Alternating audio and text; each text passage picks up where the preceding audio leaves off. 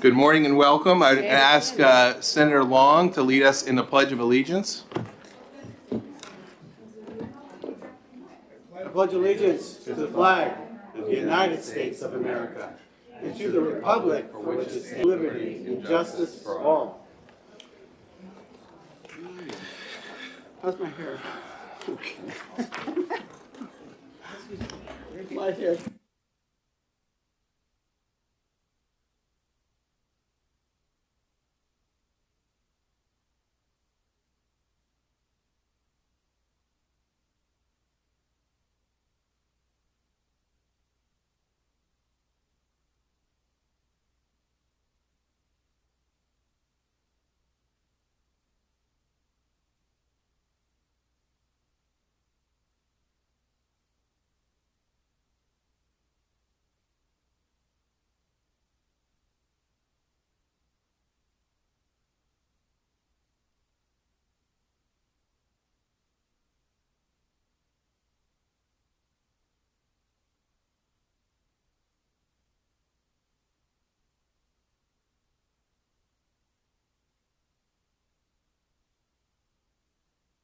Good morning and welcome to Senate Health and Human Services.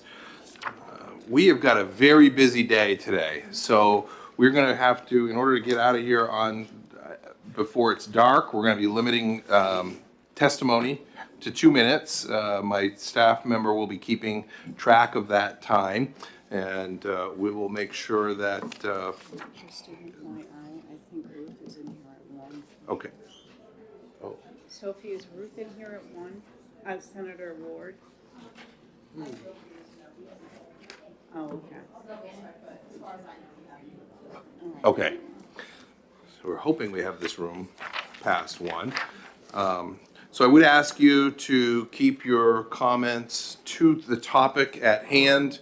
As Senate, a rule that we have in the Senate or a policy is if a point has been made, please don't remake that point. You can say that you agree with the previous speaker. Again, stay on the topic of the bill. If we get off topic, I'll help you with that. And then the last thing is we don't have people standing in the room. So if there's not a seat, we're going to ask you to stand in the hall. We'll come get you. If you've signed up to speak, you will have an opportunity to speak, and we'll make sure that we keep the day moving. So with that, I'm going to open the hearing on House Bill 606 relative to a patient's right to medically appropriate care for reproductive disorders. And I see Representative Reed is all ready. Thank you. Thank you, Mr. Chair, and thank you, honorable members. For the record, my name is Ellen Reed. I represent Rockingham 10, which is Newmarket and Newfields. I want to start with my story because this is something I had no idea about. When I first started getting my period at the age of 13, it has never been regular, not a day in my life, not a month in my life. Typically, my periods would be something like 3 weeks long of extremely heavy bleeding, followed by 4 months of no period. When I went to college, I started asking doctors, isn't this abnormal? They kind of dismissed me, said, well, as long as you have a few a year, you're fine. It wasn't until my late 20s I was diagnosed with polycystic ovarian cancer, polycystic ovarian syndrome, PCOS.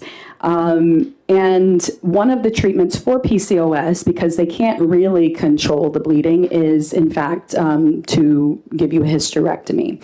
I always knew, because I was the oldest of 5 children and raised my 4 younger brothers, that I didn't want to have kids. I married a man who didn't want to have kids. I talked him into getting a vasectomy.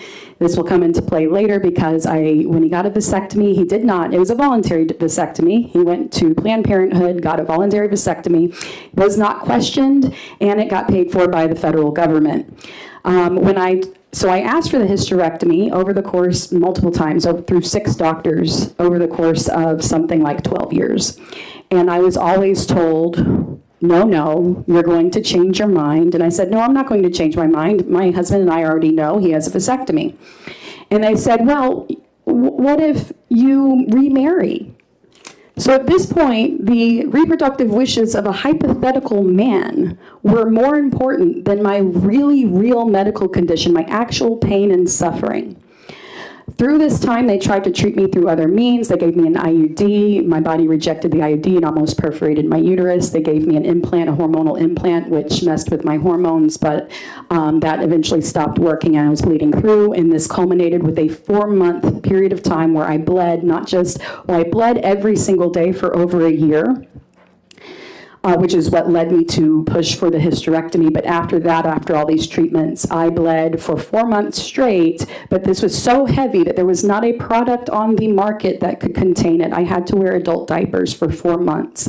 And that ended with something that is apparently rare called shedding a cast, where you give birth to the mold of the interior of your uterus. I was in contractions. I had never experienced contractions before. I thought that I was dying.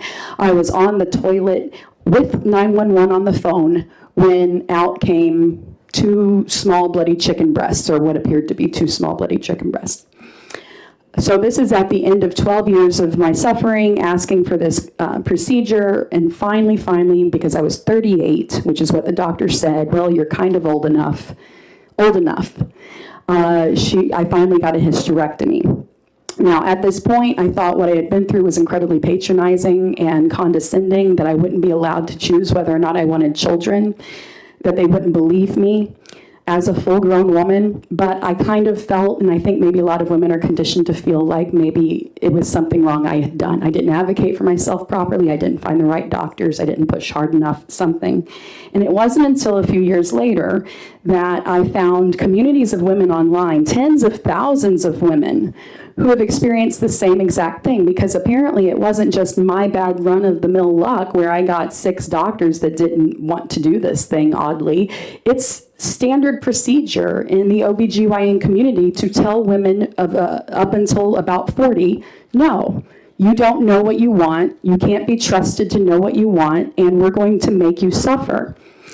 I also found out that most of the women who suffer from this and get rejected suffer far worse than I ever did. PCOS is nothing compared to the pain of endometriosis, adenomyosis, where you prolapse your uterus repeatedly, and you probably can't even carry a pregnancy to term. And even cancer. I have found in researching this, there have been 2 recorded instances of women who wanted a hysterectomy, said they didn't want children, had cancer, and their doctor insisted that they could save them and their fertility both, and the doctor was wrong. Because they refused to give them the procedure, they died. So these groups of women online actually curate lists of sterilization-friendly doctors that they can send people to. There were 4 doctors on the list for New Hampshire. One of them was the doctor who ended up giving me mine, the one that told me I was finally old enough. She is now retired, so as far as I know, there's only 3 doctors in New Hampshire. And the real issue is that this is a cultural issue. We know that medicine is not a pure science in the sense that it's divorced from doctors' personal beliefs and opinions. Culture plays a factor, and over the years, when we, in all cases where we've seen discrimination, we've passed laws to protect against that discrimination. It's why we have protected classes and things like public accommodation. If you have a restaurant, you can't say this restaurant is only for white people. So in a really narrow sense, this is creating a protected class only within the idea of a medically necessary sterilizing procedure. It's not the doctor's job to force a life decision on a patient. I should have the same access as a woman who, so that you take me, of same age, take me, I have 0 children and I don't want to have any children in the future. Take a woman of my age who has 3 children and doesn't want to have any children in the future, and we have the same condition. She will receive the hysterectomy and I will not. What sense does that make? Shouldn't I have access to those same treatment options as long as I understand and am willing to sign a waiver? This is really a medical freedom issue. I want the same bodily autonomy that most men are given when they're given options as to which treatments suit their condition that fit with their lifestyle. So I want to briefly go through the language of the bill, and I am going to go through the, as it's written in the amendment before you, because I think it's a lot more precise. If a patient who is 18 years of age or older, so it's not, does not include minors, has a medical condition for which a I'm going to stop you for a minute. I'm just going to make the announcement again. We can't have people standing in the back of the room. So if there is not a seat, I'm going to ask you to stand in the hall, and you want to speak, someone will come get you. Thank you. Thank you, Mr. Chair. Sorry about that. No, Proceed. no, I understand. If the patient, 18 years old, and has a medical condition for which a medically advisable course of treatment or precautionary measure may include a procedure, medication, or treatment that leaves the patient sterile or unable to have children. Sometimes there's medications like malaria drugs. Most malaria drugs leave you at least temporarily, potentially permanently unable to have children. Women are frequently denied the mainstream malaria drugs because even if they say, I don't want children, I'm fine. And so they're forced to suffer with malaria with an inferior drug because the doctor won't give that to them. So that's why I included that. The physician shall not deny the treatment on the basis of, so this is a very specific list, age, number of children, marital status, or fertility goals contrary to the patient's statement. So you can deny the patient for any other reason. You can deny the patient for religious reasons. You can deny the patient for medical reasons, for payment reasons, but you cannot deny the patient for age, number of children, marital status, or fertility goals contrary to the patient's statement. The physician may require the patient to sign an informed consent and waive all damages. And a physician who violates this right may be disciplined pursuant to this chapter.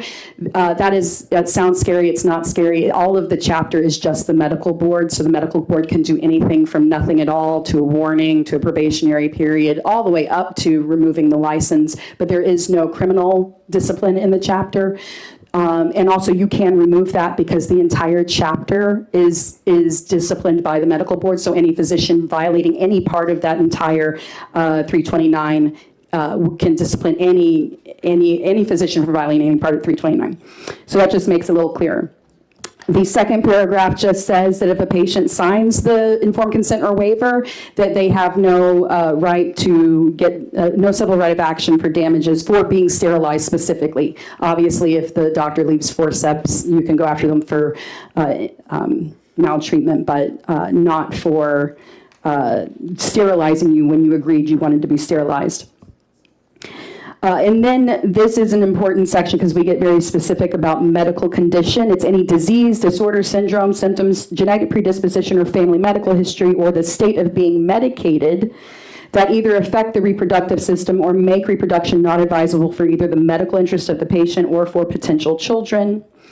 And then it lists the different treatments that might qualify. Appropriate reproductive care for a medical condition shall include the following. Basically, the removal of the uterus, ovaries, testicles. There have been men who have been denied.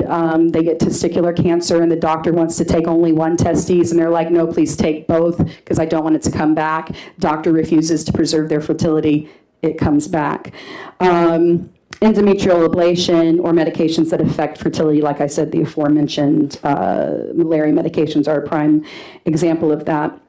And then the very end is just an appeals process, because if you ask, well, who determines? Obviously, the doctor determines whether your medical condition is one that falls in here.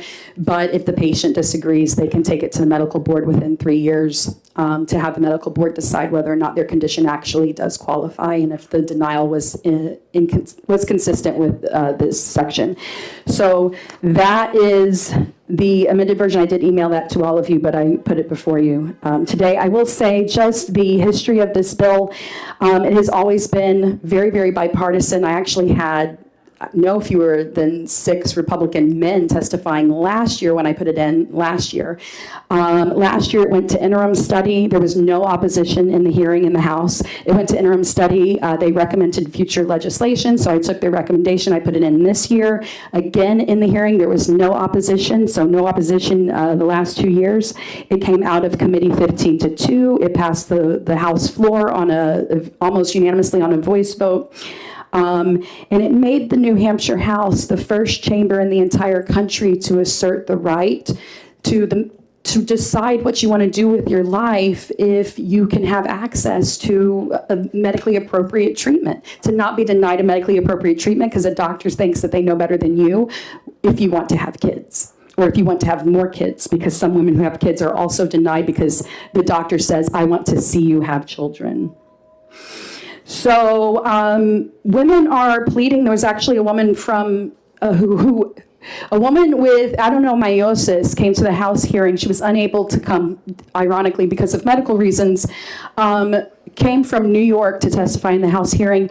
She prolapsed her uterus 19 times and is still being denied as too young. She can't even carry. She would not be able to carry a child, but she's forced to have cyclical vomiting. She's basically disabled and can't do anything for half of the month. Her story brought me to tears, much worse than mine. And she was asked, well, couldn't you go to another state? She says, no state protects us. We would be the first to protect patients. We would be the very first state to say this is a right of patients to decide whether or not they want to have children. And a doctor can't patronizingly decide for them that they have to suffer because, no, little girl, you want kids. I know better than you. We are closing maternity wards and COAS, and I think that if we became a medical destination for these women, and there are tens of thousands of women, PCOS is extremely common, endometriosis is extremely common, and all these women are being denied with very few options in their own state. If we became a destination where they were guaranteed the right to receive the treatment, we could have those providers, keep them. Those are the same doctors at the maternity wards. They're the same doctors that would do the hysterectomies. We could keep them up in COAS and let the women who don't want to have kids help save the doctors for the women who are having kids. I will ask respectfully that Rep. Selig be after me because I know she has to go to her own committee and she may be running late, but I just ask for your serious consideration on this issue because there's a lot of women who are suffering. Great, thank you. Any questions? Thank you very much. Thank you. So I will take that recommendation. Representative Selig.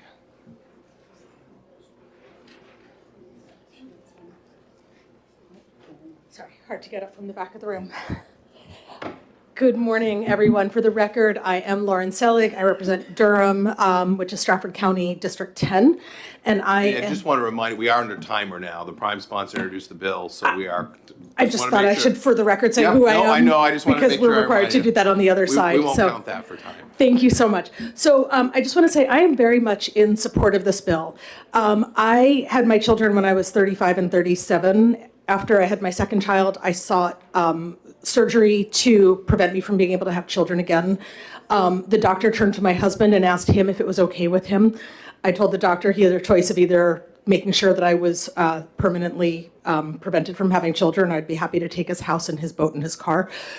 He proceeded to do the surgery. But 10 years ago, I was starting to have major complications from my uterus. And I went to a gynecologist. I asked to have a hysterectomy. It took me 10 years and 6 doctors to finally have the procedure 8 weeks ago. I'm thankfully recovered now, but the doctor who I saw, who I had to go out of state to work with, said to me, oh my God, the things that are going on with your uterus, this should have been removed years ago. Years ago. Now, this wasn't even a choice for me about having children or not. This was about how difficult it is to access appropriate medical care as a woman. But I think that we as a society have tended to view childbearing as more important than a woman's health, and that we need to recognize that women actually, in fact, do know what their bodies want and need, and that we need to respect that, and we need to make it easier and not more difficult for them to get the surgeries and the procedures that they need. And that's my point. Thank you very much. Are there any questions? Very good. Thank you. Thank you. Representative Leon. Mike, I can go last and answer any questions that you have. If that would be helpful. All right, I'll have you next.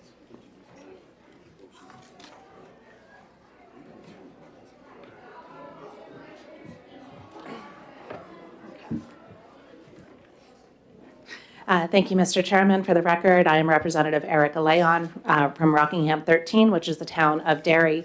I am one of the two Republican co-sponsors on this bill. It is an important bill to make sure that women aren't being told no just because of the number of kids they have or because a doctor thinks that someday maybe they might want to be a mom. When a woman who already has a bunch of kids or who the doctor believes about her future fertility goals would be given that appropriate care.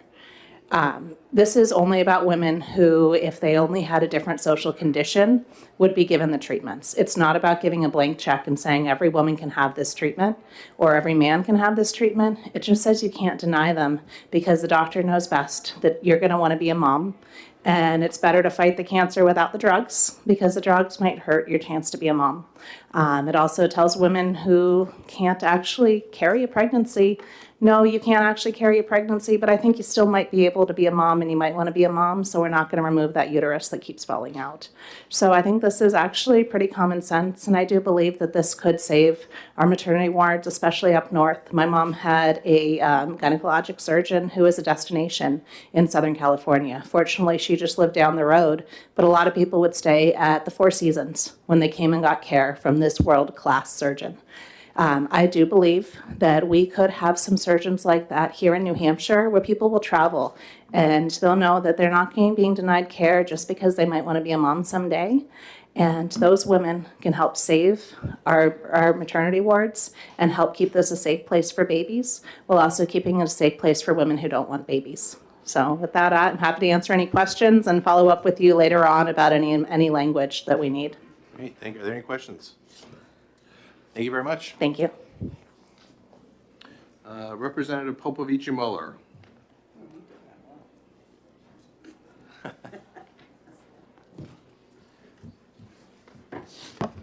Thank you, Mr. Chairman, members of the committee. Really appreciate your time. I know you have a long day. For the record, I am Daniel Popovich-Miller, representing Rockingham 17 Windham, and I know that saying my last name took a lot of the precious time we have, so sorry about that. Look, I want to be very brief and say that I am a Republican co-sponsor of this bill. I've been on this bill ever since I got in the House, and the language of the bill cannot get cleaner than it is, seriously. I mean, it has been reduced to its core, which is to say that a person cannot be denied medical care because the doctor thinks they know better than the person what their future intent will be. The doctor retains every ability to deny care based on medical reasons, on their own religious convictions, and so on and so forth. They simply cannot tell you that you don't know what you want, but they know that you may change your mind later. I want to briefly point out that the liability waiver is simply restricted to just the ability of the patient to say, geez, you know how I wanted you to do what I told you to do something. Now I changed my mind 5 years later. I didn't want to do that. Obviously, that protection is needed, but it does not cover anything else. So this is a clean bill. It was all the previous issues in previous years were fixed. And I think the major objections to this bill in the past essentially were from people being in disbelief that this practice actually happens. And if you listen to the testimony, and if you talk to the women you have in your life, they will have friends that know about this happening. It's very hard for me to even believe that these denials happen, and yet they do happen more often than they should. And I believe we have a duty to lead the way and protect everybody's rights to basically make medical decisions relying on their intent, while allowing the doctor to say no if there are medical reasons not to. So thank you so much. I appreciate your time. Great, thank you very much. Representative Newell.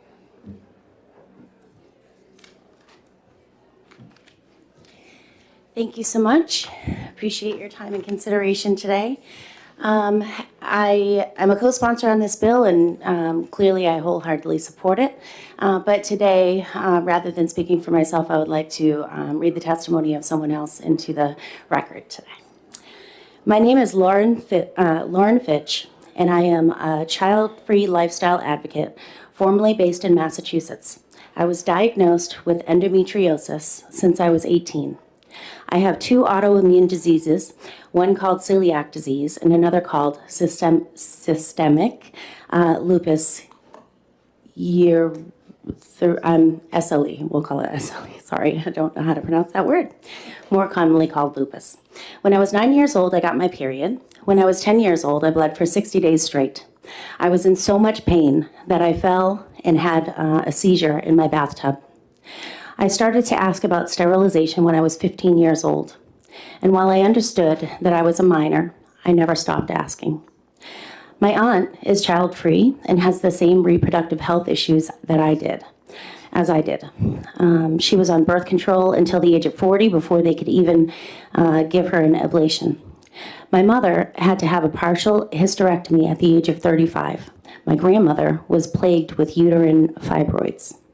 At the age of 3, I looked at my mother in a grocery store and told her, "I'm not going to be a mommy like you.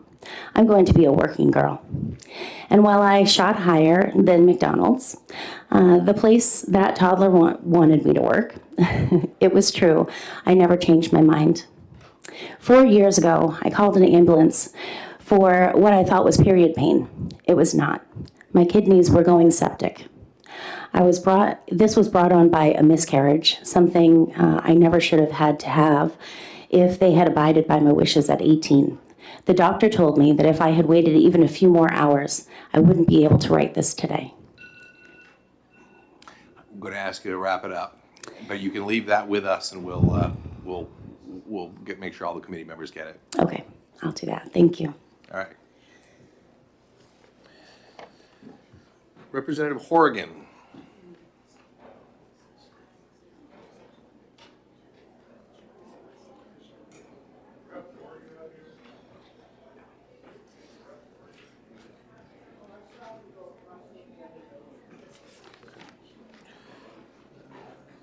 Betty Gay.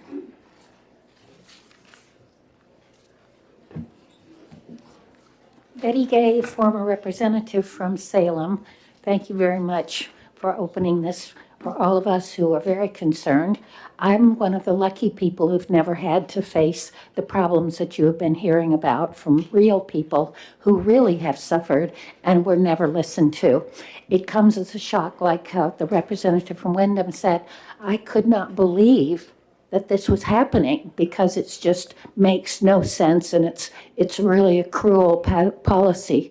So I, as a lucky person, a fortunate person who has not had to deal with this and never realized how difficult it was to get a hysterectomy, because I know many people have had hysterectomies, and I didn't realize that they had to pass the criteria that you've already had your kids. My mother had one. I never realized there was any criteria to it. So I'm asking you, please take seriously all the people who have given you very solid reasons to pass this bill, which has been extremely carefully written to make sure that it's interpreted in the limit, with the limits that are built into it. So that's my whole appeal. Please pass this bill. Thank you. Are there any questions? Thank you very much. Hannah Smith. Good morning. Good morning. My name is Hannah Smith.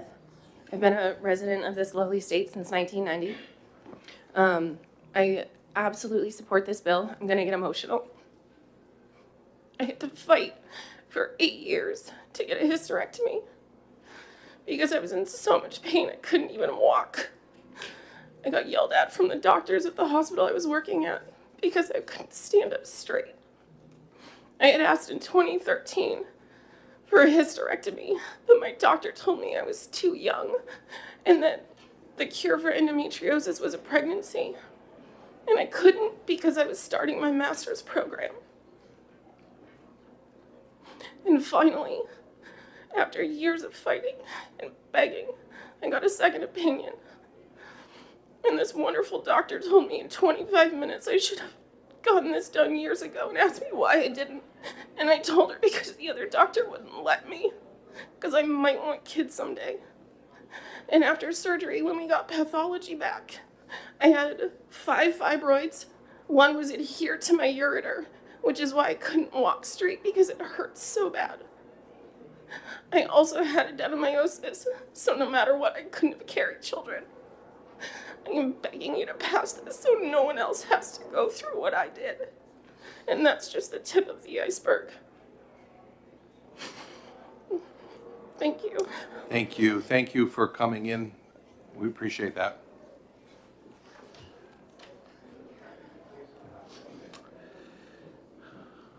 Jenna Bosey.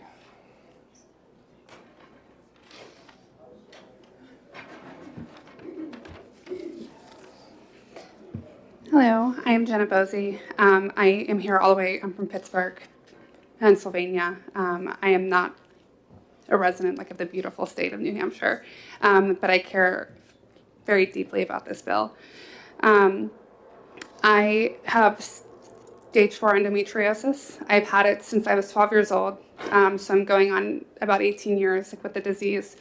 At the point in my journey in which I was finally able to receive a hysterectomy was at the age of 29, after fighting for years to receive that hysterectomy.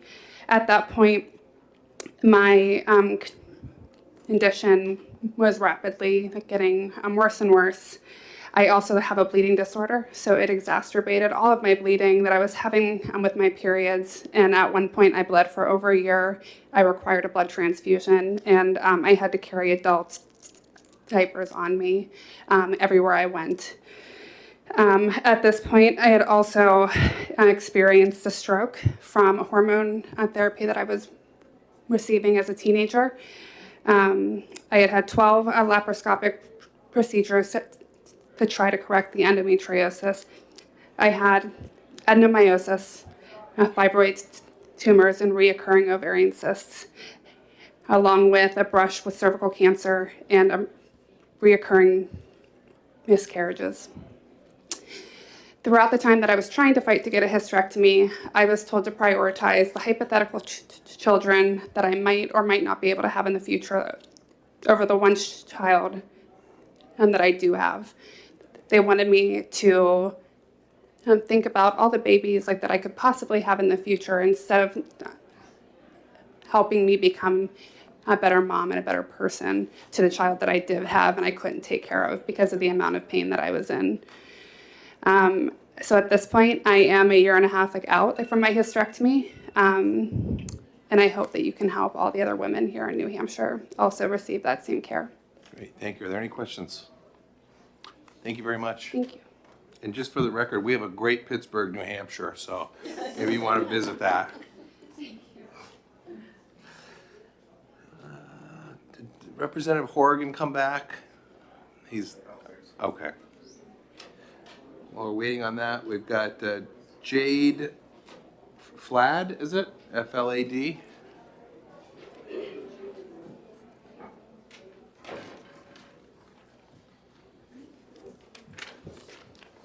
Hello. Good morning. My name is Jade, and I'm here today to support this bill. I am from New Hampshire, Epping. And I believe that this bill can help many women just like me. My story is just like many of these women. I have had issues with my menstrual cycle since I can ever remember.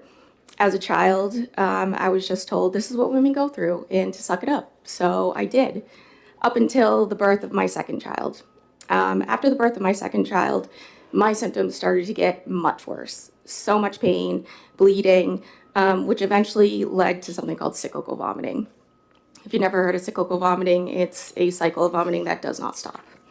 I approached my OBGYN about a hysterectomy because of my symptoms, and her first question out of her mouth was, what if you want to have more children? And this is where it gets really frustrating because I had already had children and I knew that I didn't want more. And at the time, my husband had been offered a vasectomy and received one at age 30 with no questions asked. When I told her this, she said, well, what if you get remarried? And I'm positive my husband was not asked that question when he was doing his workup for his vasectomy.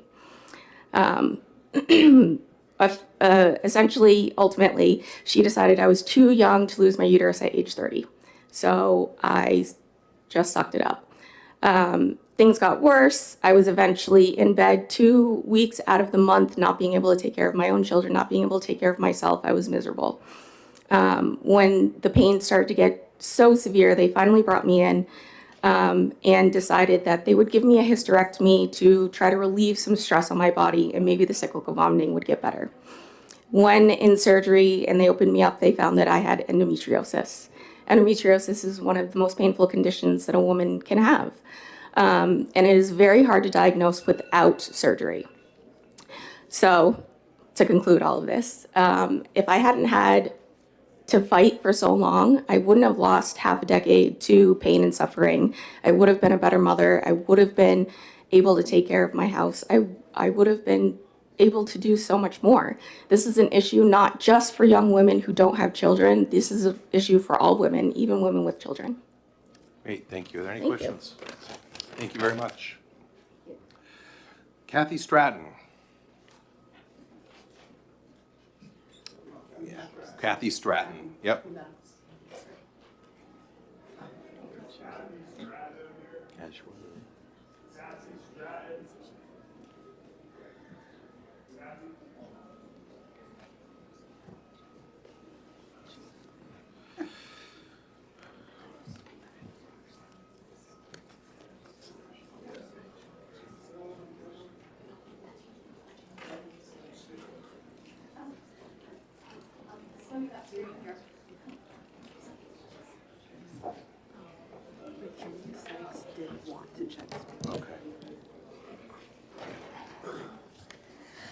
Good morning.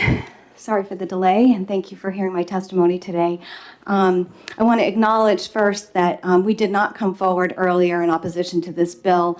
My name is Kathy Stratton. I am the CEO of the New Hampshire Medical Society, and I'm here to speak in opposition. We've been through some major transitions within the organization, and this did not rise to our attention until only recently. And I want to speak in acknowledgement of the compelling testimony that's been presented today and the difficult and traumatic medical experiences that the women who have come forward have expressed. Some of the opposition that we have to this bill is in relation to the requirements on physicians to perform procedures for which their training and or insight into these physician-patient relationships may not be in alignment. The penalties that are being proposed within this bill, I think, would harm the physician-patient relationship and have ripple effects into the healthcare that would be provided here in New Hampshire. And also, just to point out, as our OBGYNs have brought to my attention, that there's the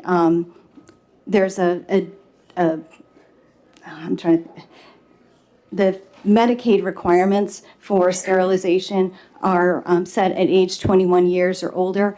So this would create a conflict with the federal rules. And so, I'm happy to answer any questions, and we'll provide some written testimony and substantiation for this, but just wanted to register those reasons for our opposition to this bill. Thank you. I think I've got a question from Senator Birdsall. Thank you, Mr. Chair. Thank you for taking my question. Can you think of any reason why, when these women are suffering, that they would be not given an opportunity to take care of their own health from these doctors? I'm sorry, can you I missed that. Can you think of any reason why these doctors that are recommending them to wait when they're in pain and trying to take care of their own health, that they would turn them down?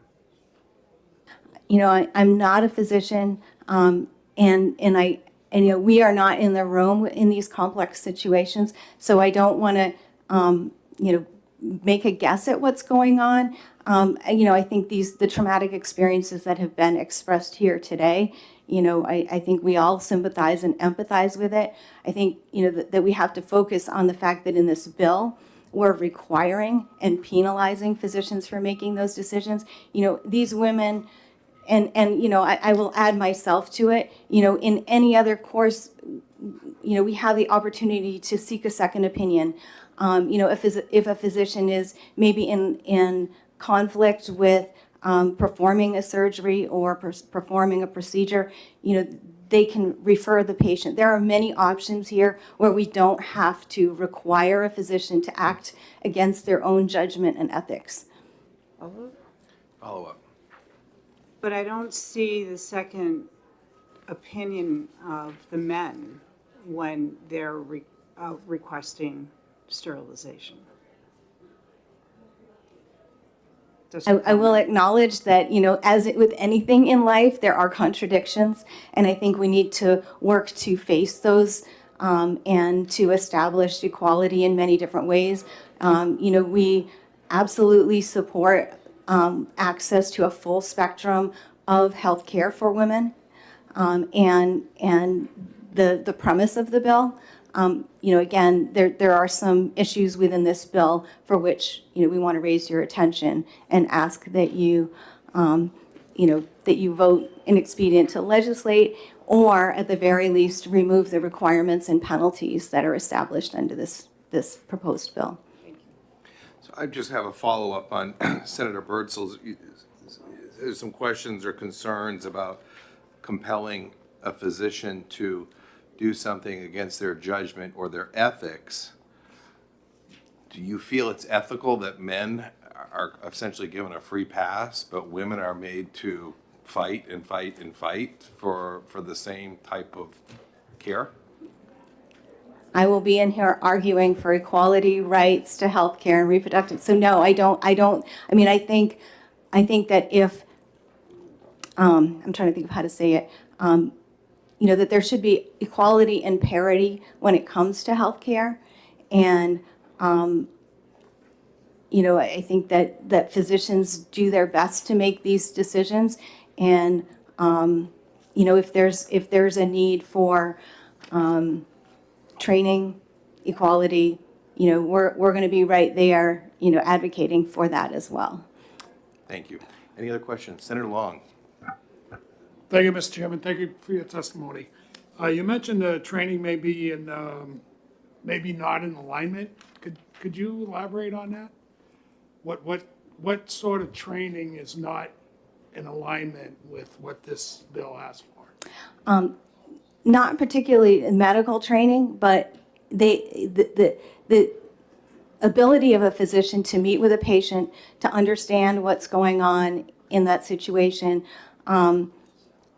that we need to trust that physician-patient relationship, and we need to allow them to make decisions that are in congruence with their training and experience. So I'm not saying that the training is not in alignment, but it's only that they're making the best decisions that they can as physician. And a different physician, as with cancer care, I mean, a different physician might make a different call, a different judgment, and that's the whole reason we have the opportunity to make that second, to get that second opinion, to have your case seen by another physician.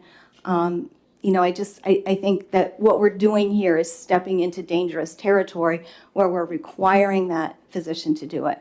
Again, I'm not arguing against the procedure, the care.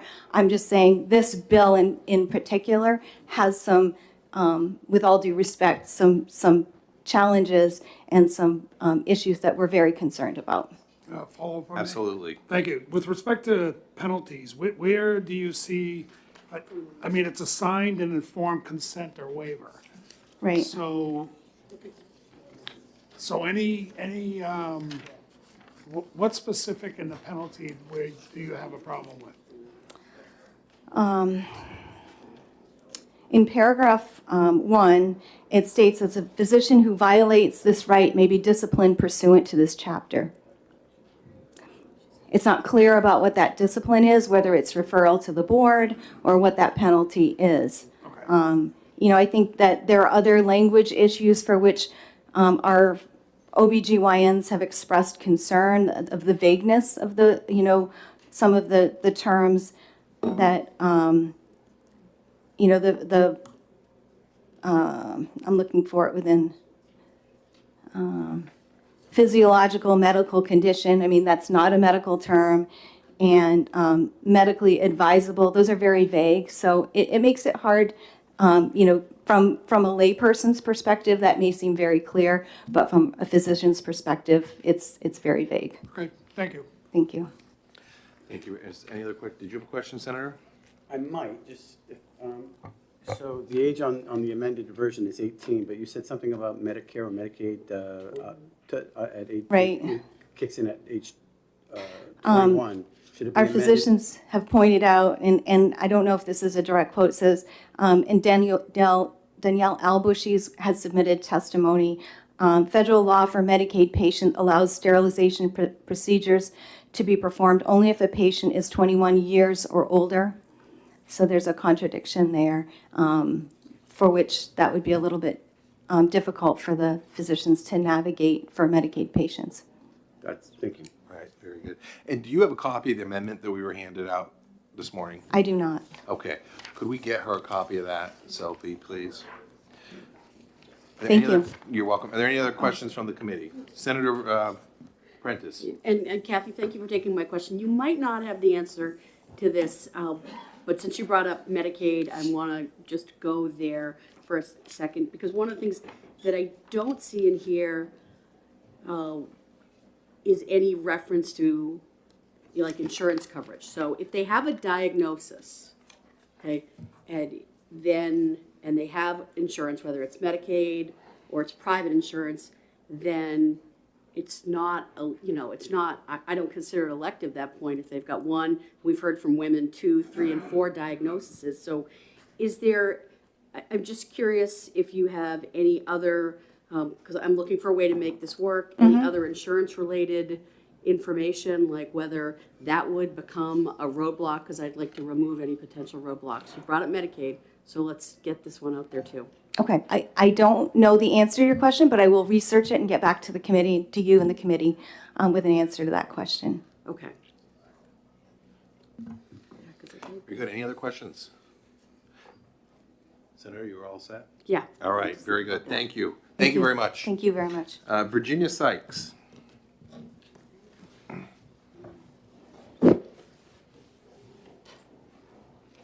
Virginia Sykes. Tommy, could you ask if Virginia, oh, right here. I'm sorry. You're right on it. For her to All right. properly. I know it gets a little crowded there, doesn't it? Well, I try to be respectful of everyone. Yes. So I have been testifying for this since the very first time it was introduced, about 3 years ago, 4 years ago, something like that. I strongly believe in this bill, and it is primarily a women's issue. Let's not kid ourselves here. But there are men for whom this also affects, and I have 2 testimonies here about that. I know, right? So I have a copy for you guys, but I will read this out because I'm a terrible rambler. Honored senators, as your constituent, I pose before you the question, what is the value of a human life? Is it a literal worth connected to the amount of money you make over your lifetime, the joy you bring to people, the changes in your community, or the amount of children you have? This is not really the question the bill is trying to answer, but it is relevant to an attempted answer. When a doctor looks at you and sees you, they all have unconscious biases that are trained and legislated to work around. This is for patient health and safety, as well as enabling a doctor to do their best. When a doctor sees a person about fertility-related issues, they see you as a person who reproduces first and foremost. They see your value as a human in terms of how many offspring you can produce. They judge that your value as a person is directly tied to your fertility, regardless of your quality of life. A person is worth more than this. We have the technology to harvest eggs, sperm. If a procedure to significantly improve your quality of life will render you sterile, you can save them. We have IVF, we have surrogacy, we have adoption, we have fostering. Our foster care system is overburdened. Why don't we have, if you want kids, try fostering. Sorry. As the old proverb says, the blood of battle is thicker than the water of the womb. A family you choose is just as true and binding as those that are genetically related. This bill isn't about forcing doctors to do anything. The doctor can say, look, I'm not trained for this procedure. I don't feel comfortable for doing it. Here's another doctor who is. It is about reminding doctors about their internal biases. Our first gentleman had a family history. And I'm going to ask you to wrap it up. That's Okay, first been a busy guy day. had a family history of testicular cancer. He said, I'm afraid it's going to go bilateral. The doctor said, nope. He had to get surgery twice because the doctor didn't listen to him. He ended up getting cancer a second time. Second guy, he had to endure 3 months of antibiotics instead of getting care because the doctor was more concerned about his fertility than his, life. Oh, thank you. Are there any questions? Thank you very much. And is there anyone who would like to speak on 606 that has not signed up? I don't know, Tommy, could you ask if there's anyone outside that would like to speak on this? Oh, come on up. Yeah, see if there's anyone else that. Oh, I've got, I'm Prudhomme O'Brien? yes, okay. Okay, so you see that? Okay. I got you, yep. Great. Okay, so I'm Representative Prudhomme O'Brien from Derry, and I do support this. It's really nice when we can come together in a bipartisan manner. That doesn't always happen, and I think it's a real sign that something is very important to a lot of people when that happens. I had a lot of menstrual cramps when I was younger, and it would put me in bed for 3 days a month. I look back on that and I think, how are you supposed to actually have a career? If you wanted to have a serious career, how are you going to do that when suddenly you have to leave the job and go to throw up or go to be bedridden or go to pass out? How does that work? I left my job to take care of my children, but I spent a lot of time in bed every month. It was very painful. The idea of getting a second opinion is laughable. I got a second, third, fourth, fifth, sixth, seventh opinion. These were all top doctors in the nation. They all told me to take birth control pills. Now, that would very potentially be fatal to me. I was diagnosed with a blood clotting disorder. That would not be a good idea for me. I did it anyway, even though I knew I was taking my life in my hands because I couldn't stand the 3 days a month that I was out. This is straight up sexism. Okay, and I don't say that lightly. I'm a very conservative Republican woman. I don't throw that around a lot. But I was usually the only woman where I worked. This was not fun to explain to men that I have to go because I have menstrual cramps. They didn't believe me, or they thought there was something crazy, like I was crazy. Okay, I don't like that. That was not fun. Sometimes I took public transportation home from my job. I had train conductors offering to get an ambulance for me. And I just thought, laughable. I'm going to go to the hospital and tell them I have menstrual cramps. They're going to laugh at me at the hospital. This was not taken seriously. Now, I don't have a concern about children. I did have 2 children when I was asking about a hysterectomy, which was also considered to be not that doctors would not do it because they said I was too young. And these are certified OBGYNs. I don't understand why the New Hampshire Medical Society is saying that this is not in their area of expertise. Get it in your area of expertise. Study it, okay? They should figure this out.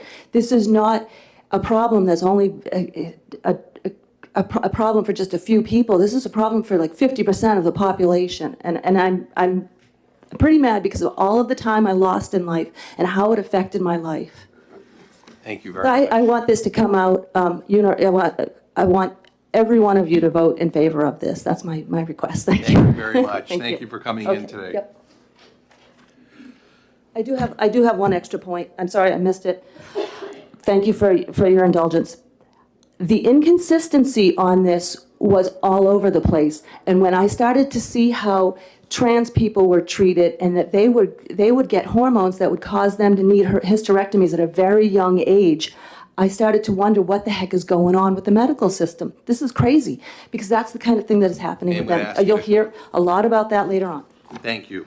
I'm sure we will. Thank you very much. Is there anyone else that'd like to speak on 606? Yeah.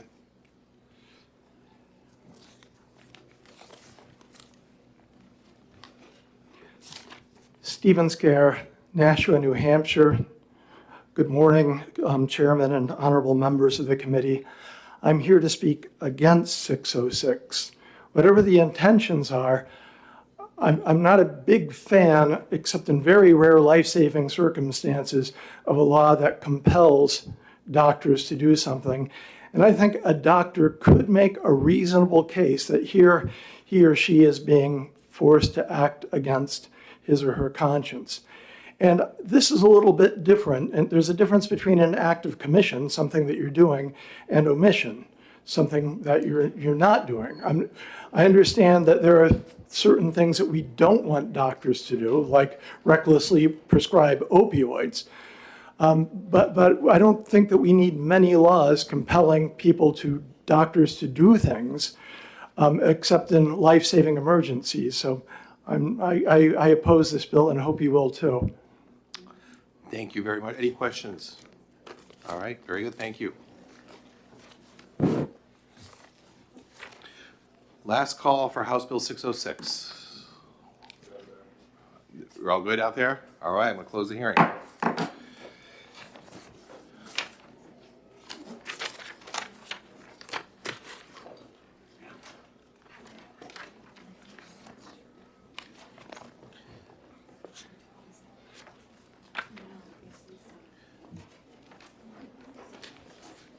Next up is House Bill 701.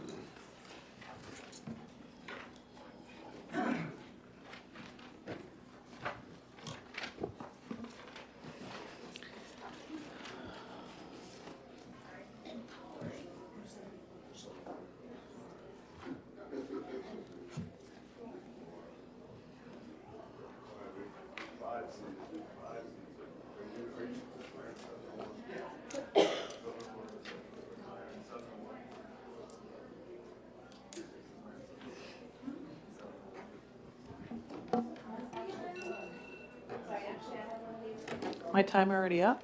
I think that's the same alarm I used to wake myself up in the morning. Me So too. Every time it goes off, Me too.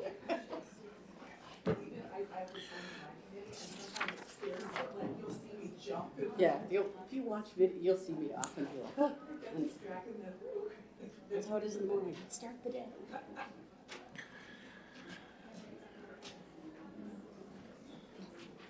All right, I'm going to open the hearing on House Bill 701, relative to healthcare patients' right to try certain emergency healthcare treatment options.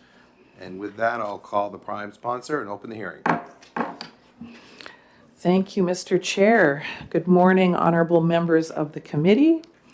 For the record, my name is Lisa Mazur, representing Hillsborough District 44, the towns of Goffstown and Ware. I'm here today to introduce HB 701 relative to a healthcare patient's right to try certain emergency healthcare treatment options. Simply put, the goal of this bill is to make New Hampshire the best jurisdiction in the country for clinical trials and right to try for people with life-threatening illnesses. With the advent of gene therapy, the world is witnessing a rise in innovative treatments for life-threatening and rare diseases. New Hampshire has a unique opportunity in this area, not only to help countless people in need, but to pursue a rare economic opportunity. Boston's biotech hub, where a large share of this innovation is happening, is 40 minutes from New Hampshire. If we establish ourselves as the most friendly and pioneering jurisdiction in America for experimental treatments for people with terminal illnesses, we have a truly unique opportunity to easily draw innovation and business into the state. I'm going to highlight just 5 areas where this bill is different from our current right to try law. First, cutting-edge limitation on civil liability. Our current right to try law, RSA 121Z, already limits regulatory enforcement actions against providers who give experimental treatments to consenting terminally ill patients. This bill will go further, allowing terminally ill patients to consent to a strong limitation on civil liability that will help them access experimental treatments. This will make New Hampshire competitive with Montana, which is now the leading right to try jurisdiction in the country and is unique in its civil liability limitations. The committee will receive extensive written testimony from people who sought and were prepared to pay for right to try treatments for their own dying loved ones. The problem is that even in so-called right-to-try states, the threat of civil liability, more than regulatory enforcement, almost completely deters manufacturers and providers from actually selling or granting experimental treatments to dying patients. Second, remote pre-screening for treatment. This bill would make New Hampshire the first state to recognize a state law for providers physically present in New Hampshire to conduct a remote pre-screening for experimental treatment when a patient is dying. This would mitigate one of the largest logistical obstacles that dying patients around the country face in trying to access treatments, and could thereby attract significant business to New Hampshire from Boston and elsewhere. Although the bill says telehealth pre-screening, it's important to emphasize that a pre-screening interview is not the kind of healthcare we usually think when we hear the word telehealth. A pre-screening is simply an initial meeting to determine whether a patient can apply to receive treatment. Many dying patients who want to access experimental treatments spend the last months of their lives physically flying around the country, primarily just to be rejected in various in-person pre-screening appointments. We should do everything possible under state law to make sure that at least these initial pre-screening opportunities can happen in person. And then third, remote signing of consent forms. It's similar to the one just described. And then I won't go into that. Fourth, a construction provision. And I'm not going to go into these in too much depth because you can read the bill, I'm sure you have. This would make New Hampshire a jurisdiction that attracts and fosters clinical trials and the development of drugs, biologic, and devices intended to treat terminal illnesses. The law should always be interpreted consistently with this purpose. And lastly, the most important part of this bill, and the piece that holds it all together, is the right of a provider or patient to seek injunctive relief against a state regulatory or law enforcement authority that is obstructing their treatment. Under our current law, providers need to sit by, wait to see if a state licensing authority or agency will come after them, and then invoke our current law, 126Z, as an affirmative defense. But the reality is this does not provide any cautious healthcare provider with the incentive they need to provide treatment. Instead, New Hampshire can offer providers from Boston who come up and set up shop in New Hampshire a unique degree of predictability and stability. By leading the country in this area, New Hampshire can both save numerous lives, like Lucas Turo, a famous young muscular dystrophy patient who is undergoing successful gene therapy in Boston, and attract business innovation to New Hampshire. All right, on a personal note, after walking with my dad through his terminal illness with no potential life-saving options presented or available to him, I strongly support protecting the right of patients with terminal diagnoses to access potentially life-saving or life-extending treatments. And I have a friend in the room that's going through the same thing right now.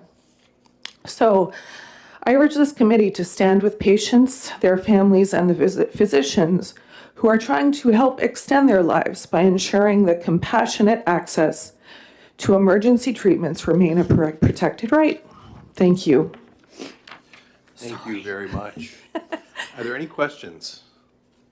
I just had a quick question. Yeah, and I have FAQs with me and everything, so. Yeah. I've got an amendment that Senator Murphy sent over. Yes. And it's very similar to what was, there's just minor changes. To Minor what's in the bill. housekeeping, yeah. So in the criteria that you're set forward in Roman numeral 3, I just want to make sure that notwithstanding any provision of law to the contrary, manufacturer of a drug, biologic device, pharmacist, healthcare is immune from suit for any harm done to a patient resulting from a drug, biologic device if, and I just want to clarify, does that mean all of those criteria or any of those criteria? Sorry, I'm catching up. Yeah, I know. Okay.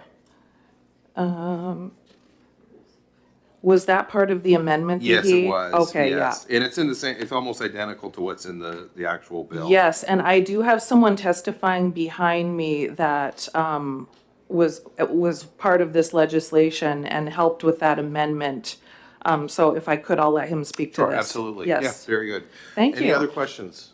No, thank you very much. Thank you, appreciate it. Representative Nalvanenko. Nalavanko. Nalavanko. Nalavanko. Got it. Pretty Thank good. you. Good morning. Thank you, Senator Rochefort and other honorable members of the committee. For the record, my name is Rich Nalavanko. Newly elected representative representing Cheshire 9, which are the towns of Elstead, Gilsum, Stoddard, and Marlow. I am a co-sponsor on this bill, and I'm here to testify in support of the bill. And I think I'm not going to address any of the technical aspects of the bill. I'm here to perhaps provide support in terms of a different dimension of this issue. And I think that addresses the fact that it empowers individuals to make medically informed choices about their own health care and potentially extend their life. I think the aspects of this that are important when you're considering the bill is the fact that it provides hope. This isn't something that's written into the language of the bill, but it also provides, and I think emphasizes the power of prayer and positive thinking in terms of how that affects the overall well-being of a patient who's facing a terminal illness. Personal choice over what happens to one's health is also aligned with what I think are the ethical principles of autonomy and is very empowering. So I would ask the committee, when they're looking at all of the technical aspects of it, which I think are important, that they consider, number one, I think the previous speaker mentioned that there are rapid advances in medical science and the availability of information as to what's available in terms of potentially life-saving treatment, and to also consider the fact that when you think of compassion in terms of this kind of legislation, you also think in terms of the compassion for the families and other people that support a person in that situation. And I'll come back to what I said. You can't overemphasize how much the power of extending hope to people in terminal situations is. I also... I am going to ask you to wrap it up. I am going to wrap it up. All right.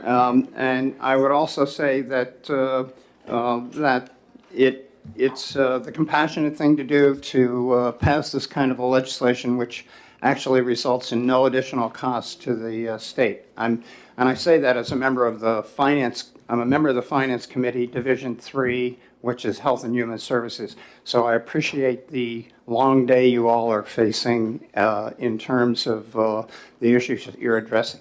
Thank you again for your time. Thank you very much. Any questions for Representative? No, thank you very much. Aubrey Friedman.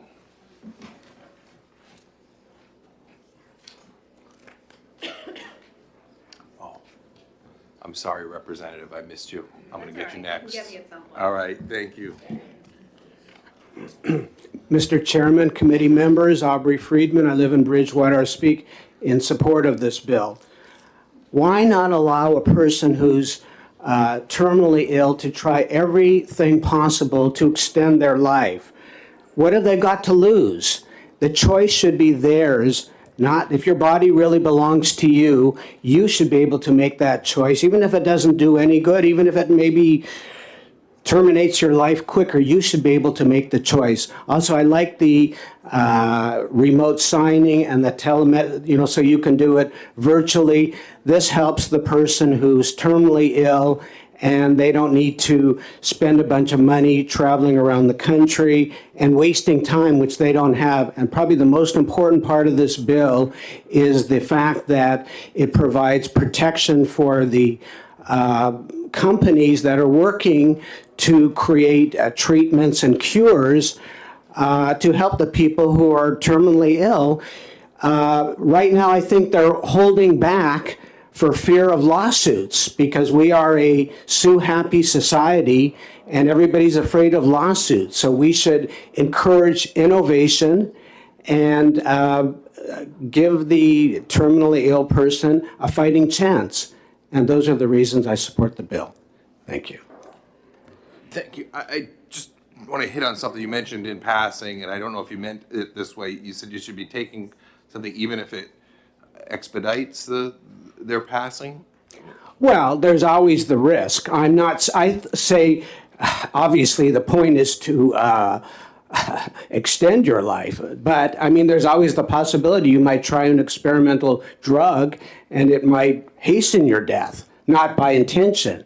So I say the decision should be up to the person. If you're terminally ill, you'd be willing to take that, or maybe they wouldn't. It should be up to them. Obviously, the intent is to extend your life, but maybe the drug would hasten your death. You don't know. It's an experiment. Okay. I say it's worth. And you've clarified that. Yeah, Thank you. we don't want to hasten death, but let the choice be theirs because it's a risk. Thank you very much. Any other questions? No, thank you very much. Thank you. Representative Leon, I apologize. I missed you there. Good morning again, Chairman. You actually have me for the day until I need to move to House CDNA because I'm a co-sponsor on all 4 bills, so call me whenever is convenient. For the record, my name is Erica Leon. I'm a representative for Rockingham 13, which is the town of Derry. I'm a co-sponsor of this bill. I was a medical device analyst, so I helped find match investors with life-saving therapies. And my husband has been in biomedical research and cancer research for over 30 years. And he has literally had the phone calls from doctors saying, I have a woman with ovarian cancer who can be treated with your company's drug. She has 2 teenage daughters. I forget if she was divorced or if she was widowed. And we can't get her treatment in the state where she lives. They actually were able to get a flight to get her to New Jersey, where there was already a clinical trial established where this woman could get access to the experimental drug. And she had a chance to have more time with her teenage daughters before what eventually will be her passing from ovarian cancer. I don't know her status. But because she was able to travel and get to a therapy that wasn't available in her state, she had more time with her daughters, which was phenomenal. There are other people who need to be more supported in their journey with a terminal diagnosis. It's always important that when somebody is ready to give up the fight, that's honored. That if somebody's decided that it's time to stop fighting, it's time to stop treatments, they need to be supported. But we also need to support people who really want to fight and try and see if they can save not just themselves but others in the future by having access to experimental therapies. Quite frankly, a lot of these, when they're still in an active clinical trial, they probably wouldn't be available because that would have some challenges for the clinical trial.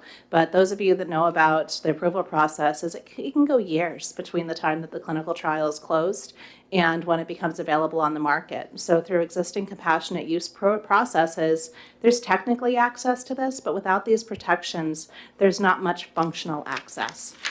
When I was a medical device analyst, I was based out of Boston because so much healthcare innovation happens in Boston.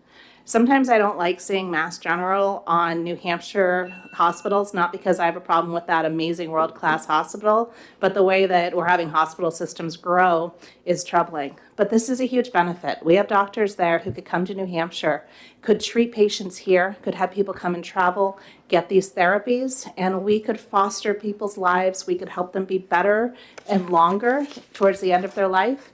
And we can also help other patients by increasing that access. So I ask you to pass this, and I'm wrapping up. Thank you. Thank you very much. Actually, I've got a question for you. Yes, absolutely. If you could put your eDNA hat on for a Yes. minute. The part about the telehealth screening and the telehealth aspect, as I understand it, and I could be wrong, physicians and any providers that are participating in that, they may have to be licensed not only in New Hampshire, but the state that is on the other side of that telemedicine relationship, correct? I will look into that, Okay. and I will see if there's anything that we need to do in order to provide an exemption for that. It would be, so here, the point that I'm making is, the lines 33,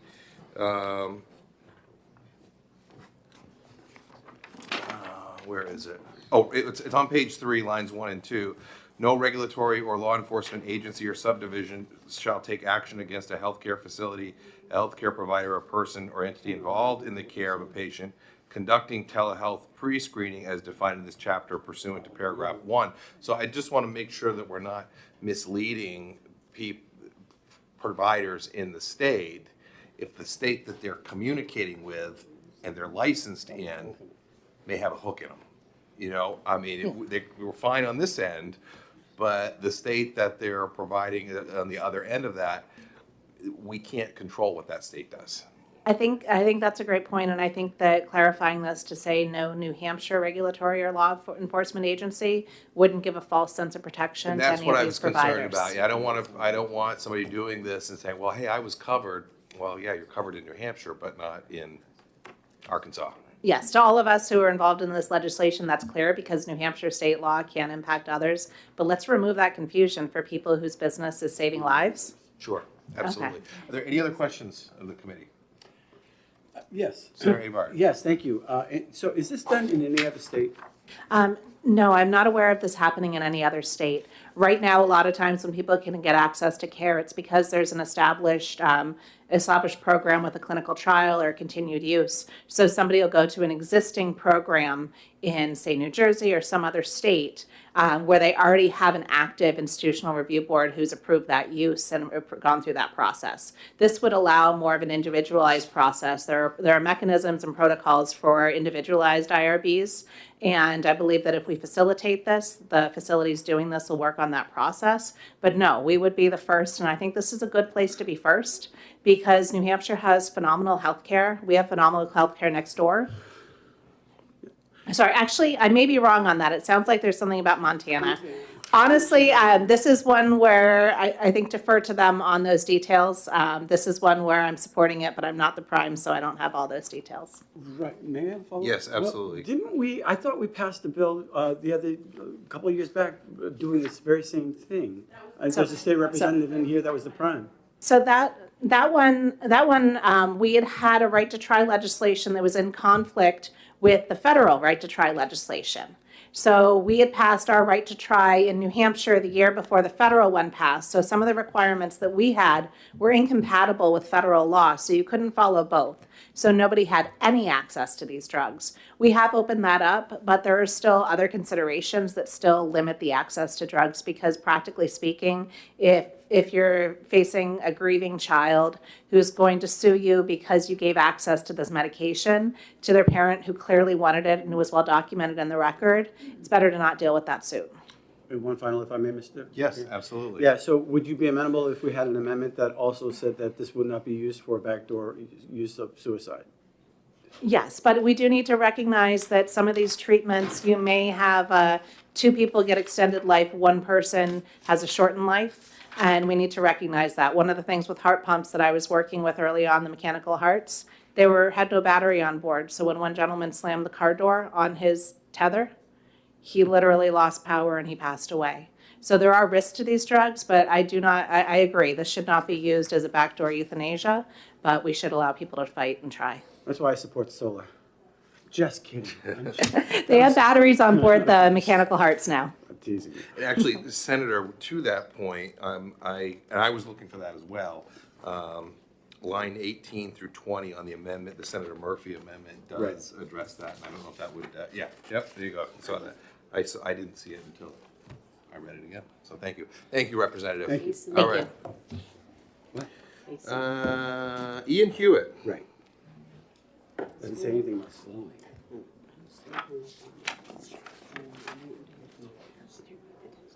He looks like a lawyer. He is a lawyer. Go for it.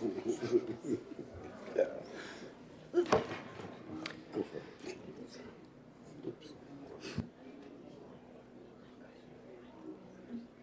Thank you very much. Thank you, Mr. Chairman and members of the committee. Ian Hewitt, counsel for Cornerstone, in strong support of House Bill 701.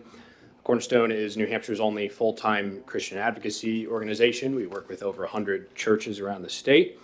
And of course, the reason at bottom that we strongly support this legislation is because we are Christians. We believe in the sanctity of life, and we believe in a moral imperative to fight valiantly for life. But I do want to emphasize, whether you agree with us on that ethical issue or not, that Representative Mazur is absolutely correct. We are on the epic of a new era in medicine. We now understand really all of the fundamental building blocks necessary to one day cure genetic diseases as we know them. And in New Hampshire, we have a unique opportunity not just to change healthcare in this state, but to change the country. Because I have talked to dozens of families, spouses of people with rare and life-threatening illnesses around the country.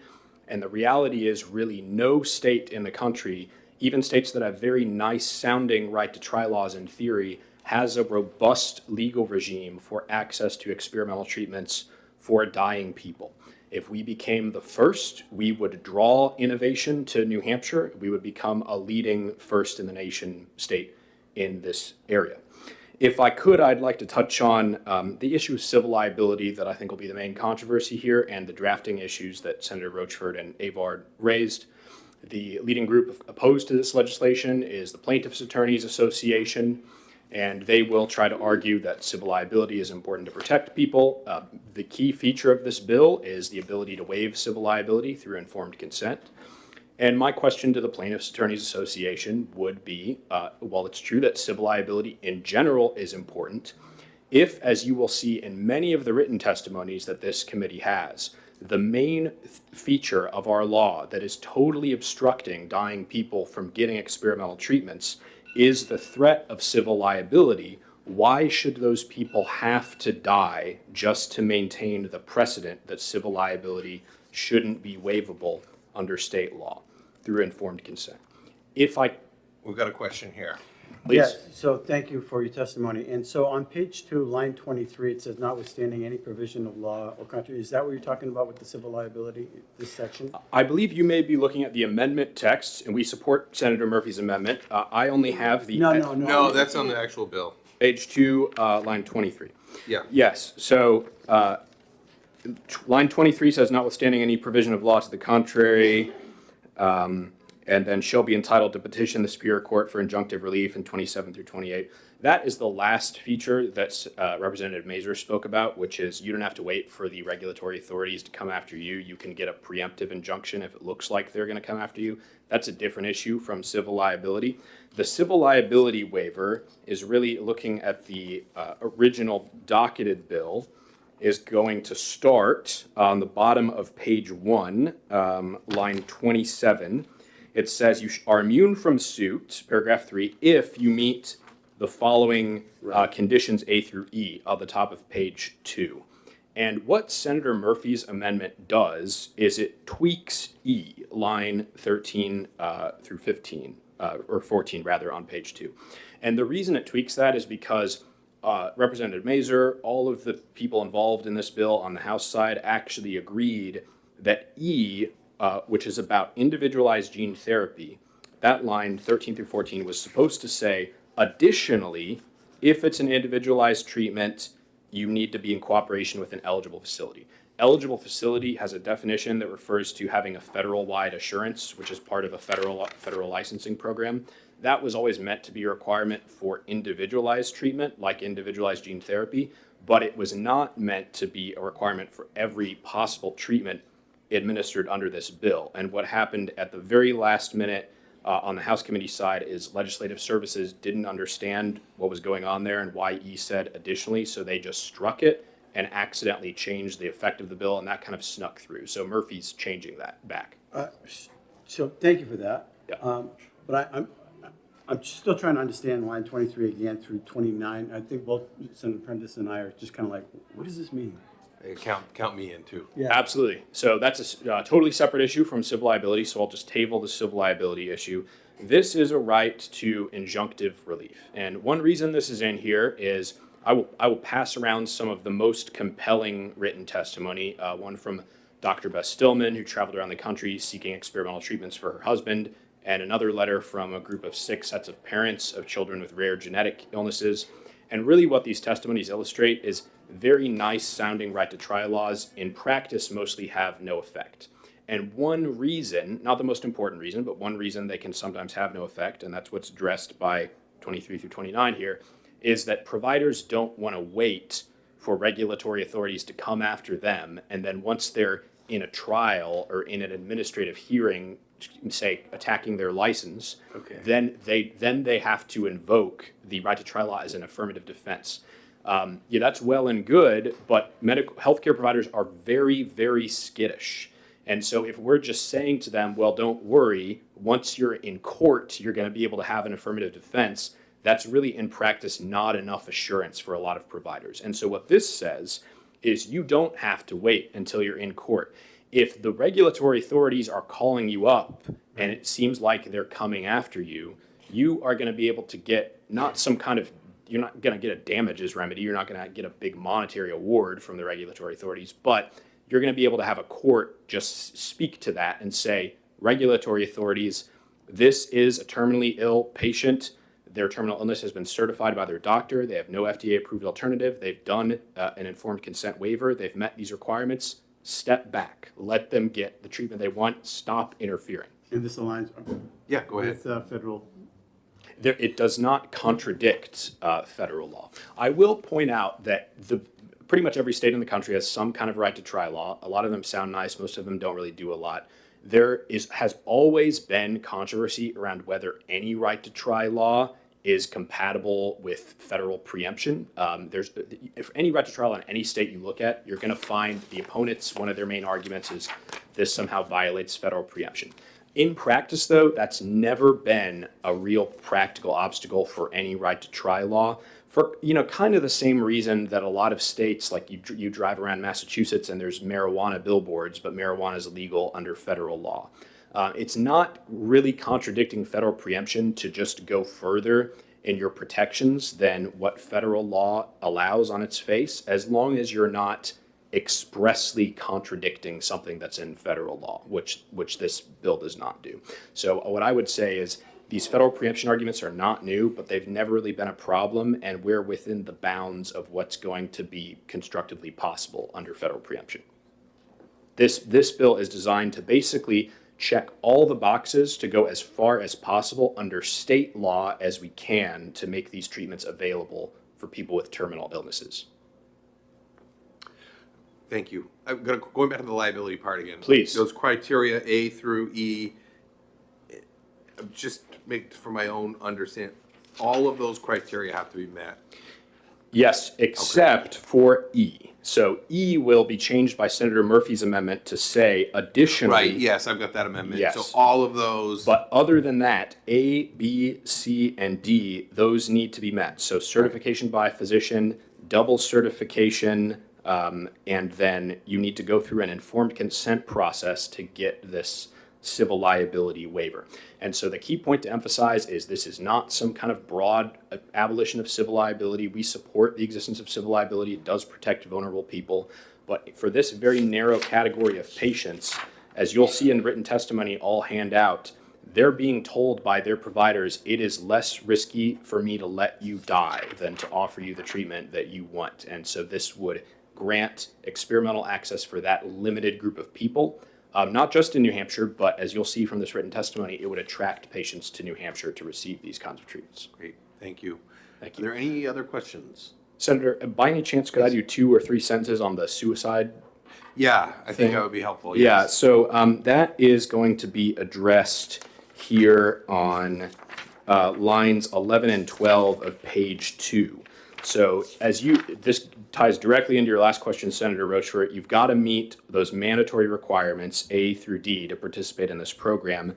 D says you can't engage in willful misconduct, and willful misconduct on 11 and 12 is defined to say willful misconduct shall include any conduct intended to hasten the death of the patient. So that would be assisted suicide. Now, I also want to clarify, if any senator is in favor of the idea of euthanasia or assisted suicide, this bill doesn't do anything further to restrict those treatments or rule out potentially legalizing those kinds of medical acts in the future. It just doesn't address it either way. All it does, because of the double negative structure in place in these requirements, is say if you're doing assisted suicide, that's just not part of these protections in this bill under A through D. Great, thank you very much. Thank you. Oh, we got one more question here. I'm sorry, Ian. Please. Thank you, Attorney Hewitt, for taking my question. So you spoke to I think you referred to it, I wrote down, a slice of civil liability. I want to get back to that. So you talked about broad, and that this is the broad scope of civil liability, and I'm thinking of this in the context of the practice of medicine, and then this slice of protection. So is what you're saying here that this would not have broader implications on other practices of medicine? It would only, this slice is just in the right to die sector context. In the right to try. Right to try. Yes. I'm Opposite sorry. in this Yeah, case. Right. So yes, right to try. Yeah. I'm sorry. That's a very important point, Senator. Thank you for bringing that up. Because if I were to kind of steelman the Plaintiffs' Attorneys Association argument and be as charitable as possible to them, I think probably the best argument they could make is civil liability is very important to protect vulnerable people from abuse or negligence. We don't want to set the precedent that we're going to do broad waivers of civil liability. And this bill effectively says that for some subcategory of people, waiving civil liability is going to help them. And if you're the Plaintiffs' Attorneys Association, you don't want that. And I would say maybe that's a valid concern, but the bottom line is, why does this subset of people that will not have access to these treatments unless they're allowed to waive civil liability have to die in order to maintain the precedent that civil liability is going to continue to exist? This is not saying civil liability in general is bad.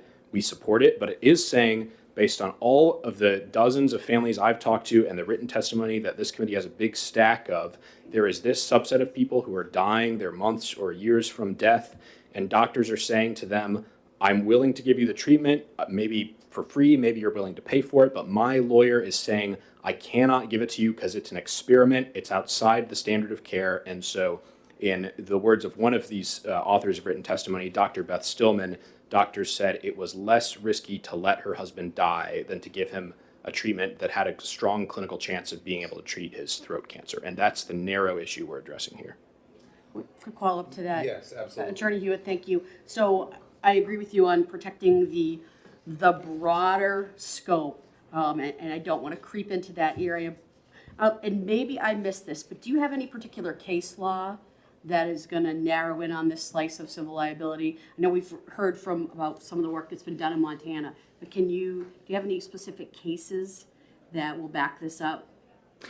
Well, the reason there's not a lot of case law here is because doctors are probably the most cautious, profession in the country around avoiding anything that might bump up against violating the law.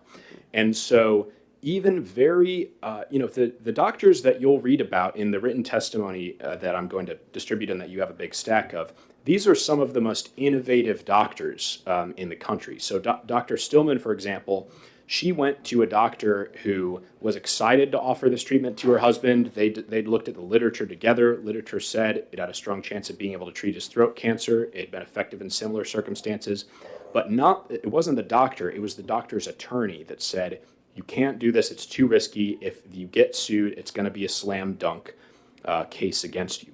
So the doctor's innovative, but doctors are very skittish about not bumping up against civil liability. And so because doctors are so skittish, we're not seeing situations, really, where the doctors are trying to offer these innovative experimental treatments and then getting sued, because that is what would create the case law that you're asking for, Senator.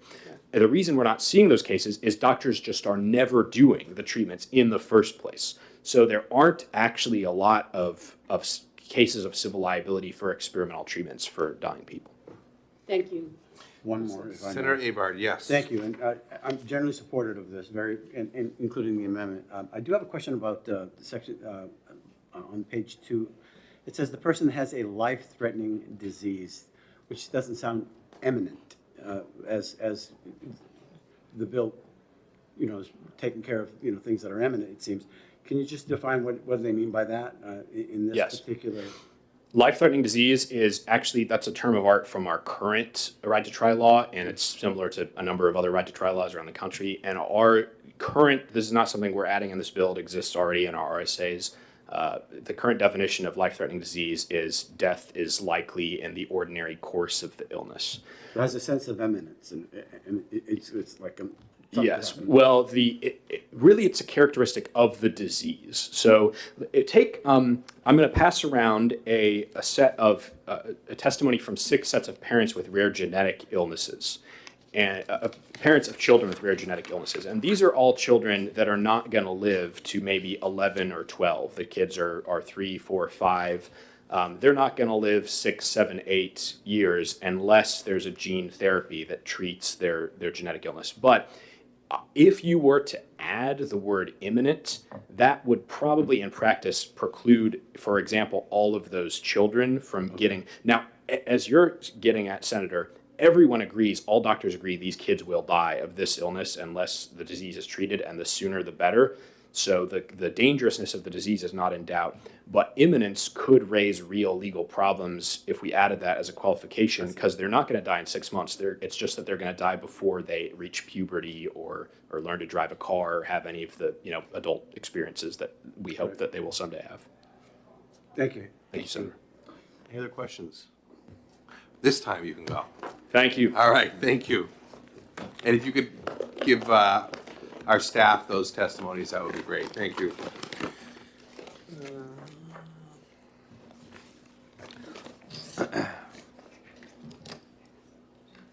Let's see, John, I'm having a hard time with that last name.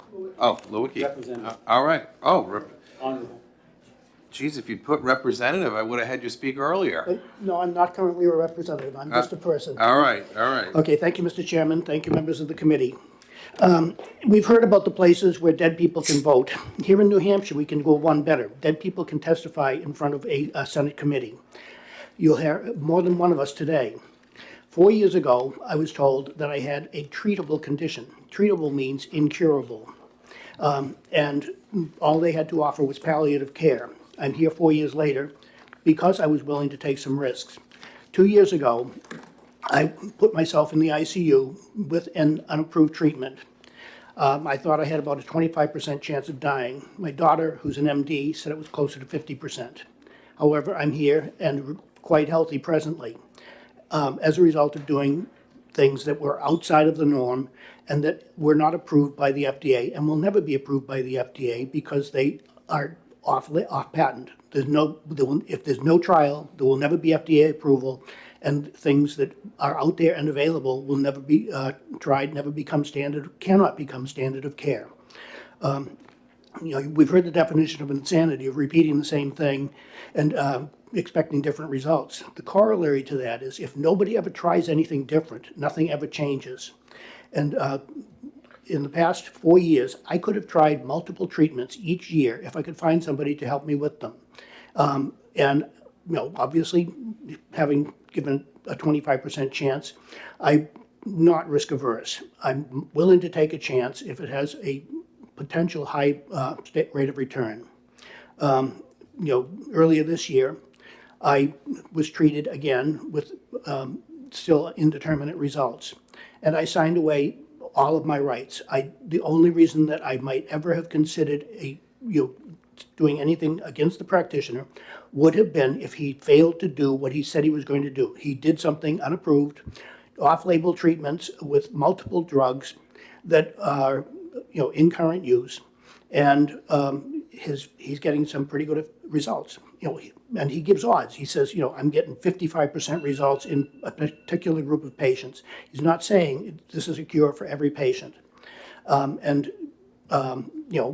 So far, the jury's out. And as I say, there are so many things. We've all heard of the treatments that were attempted and that failed for one reason or another. And those that are now off patent can never be tried in any different way because the millions or billions of dollars it takes to get an FDA trial done means that it just won't happen. It can't happen. And some of this goes back over 100 years. When I first started working, there was a saying, you can't patent perpetual motion or a cure for cancer. We've gotten beyond that now, but the wet blanket that they put over the whole system currently means that things don't get tried, and so we don't make progress, or we don't make progress as fast as we could. And relying on drug companies in Boston or whatever to come up with something new when the old stuff is already there is, in my mind, not necessarily the best way to go in all cases. Thank you very much. Now, just to clarify, you support the bill? Absolutely. All right, because you checked off the opposed, Oh, okay, but sorry. I'll make that change right now. Okay, I'm very sorry. All right. I was standing up there. Yeah, thank you. Let's see. Brian Norman.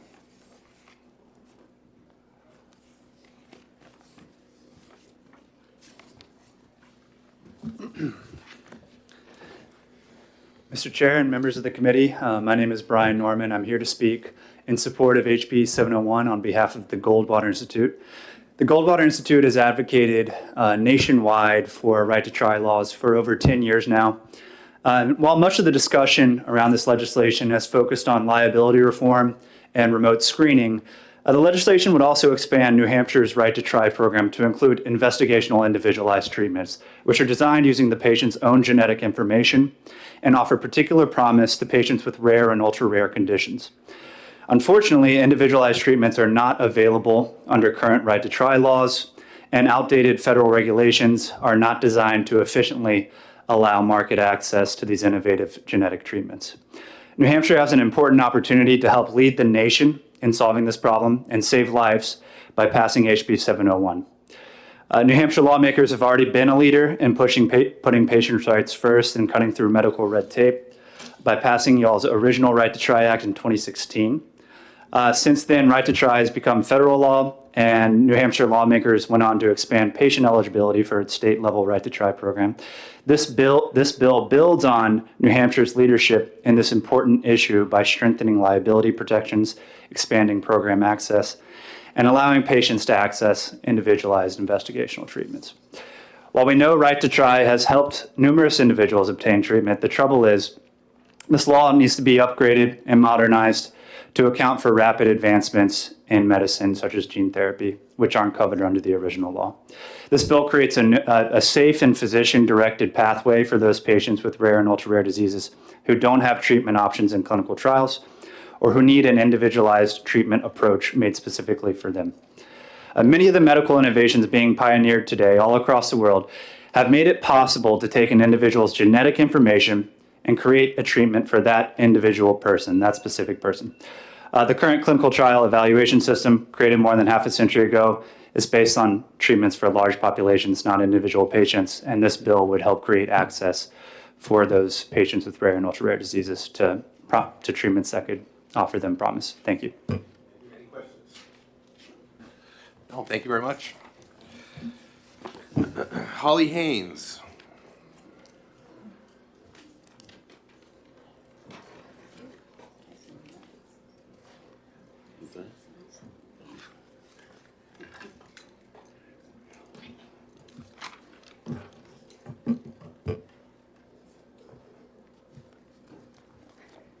Thank you, Senators, for allowing me to speak today. My name is Holly Haynes. I'm an attorney at Abramson, Brown & Dugan in Manchester, New Hampshire, and I'm a past president of the New Hampshire Association for Justice. I speak here today in opposition of this bill. I'm very glad that the attorney from the Goldwater Institute did appear today, because the Goldwater Institute has been lobbying model legislation. They're the first proponents of model legislation nationwide, and they've been trying to get 50 states in the nation to adopt it. You've heard from several people today that New Hampshire's, this proposed bill goes further than any other state in the nation. In fact, it goes further than the Goldwater Institute's proposed model legislation. It goes far further than Montana's legislation that you've also heard about. Both of those examples of legislation have the same language that our current bill offers for immunity from suit, and it requires that the conduct be reasonable. In just a second, I will find the quote for it. Montana's statute specifically has that manufacturers, healthcare providers, and other persons and entities shall be immune from suit for any harm as long as they are complying in good faith with the terms of the Act and they've exercised reasonable care. This is consistent with our current statute in 126Z. It requires that the providers exercise reasonable care and comply in good faith. This is the standard. There's nothing wrong with current law, and this is the standard that we should keep. civil liability, a person's right to get a remedy when they're harmed is an important substantive right under New Hampshire's Constitution. We expect that people are going to act reasonably. We need to expect that manufacturers and healthcare providers will act reasonably as well. Even the state of New Hampshire has waived its sovereign immunity for acts if its state actors and agencies are negligent. I submit that we shouldn't offer greater immunity to drug manufacturers, providers, healthcare providers, and others than we're already providing, than we give to our state agencies and actors. I'd like to go back to a few things that... Our timer went off, so if you can be brief. Absolutely. A few comments that other people have made, specifically the attorney for the Cornerstone Institute said that the main obstruction to the law, the reason that doctors aren't providing these treatments for people is the threat of civil liability. This is just wrong, and I think if you look at the history of the federal right to try law and other existing laws, the reason that people are not able to get these treatments is because the drug manufacturers are not willing to do it financially. They just aren't going to come to the state to provide these treatments. It's not the threat of liability. This bill, as proposed, is not a mandatory bill. Patients have the option to ask for these treatments. Providers have the option to offer these treatments, but manufacturers also have the option of participating. And the practical reality is they just are not going to. One other inaccuracy in earlier testimony was The last one. contradiction to federal law. This bill is in direct conflict with federal law. We've amended the statute in the past because of federal law conflicts. This amendment adds the eligible facility definition to the statute. Eligible facilities are subject to the federal regulations, and federal regulations specifically, and this is in my written testimony, 45 CFR 46-116, which is the federal regulation referenced in the eligible facility definition, prohibits any informed consent or any of these trials to require a patient to waive or appear to waive any of their legal rights or release the investigator, the sponsor, the institution, or its agents from any liability for negligence. I have one last point, if you'll indulge me. I'm going to give you 10 seconds. The last point is this bill is providing false hope to patients. We've heard about the hope that it's offering to people. It has such a good intention, and it does provide hope, but the practical reality is if it's implemented, if patients are allowed to get these treatments, terminal patients, they'll lose their hospice benefits, they'll lose home care benefits, they may lose insurance benefits, they may lose government program benefits. These are long-term consequences I don't think anyone has thought through with this bill. And the only way patients can get hospice and home care benefits is if they have no eligible treatments. If they try these treatments, they will lose these necessary services and won't have any remedy under the law. Thank you. Thank you. Any questions? Senator Prentice. Thank you for taking my question, and it's going to be similar to something you heard me ask before in talking about, say, the slice of civil liability versus the broader impact. So having heard what you said, is it your position that isolating this slice of civil liability would have a broader impact on civil liability in cases of medical malpractice, or basically get in the other way of medical relief, or civil relief in medical cases? I think it would if this if these investigation and experimental treatments are being offered in a negligent manner, absolutely. And it is a slippery slope for other avenues for providers to provide care that doesn't comply with applicable standards. Okay. Quick follow-up? Yes. At the very end, you talked about some of the places where this would affect someone's benefits. Say, you talked about like hospice benefits, case law, federal law. I mean, do you have anything that you can provide us that shows some specific examples of where this has happened? I don't. There are a lot of studies, professional societies who've written papers about their concerns of this, the impacts of this on their patients. I can I don't have the answer to that. I can look at the state regulations for the requirements for hospice care, but it's my understanding that you have to have a terminal illness, no other treatment options, and the only remaining options are palliative and hospice care. Okay, thank you. Any other questions from the committee? Seeing none? Thank you, Holly. Thank you, Senator. Betty Gay.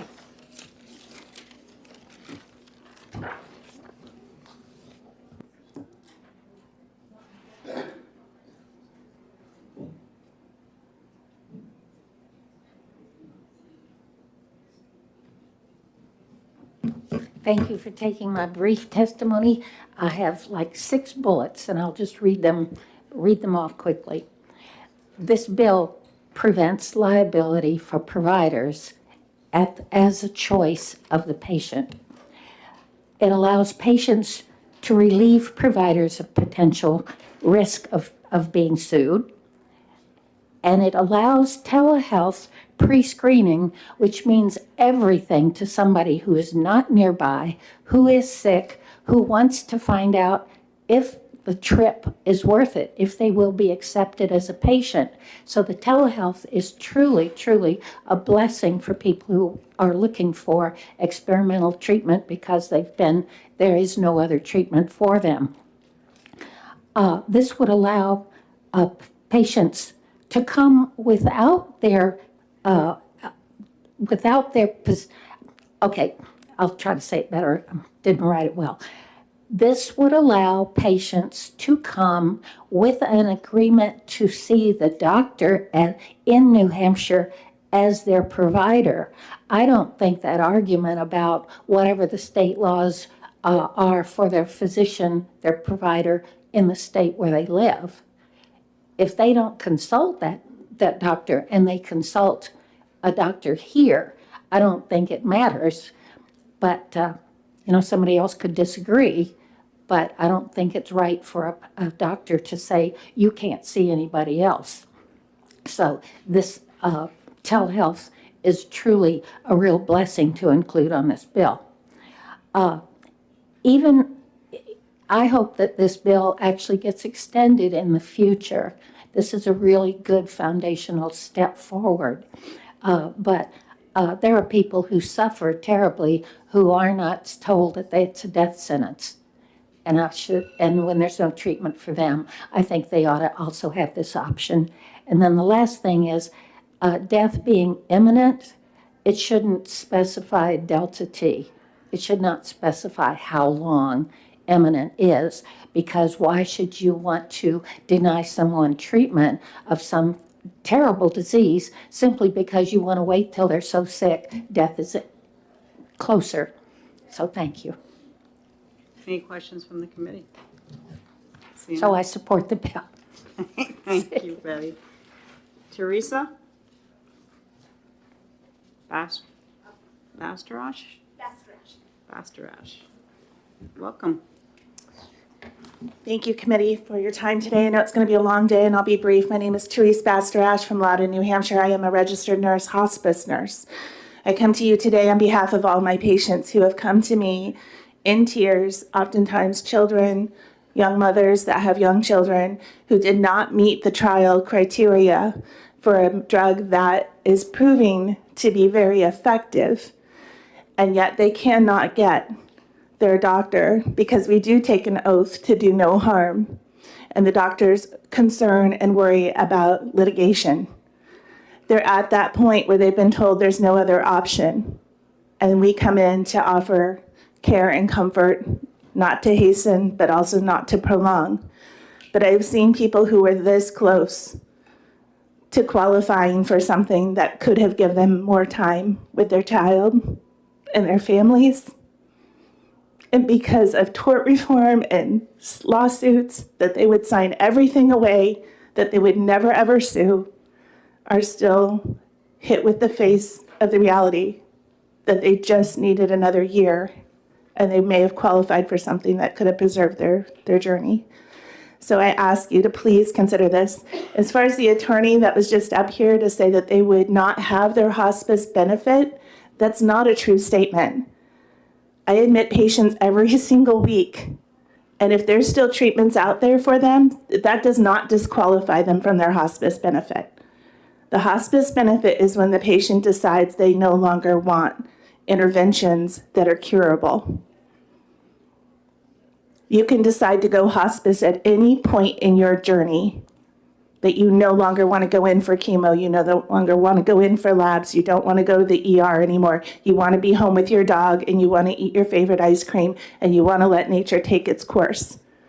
And we are there to honor that. But there's been so many times, even through COVID, as something as simple as ivermectin, that doctors were told, you cannot prescribe this. We need to let people have that freedom to choose without the providers being afraid of a lawsuit. Thank you for your time. Hey, Teresa, any questions from the committee? Seeing none. Final speaker is Michael.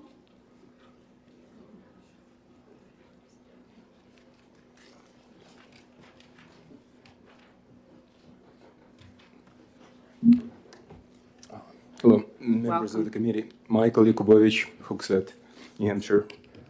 I'm a stage 4 cancer patient. I've been battling it for a little over 2.5 years, almost 3 years. My cancer is called cholangiocarcinoma. It's a bile duct originating cancer. It resides in the liver. Most of us are terminal to begin with. It's very difficult to diagnose. We go in at stage 4. The survival rate, the 5-year survival rate is 5%. This is my 3rd year. I got a long speech. I know I'm time limited here in more ways than one, but my treatment plan has just changed in the last month or so. I live from scan to scan. My next scan is in 20 days exactly, so that'll tell me how well I'm doing on my new plan. My life is very interrupted. I hardly make plans for more than a week out. It's difficult to do. So this disease, it doesn't hit one person. It affects the whole family. Everybody's affected, kids, parents. So I'm trying my best to stay upright, to stay alive.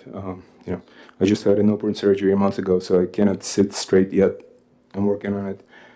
My doctors are trying everything they can. They are going above and beyond. They're trying to perform miracles. They're pushing the boundaries. The first line of treatment is chemo, supposed to last for 6 months. And every Friday, my doctor would check my blood work and see if I can handle the infusion for that day, if I'm going to make it till the morning, because this is 5 hours of neurotoxins being pumped into me. Nurses come in with spacesuits when I administer it. And then a week later, I go back, and then within the week, she's trying to bring me back to human level, blood transfusions, sometimes iron infusions, bone marrow stimulants. That's my life, and that's what they're doing. She extended my chemo treatment. Instead of 6 months, I got 18 because she went above and beyond. She determined, not just her, with peers, molecular boards, she determined I couldn't handle it, and it worked, and she went that way. And then last year, she brought in international radiologist who had me in his operating room 5 times, doing various things, mostly outpatient. But this year, there's somebody else, the open surgery. People looking at me, we're all unique. We're all special cases. There is no one size fits all. I found that medicine is more art than science. So this year, they got a tumor board together. People, I looked them up. Department head, he makes over $2 million a year. They looked at my case, trying to see what they can do, and they installed the device in me. It's a pump. They normally don't give it to people with meds, but I did so well on other treatments that they give it to me, and they want to see what to do. The pump is continuously delivering chemo to the liver, direct delivery. Anyway, I don't care much about laws, as you can understand. I have other concerns, but I care a lot about my doctors. I don't want them hindered in any way because they're performing miracles. I come to my appointments, I bring them souvenirs, I bring boxes of candy to the nurses. They're so kind to us. I'm sorry. So there are treatments. So mine is very rare. Can I continue? Yeah, for a moment, sorry. Yeah. There are treatments that exist in other cancers that doctors cannot prescribe because of FDA approvals. There's a pill that's been in leukemia for a long time. It took 3 years to get to us. I've been on it for the last year. It worked. It kept me stable. So there are all the obstacles, existing treatments, existing pills, existing devices that the doctors cannot bring to us just because the law does not exist. They need to be protected. I mean, I want them to have all the help you can give them to help us, the patients. And I just have a few more points. And I don't want to sue anybody. I have more important things to do, trying to stay alive. And they already deal with so much trauma and horrors and things they see. And they got a lot of bureaucratic red tape, as you can all understand, dealing with insurances, dealing with regulations. They don't need any more trouble. And we certainly appreciate all they do. Again, I'm trying to minimize their time. And so the things, the innovation is being done right next door. You heard Cambridge is doing research. Boston is there. The device they just implanted in me, it's a pump. It's a very interesting engineering. I'm an engineer. Device. It's got no moving parts, no electronics in it. It works on body heat. It's continuous flow. It was developed in Newton, Massachusetts, just 40 minutes away from the border by Intera Oncology. A year ago, they implanted 800,000 radioactive beads into my liver, into the biggest tumor, glass beads, done by Boston Scientific right here. So New Hampshire has a chance to become the center for this innovation for patient-oriented research, because we have the powerhouse, the medical powerhouse right here, and we can write the law where the doctors won't be afraid. They're already doing things, but I don't want them to be in any danger. So please help them be protected so they can help us. But so one last point. So you've heard testimonies where parents come in and plead for the little ones. So I've heard nurses tell me, nurses that treat us, they deal with everything. They deal with breakdowns, they deal with desperate people, they deal with, people falling, people fainting, people dying there on their watch. So I've heard nurses tell me that some of them cannot stomach to go down to the pediatric floor. They just cannot handle it, So they can see a grown man suffer, a 50-year-old man, but they cannot watch a 5-year-old. So that's it. So please give doctors the protections they need. Thank you, Michael. Thank you. Any questions from the committee? Seeing none, thank you. Is there anyone here that would like to speak on House Bill 701 that has not been given the opportunity? Come on up.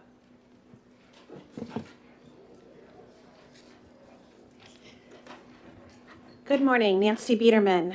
To clarify, I am a member of the New Hampshire Rare Disease Advisory Council.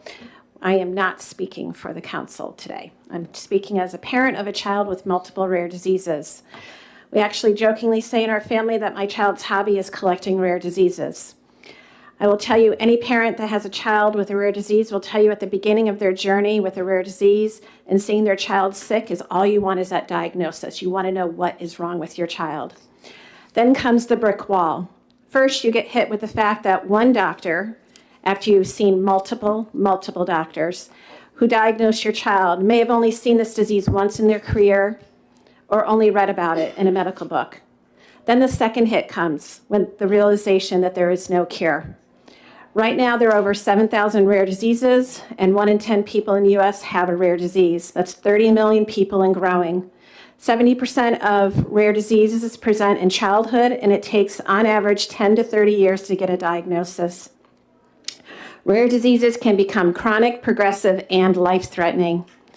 Nearly 80% of rare diseases are estimated to be genetic in nature, yet fewer than 5% of rare diseases currently have an FDA-approved treatment, largely due to cost constraints and antiquated regulatory regimes. As a result, people with rare, life-threatening, or severely debilitating illnesses face significant, often insurmountable hurdles to get the care they need. When there is no cure, doctors and parents are left with their only option, which is to reduce the severity of symptoms. Treatments often occur through various types of medication, physical therapy, acupuncture, and other approved therapies. The tricky part is that every patient with a rare disease is different. While each patient has, in essence, the same diagnosis, their bodies will react medically to medication differently, and they will also present the rare disease differently. I'm an identical twin. My twin presents our family's rare disease differently than I do. Can't get any more alike than that. What works for one patient will not work for another. For the patients who don't follow the normal course of disease, they're left hanging with no help. The only help is to lessen symptoms or try a course of treatment that uses off-label medications and therapy. Now, with new innovations, some medication can be individualized for each patient, which then gives hope to some patients with a rare disease. Big pharma and insurance are really not interested in investing money in the treatment that will only help a small number of people, which is common with rare diseases. Unless you have a large organization and a celebrity that has that rare disease, you will not get any research looking for any type of treatment. Nancy, can you wrap it up? Yep. HB 7101 expands access to investigational individualized treatments tailored around an individual's unique genetic makeup and provides civil and liability protections so good faith providers can get patients and innovative treatments that they need to deserve. Please support HB 701 for my child and other children who are suffering with a rare disease. Thank you. Thank you, Nancy. Any questions from the committee? Seeing none. Thank you. Anyone else here who hasn't spoken that would like to speak on 701? Huh? Sure.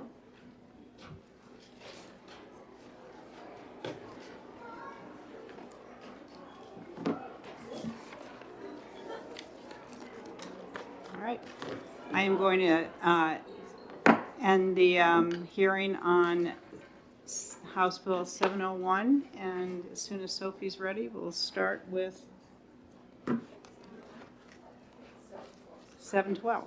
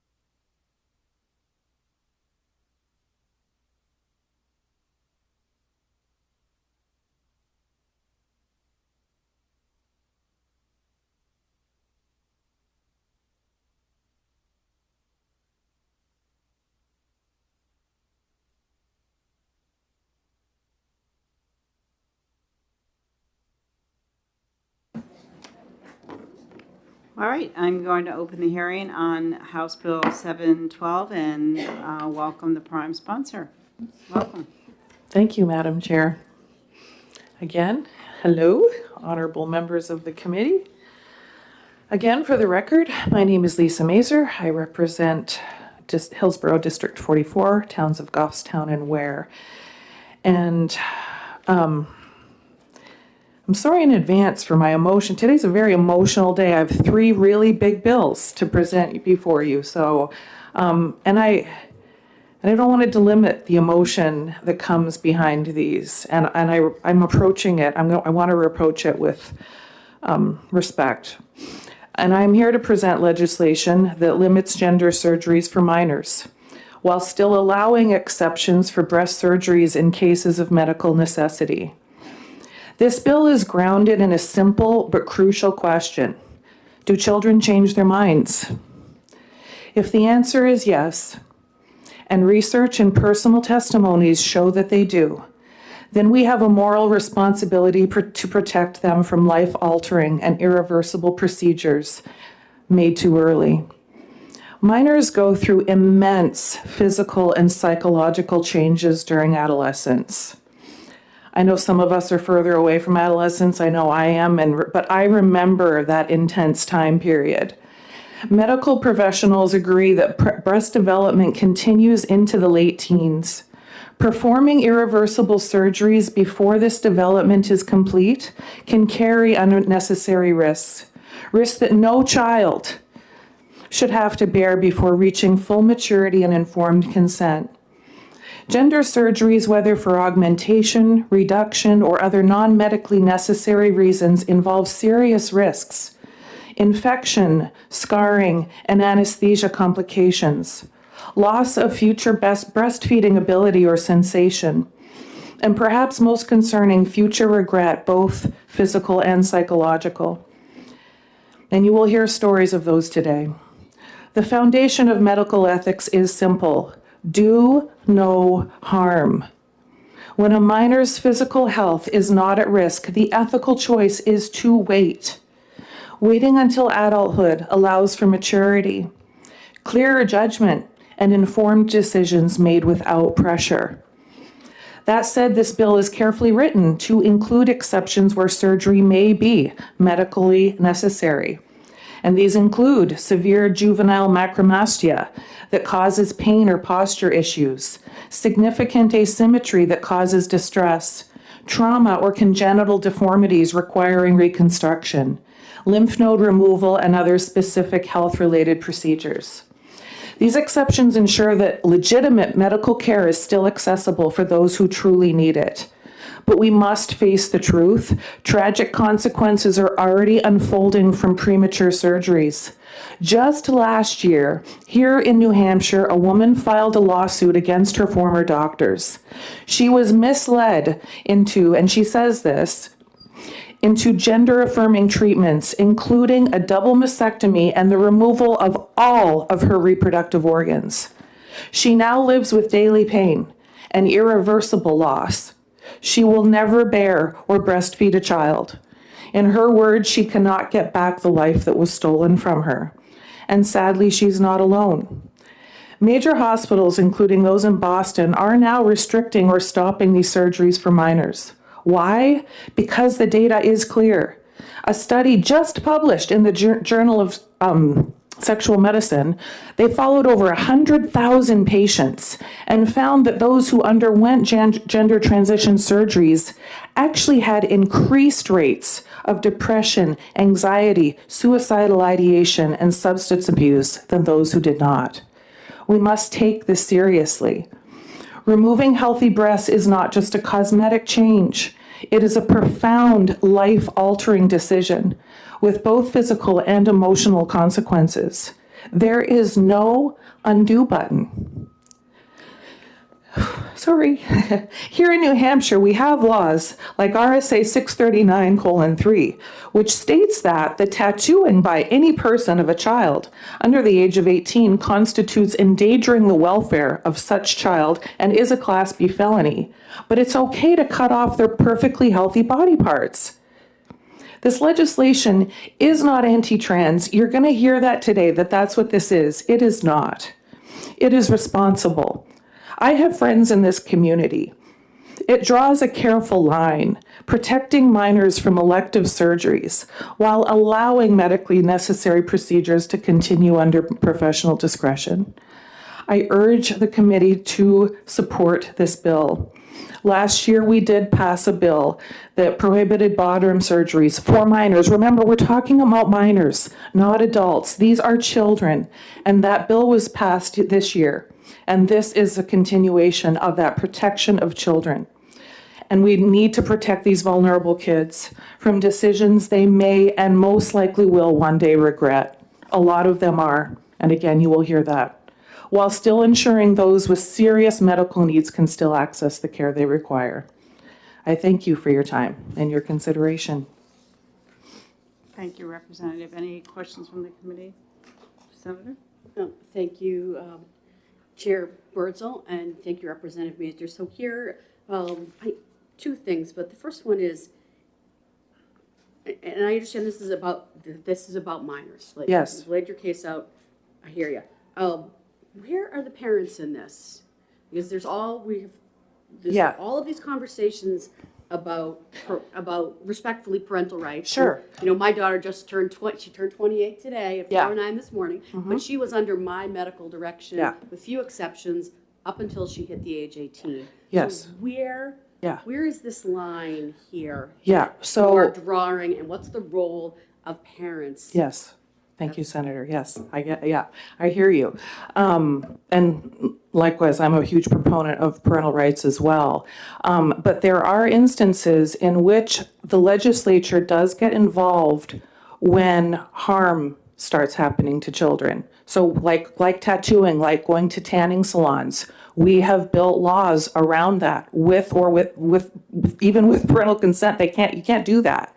So this is just another step of that. There are things that you should not be able to do to children that will harm them, that, you know, parents may say, yeah, it's okay to go get a tattoo, but law says, no, they are children. They could change their mind, and this could do something very damaging to them now. So wait until they're 18. That's what this is. It just lets kids be kids. What you want to do 18 and after, when you're out from the parents, whatever, on your own, do what you want to do. But we are hearing way too many stories now, and millions of stories are now starting to come to the light.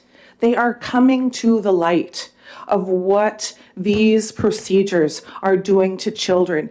I have spent so much time with members of this community, and I have dug in and done the research, and I have seen things that I can't unsee.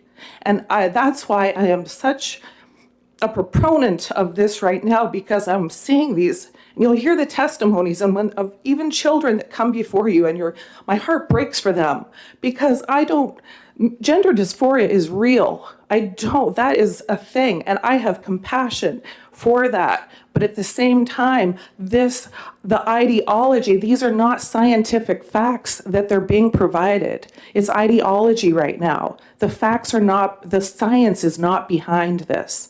So that's why there are times when the legislature does need to step in and say, enough with the harm. You're good? Okay. Thank you. Thank Any you. other questions from the committee? All right.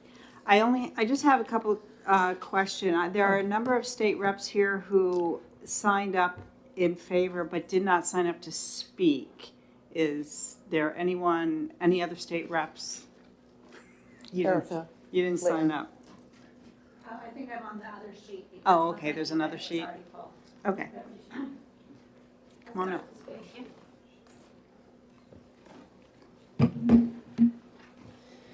Thank you, Madam Chair and members of the committee. For the record, I am Erica Leon, representing Rockingham 13, the town of Derry, and I'm a co-sponsor of this bill.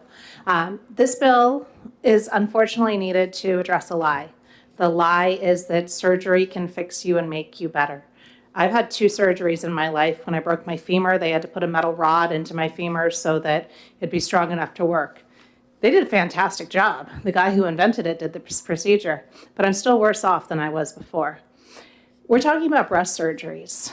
I was a medical device analyst, and I dealt with a lot of the issues around breast implants. When you have a breast implant, there are lifelong complications. They need to be removed. There's infections. There's tissues around them that have severe consequences for that person for their entire life. Whether you identify as the way you were born or not, there are significant lifelong consequences from changing your body surgically. We heard earlier today about the issue around, sorry, let me get back into that part. So there are lifelong consequences, and children are being told that if you have this surgery, you will be more perfect and more like you see yourself in your head.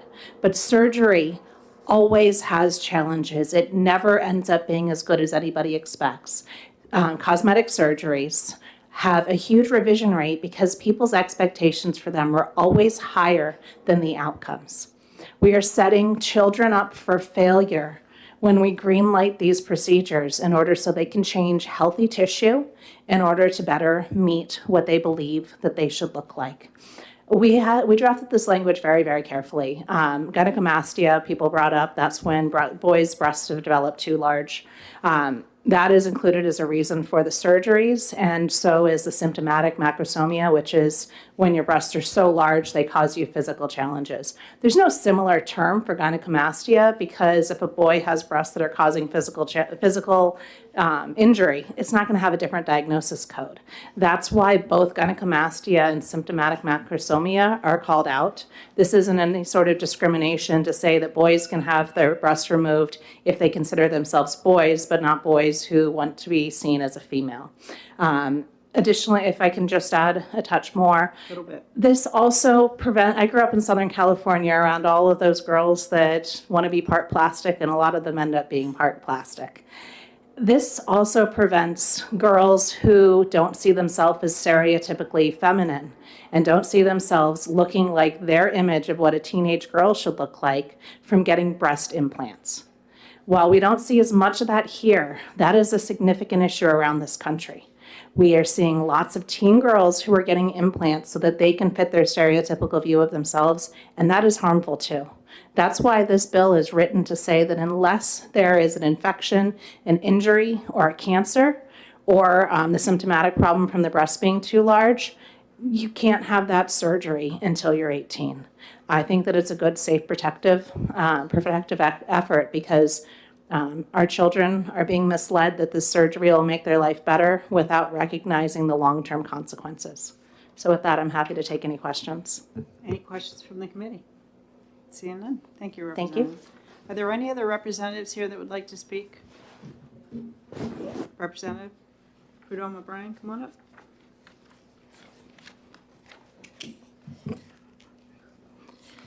Thank you, Senator Birdsall. I'm going to explain my own personal observances of people who, females who became trans-identified. One was, well, a few of them were right here in New Hampshire. One had the surgery as a minor, had top surgery as a minor, and also hormones. That was through Dartmouth Health. I wanted to make sure that was mentioned because sometimes they say that that does not happen at Dartmouth Health, but I witnessed it.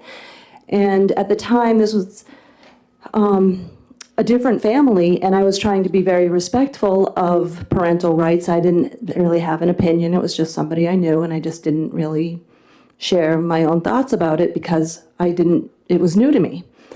I think the parents want to do what's best for their children, and they think they're doing what's best for their children. Now that person, I think, has desisted since and had a child since that has happened. I remember when I was a new mom, breastfeeding was extremely important to me. Financially was one of the reasons because I was watching every penny at the time, and also health was very important. So breastfeeding was very important to me. I was unable to breastfeed my second child completely because I had breast surgery in between both children, and one breast I couldn't breastfeed because I had some tumors removed. They turned out to be benign, so that's great. But I couldn't breastfeed, and it was a big hardship. I also was in a rape survivors support group for a long time, and there were women in the group that were intentionally morbidly obese, intentionally. They worked hard because they said this will keep them safe. They thought it would keep them safe. I noticed something similar with the trans-identified women that I knew. They had all been sexually assaulted. So that's what they had shared with me. And was there a connection with that? I think there very well could be. There's a lot that we should continue to investigate. We don't allow children in this state to get tattoos and to go tanning under the age of 18. And I don't see how this is any less important. This is even more important considering all of the things I just mentioned. And I thank you for your time. Are there any questions? I'm happy to take any. Any questions from the committee? Is it hot in here? Yes, it is hot in here. I can confirm that. Thank you, Representative. All right, Lee Brown. Lee Brown.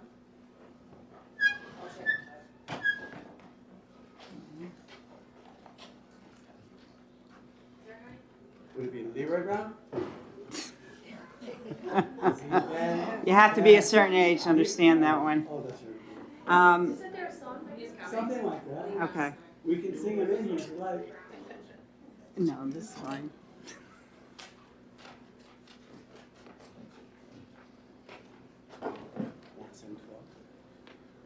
Yes.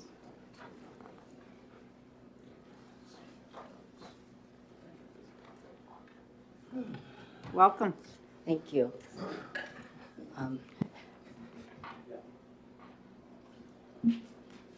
Okay, thank you for the opportunity to speak. My name is Lee Brown. I'm here to offer testimony.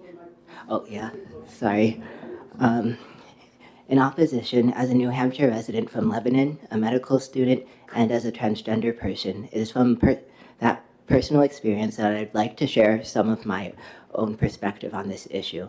I came out as transgender when I was around 13 years old, and I started my legal transition as a teenager, and at 17, I began the process of seeking gender-affirming care. My consultations with physicians helped me to understand my options. They didn't rush me into anything and helped me see my choices clearly, ask questions, and feel heard. Even with the support that I had access to, navigating the system wasn't easy. I had to collect letters of support and wait to move to the top of the line to schedule a consultation. Those delays worsened my mental health, and I experienced significant depression as a result of having to spend more time in a body that did not align with who I am. I ultimately had to take a gap year after high school before college so I would be able to complete my medical transition. And yet, under this bill, even initiating that care, just getting a referral to a doctor, would have been banned, as any referral for or provision of gender-affirming surgery to an individual under 18 years of age would be deemed unprofessional conduct. I genuinely don't know what would have happened to me if this proposed bill had been a law when I was a teen. I doubt that I would be sitting in front of you today as a future physician. I love living in New Hampshire, and I had hoped to stay in New Hampshire for residency and eventually practice here as a doctor, but my fiance and I have had to have serious conversations about where we want to raise a family. We've agreed that we want to live somewhere where our future children, no matter who they grow up to be, will be able to access care that affirms who they are. I hope we will have the opportunity to do so. And finally, I'd like to speak directly to anyone here who may be a transgender youth. I know it's a hard time to be yourself, and that bills like this can make you feel invisible or targeted. Please know this, you are not alone. There are people out here who are fighting for you, and I'm proud to be one of them. I respectfully urge you to reject this bill. Thank you.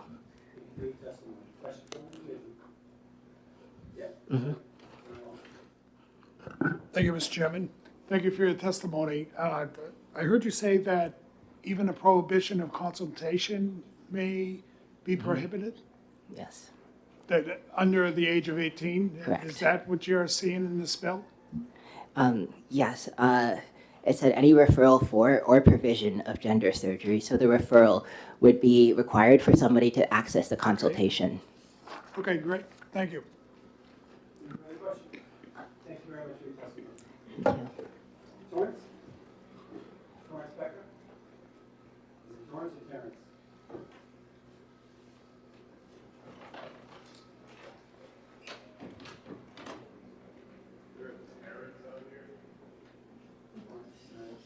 I could be really wrong. Anybody with the name Torrance? Welcome. Is it hot in here or is it cold? It's warm out there. I don't know about it. Oh, yep, thank you. Can you hear me now? Oh, I All got right, you. wonderful. My name is Torrance Holt-Becker. I'm from Manchester, New Hampshire. I'm an advocate and a member of New Hampshire's Parent Leadership Training Institute in Manchester. And most importantly, I'm the dad of a transgender son. My son came out when he was 11 years old. He was deeply struggling with his identity and with depression, and he was hospitalized for multiple weeks.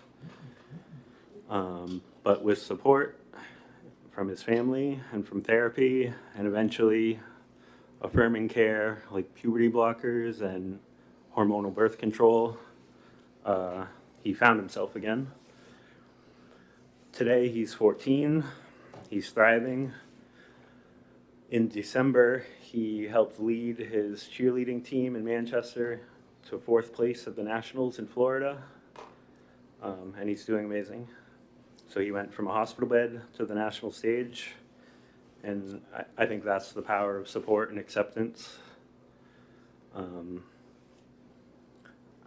I don't think these bills support or protect children. I think it endangers them. So I'm just asking you to vote no and let families like mine keep fighting for our kids. Thank you. That's all. Well done. Thank you. Questions from the committee? Senator Long. Thank you, Mr. Chairman. Thank you for your testimony. So I'm hearing that these minors are being told this will make them better. You appear to be in that process. What is that? Is that what happens? I think he went to the hospital and knew how he felt, but he wasn't getting the recognition of it from us, his parents and his peers and stuff. And once he talked through that and figured out exactly what was going on, we figured out a way to address it, and we worked together, and now he's doing a lot better. Okay, and follow up if I may. Just the process of working together.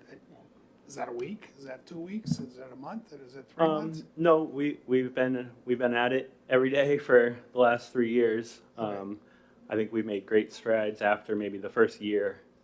We really started to see some improvements. Okay, great. Thank you. I have a question. Are there local hospitals that are allowing with or helping out with the puberty blockers? It's his PCP, his primary care. Yep. Yeah. So it's not any particular hospital or anything? Well, he was hospitalized at Elliott originally, and they didn't have any care for him. He was in the adult psych ward for multiple weeks. And eventually he moved on out of that, and we worked with his PCP. Any further questions? Thank you very much. Oh, Senator. Thank you, Chair Avard. Yeah. And thank you for taking my question. As a follow-up on Senator Long's question, you stated that there were 3 years of 3 years between the time the conversation started to, say maybe the point where you're at now. So this was not an overnight decision. Can you describe some of those steps and the types of appointments, medical appointments that you had? Well, yeah, it started. Your family went through together. Of course, it started in the hospital with the psych therapist there, and then we had months of therapy, going back and forth, and during that time there was, I think, doctor's appointments every 3 months to check on his progress and make sure that his mental health is doing well and stuff. Yeah, it's a continuing process for sure. Okay, thank you. Thank you very much for your testimony. Thank you guys for your time. Is there a Beth Scare in the room?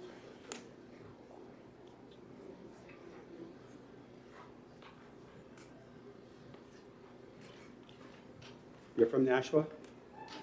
Yeah. Welcome. Hi, I'm Beth Scare, a grandmother from Nashua, and I'm here to testify for my strong support for HB 712 to protect girls from double mastectomies. Too many girls are having this done at a young age. What is the rush to have their breasts amputated? Why is there so much urgency for them to undergo this serious operation to have healthy body parts removed? Why is it so critical to have this done when these vulnerable girls are 13, 14, 15, 16, 17? These girls are suffering from anxiety, depression, PTSD from sexual abuse, or the difficulties of ADHD or autism. They are promised that when their breasts are gone, their problems will be solved. And for a short time, some feel the euphoria of getting rid of the supposed source of pain, but then the reality hits that it didn't fix anything.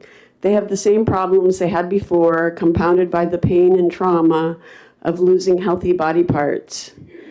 If members of a religious cult were doing this to girls, there would be a huge outcry, and it would make the front page of the paper. People would demand to know how this was being allowed to happen. There would be overwhelming bipartisan support in the legislature for a ban, as when female genital mutilation was banned. But because it is not being done for religious purposes, but to trans-identified kids, then people say it must be permitted. It's a knee-jerk reaction to anything labeled as trans rights. Many of those who support medical transition protest loudly that kids aren't having these operations. Even they are horrified that this is happening. Vote ought to pass on HB 712 to protect vulnerable girls from losing healthy body parts. Thank you for your testimony. Are there questions from the committee? I have a question. Are they removing breasts in New Hampshire at these young at age 13? I don't know what's being done. I mean, Dartmouth Health says they're not doing it. That's the only, but I know Boston Children's is removing them at as young as 15. That's on their website. That is or was on their website that 15 was the youngest they would take them. Of course, in states like California, it's as young as 13. Questions from the committee? Seeing none. Thank you very much.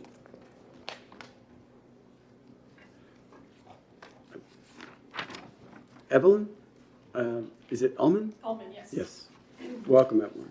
Thanks. And you're from Boston. Yes. Right.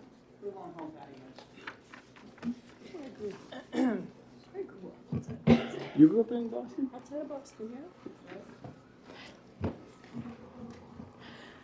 My name's Evelyn Ullman, and I'm a volunteer with Democrats for an Informed Approach to Gender. We're a 501c3 nonprofit representing Democratic voters nationwide and here in New Hampshire. I'm here to discuss the reasons why you should vote yes on HB 712. Many of our supporters are the parents of children who've been harmed by puberty blockers, cross-sex hormones, and needless surgeries, all in the name of gender identity, which is an unproven, undefinable concept about the self based entirely on regressive stereotypes about men and women. Who are the girls undergoing cosmetic double mastectomies? They're the girls who have been caught up in the trap of trans. They've been falsely convinced that trying to escape their natural bodies and denying being female will somehow magically solve all of life's problems. Some are autistic, some have other mental health diagnoses. Many of them simply don't conform to gender stereotypes. And sadly, external societal pressures make them think they have something wrong with themselves. I know I certainly did when I was a kid. Many of these non-conforming girls end up later being same-sex attracted like me. It's a fact that there's a strong link between gender nonconformity in childhood and homosexuality in adulthood. So we have a situation on our hands now where young people, many of whom will grow up to be lesbians, gays, and bisexuals, are coming out on the other side of this with their bodies irreversibly mutilated. This is not health care. It's a new form of conversion therapy that harms gays and lesbians. So-called top surgery is the horror of cutting off a teenage girl's breasts for cosmetic purposes to affirm their own body hatred. It's no different than giving liposuction to an anorexic. There is no credible evidence that it cures anything or prevents suicide. Removing the healthy breasts of girls and young women permanently robs them of sexual function and the possibility of ever breastfeeding a child that they may someday choose to have, despite their adolescent contentions to the opposite. Breastfeeding has long been known by clinicians and the CDC as the best source of nutrition for infants, crucially boosting the immune system and protecting against illness. Breastfeeding reduces a mother's risk of ovarian cancer, type 2 diabetes, and high blood pressure.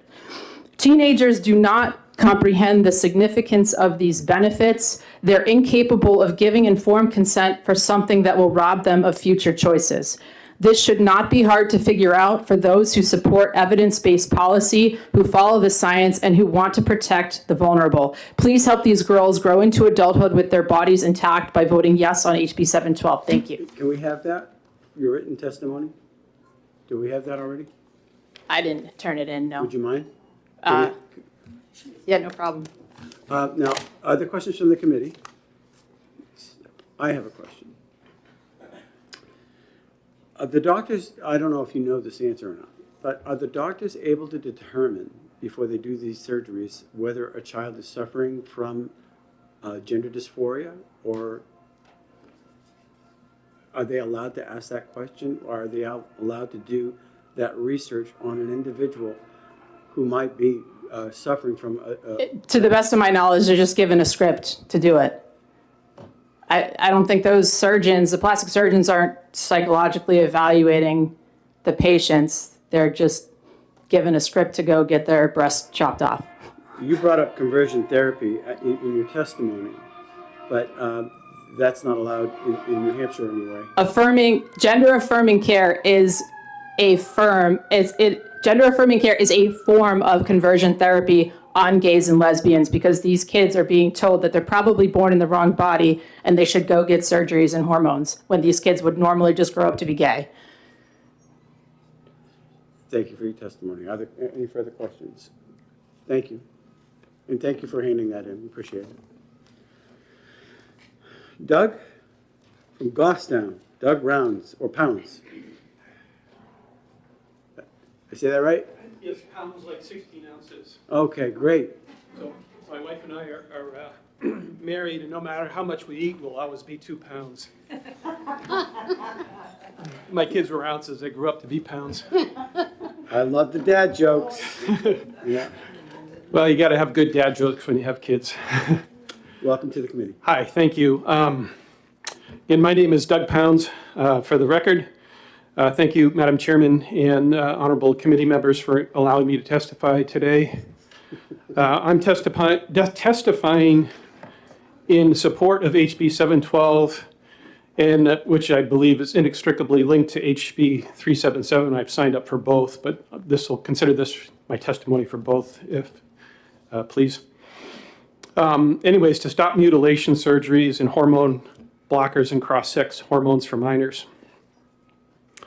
I have a friend who has been on cross-sex hormones and had sex change surgery, the bottom surgery, for over 30 years. My friend suffered childhood sexual trauma and as a result disassociated himself as a male, otherwise struggling with gender dysphoria. This ultimately led him into taking cross-sex hormones and eventually undergoing sex change surgery as an adult, actually. Unfortunately, this did not resolve my friend's childhood trauma. Many years later, after his sex change surgery, my friend received proper psychological help to deal with the childhood trauma. He finally got the help he needed. As a result of this, the gender dysphoria just went away. My friend has now detransitioned after 30 years. Unfortunately, the surgery and physical damage from long-term use of cross-sex hormones cannot be undone. There is no going back. My friend continually laments what he was led to do and cried on my shoulder. There's actually an irony here, because he had breast augmentations and had very great difficulty to remove those augmentations, which he finally ultimately got. But it's like you can go one way but not the other, it seems like. Prior to my friend getting proper psychological help, he attempted suicide multiple occasions, and he tells me it had nothing to do with being discriminated against as a transgender, but had everything to do with the fact that he followed through with the surgery, and it did not resolve the underlying issue, also known as a comorbidity. As parents, we are blackmailed to believe that if we do not support our children to facilitate hormone blockers, cross-sex hormones, or cross-sex surgeries, that our children will commit suicide. The truth is, they are more likely to commit suicide if they are allowed to follow through with these, because the underlying causes have not been addressed. So we do have that 3-minute timer, but I'm wondering, is that all written down? Yes, it's all written down. Could we have that? Yes. And we'll make copies for the committee. Okay, thank you. And I appreciate it. I'm just I want to be fair to everybody. Okay. You got like 10 seconds to finish. Oh, okay, all right. Scientific data points out that gender dysphoria is overwhelmingly associated with autism, spectrum disorder, and unresolved trauma. Dr. Kenneth Zucker, renowned psychologist from Canada who does not have a political agenda, has strong clinical evidence that shows up to 90% of minors will outgrow gender dysphoria by the time they reach adulthood. It is understood medically that cross-sex hormones belong to a class of steroids when administered to someone with depression and can bring them out of the depression temporarily, creating an illusion that maybe they are in the wrong body.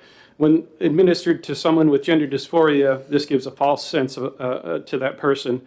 Okay. However, these effects are temporary. Thank you very much. All right, thank you very much for your time. And Representative, did you want to speak? No. Me? Yes. No, I left my purse under my chair. any questions, by the way? I just want to listen. Okay, thank you. Are there questions from the committee? Okay, thank you. Thank you Who very should much. I Thank give you these for to? handing that in. We'll make copies for everybody in the committee. And with that, I'm going to hand it over to the real chair. We're good. All right. So your next one is right here. All right, Anne Marie Banfield. I don't see her in here. Thank you, thank you. All right.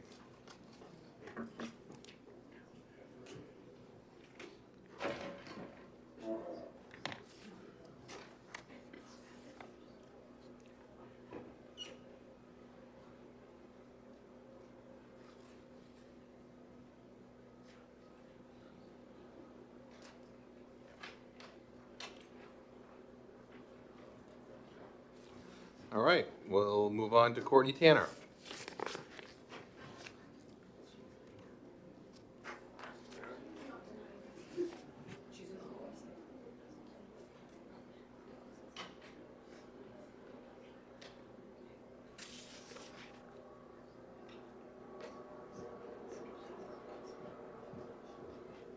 Good morning. It's still morning. Courtney Tanner, for the record, I'm the Senior Director of Government Relations at Dartmouth Health, and we have concerns with House Bill 712. I apologize, it's tricky to be in the hallway, so I apologize if I'm being duplicative. On its premise, we are concerned about legislating any type of medicine. We have concerns about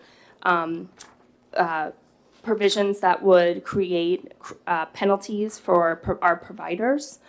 Dartmouth Health is the home of the only PEDS endo program in the state of New Hampshire, and we do have a gender-affirming care clinic both in Manchester and in Lebanon. And while top surgeries are not performed on minors in New Hampshire at Dartmouth Health or elsewhere, we would have grave concerns about prohibiting referrals thereof. We really see this bill interfering with the patient-provider relationship that includes the patient and their parents, and would have concerns about this bill passing. I'm happy to take questions. All right. I don't have a question, but Senator Avard does. Thank you, Courtney. Thank you, Mr. Chairman. Would Dartmouth want to refer somebody who's 13 years old for? So, Senator Avard, I am going to go out on a limb and say probably not, but that really, a patient and a provider really need to make decisions together, and it really depends on what's going on with that patient in consultation with their parent. I would imagine 13 would be a little bit young, but really this bill prohibits anything 17, 16. So I would have concerns about legislating medicine and really putting those parameters into statute. Thank you. All right, any other questions? Senator Prentice. Thank you, Chair Rochford. So thank you, Courtney, for taking my question. It has to do with consultation. Mm-hmm. So I heard clearly that Dartmouth Health, thank you for bringing on microphone within reach. I appreciate your help. The Dartmouth Health doesn't do these surgeries in this state. There's a question, but you have referred out of state because you have these gender affirming care clinics in Lebanon. and in Manchester, correct? Yes. Okay, so quick thought. Yes. So Senator Long had brought this up earlier, prohibition on consultation. Referral. A referral, sorry. Yes, on page 3, lines 1 through 3, there's a prohibition that any referral for or provision of gender surgery of an individual under 18 is unprofessional conduct and would be subject to discipline. We would have concern about that provision, significant concern about that provision. There may be a circumstance where there's a 17-year-old who's getting ready to go off to college and wants to have top surgery before they go off to college, and we believe strongly that a provider, in consultation with parents and that patient, should have the opportunity to discuss clinical care with their patient. Okay, thank you. Thank you. Any other questions? Senator Long. Thank you. I just wanted to make sure, as far as breast surgeries, Dartmouth Health on Minors doesn't do it. We do not. Did you also say you don't know of anybody in the state of New Hampshire? I'm gonna make the assumption that no other providers do that, Senator, because we're the only PEDS endo program in the state, meaning that we're the only health system that provides pediatric endocrinology services for gender-affirming care. Okay, thank you. Great. Any other questions? No, thank you very much. Let's see. Dr. Warner.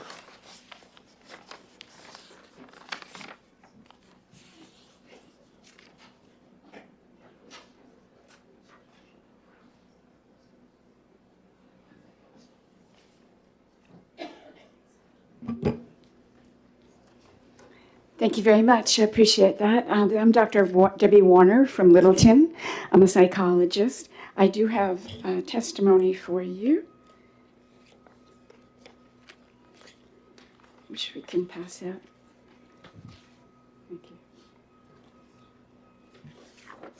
Thank you. I will speak the rationale that I have in support of both this bill and House Bill 377, which will come next. And I'll break it into two so that I get two chances. In the beginning of my testimony, there's some technical things about the bill, but I'd like to go directly to my page 2, talking about the age of reason and informed consent.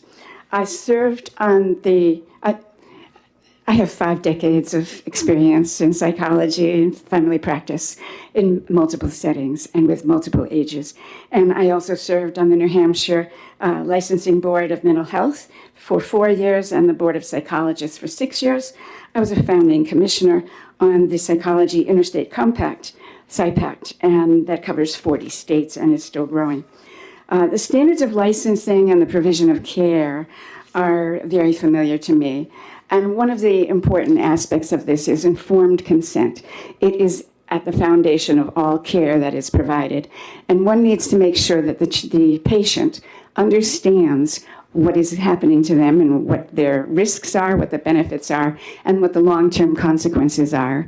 And in my understanding of child development and psychological processes of the children and their cognitive abilities, they are not suitable for making these sorts of decisions for themselves. This is a non-reversible situation, and I'll get into that later. Child development is something that is very important. The psychology tasks that they have to master during their childhood involve concepts and coming across the many difficulties. Do you need to limit me? It looks like Yeah, we do. And I don't know if that seemed to go awfully fast, but I'm trying to be right. quick. And all brief. right. I'll go with a couple of points. Okay, and I know we have your written testimony, so that's helpful as well. Very good, very good. Children do not have the ability to make decisions on a logical basis and on just face value. They need to experiment and play through the alternatives that they have, the options that they have, and what they mean in their lives.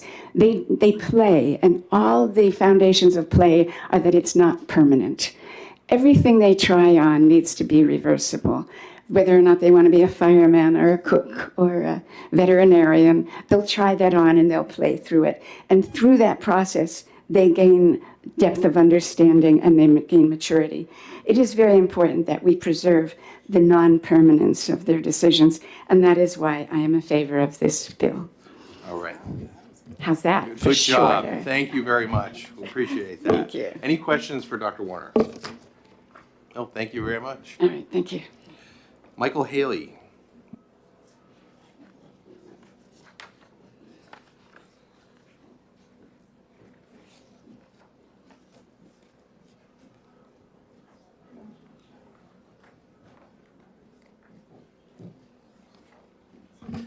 Mr. Chair and members of the committee, I know we're on a tight time crunch, so I'll be very brief.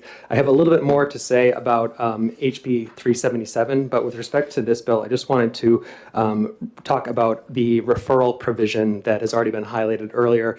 We've already heard testimony today that these procedures are not performed in the state of New Hampshire. It's an extremely rare surgery, so it's attempting to solve a problem that doesn't exist here.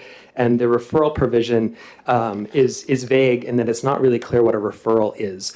We've have not found references to referrals in other provisions. It's not clear whether this is talking about an insurance referral or simply telling a patient about the existence of a surgery, the existence of a physician who can perform it. And because of that vagueness and because of the penalties that attach to it, it could be held unconstitutional by a court and also could violate the First Amendment free expression rights of a physician who's simply trying to inform a patient about their options. That's really all I have to say about this particular bill, but I'm happy to take any questions. Thank you. Are there any questions? Oh, thank you very much. Thank you. Heather Mullins.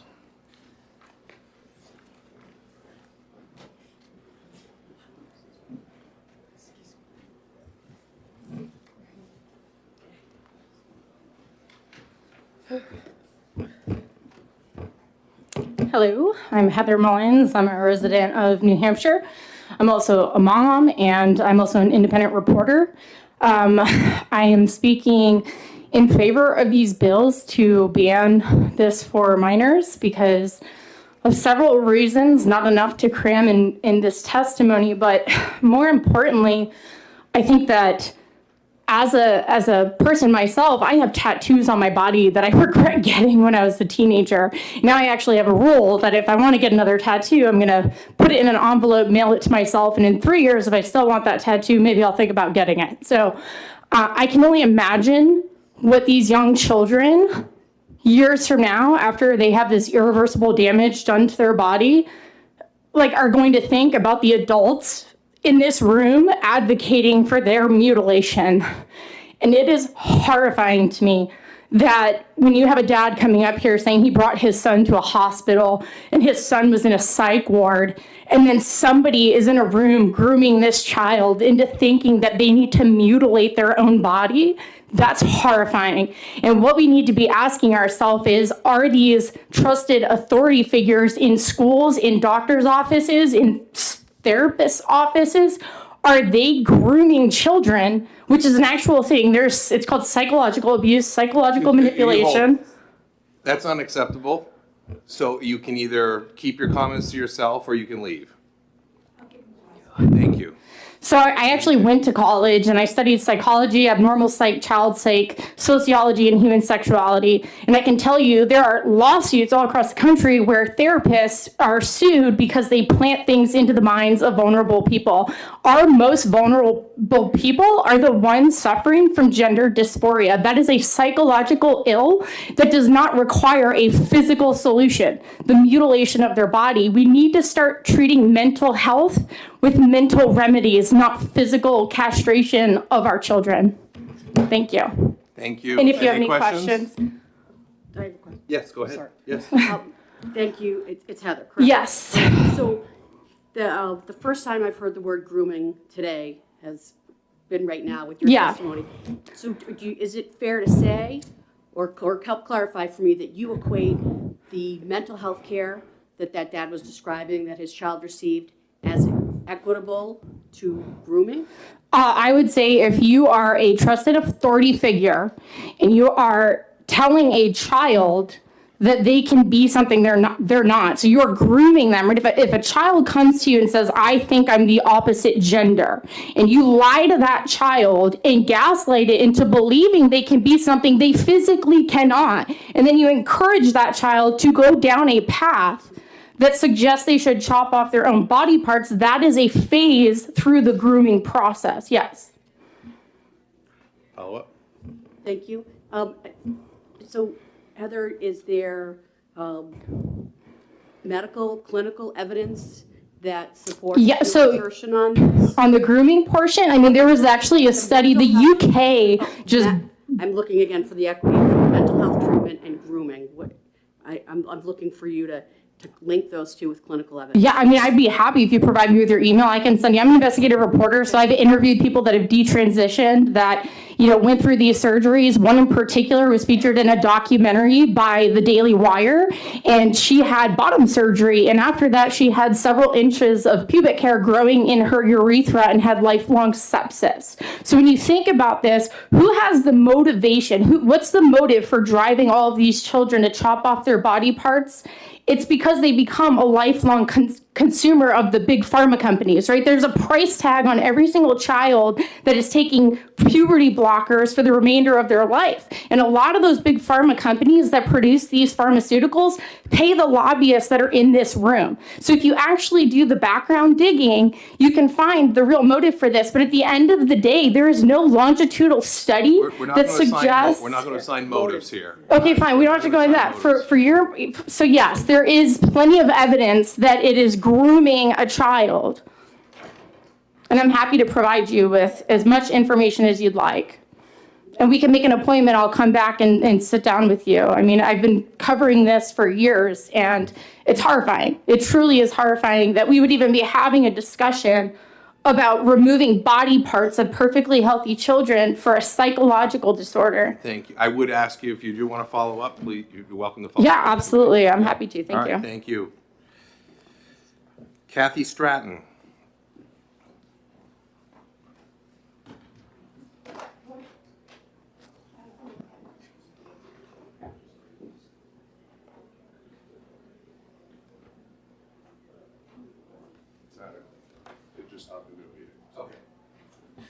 All right, we'll skip over Kathy Stratton. We've got Simon Amaya Price.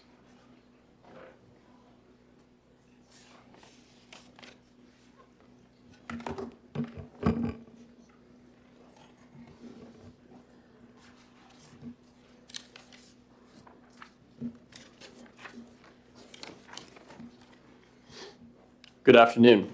My name is Simon Amaya Price. I shouldn't be here today. I shouldn't have to watch my friends have their healthy body parts chopped off and just thrown out on the curb. None of this should have ever happened. This is a picture of my friend Claire.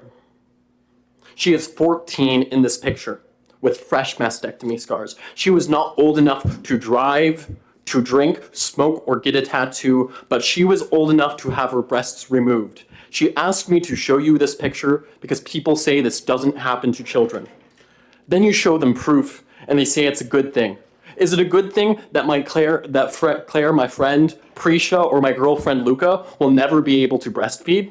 Because they were sold a lie by pill-pushing doctors who wanted to make a quick buck? All right, that's out of line. So we're not going to assign motive. We're not going to impugn anyone here. We're going to stick to the facts of the bill here. So many of us, I'm a sister myself, are victims of sexual assault or abuse. There are few things in life that make you want to be rid of your secondary sexual characteristics more than going through sexual trauma. Healing is a long road with no signage. When you start, you can't see the end. When you present us with the clear, defined steps, that is transition, of course that's what we're going to opt for. We were children.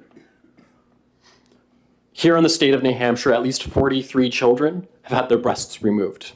I have found, I believe, 2 doctors, Dr. Todd Burnett at Elliott Hospital and Dr. Shin at Dartmouth Hitchcock Medical Center, who advertise publicly that they perform double mastectomies on minors. We have been through so much and we are asking for so little. Let's make sure that no child ever has to go through this in New Hampshire. Pass this bill if you care about people like me and my friends and the kids on the other side of this issue. And to the young people who are here on the other side, you may not believe me now, but someday you will find people who love you not despite your sex, but in part because of it. Thank you very much. Thank you very much. And just repeating something you said, where were the advertising for the double mastectomies? I encourage you to go to Todd Burnett's page at Elliott Hospital or Dr. Shin's page at Dartmouth Hitchcock Medical Center. We also have public insurance claims. One of the great databases for this is the Stop the Harm database, which shows that here in New Hampshire, these surgeries are performed on minors. Thank you very much. Any questions? Thank you. Courtney Reed.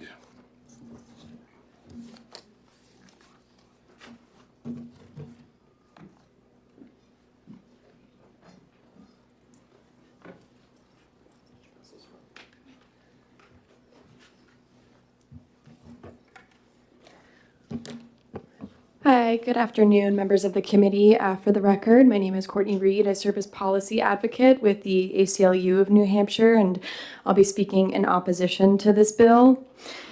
Generally, the ACLU holds a deep opposition to government overreach and interference into private medical decisions, especially interference in decisions made by trained physicians, clinical teams, and families.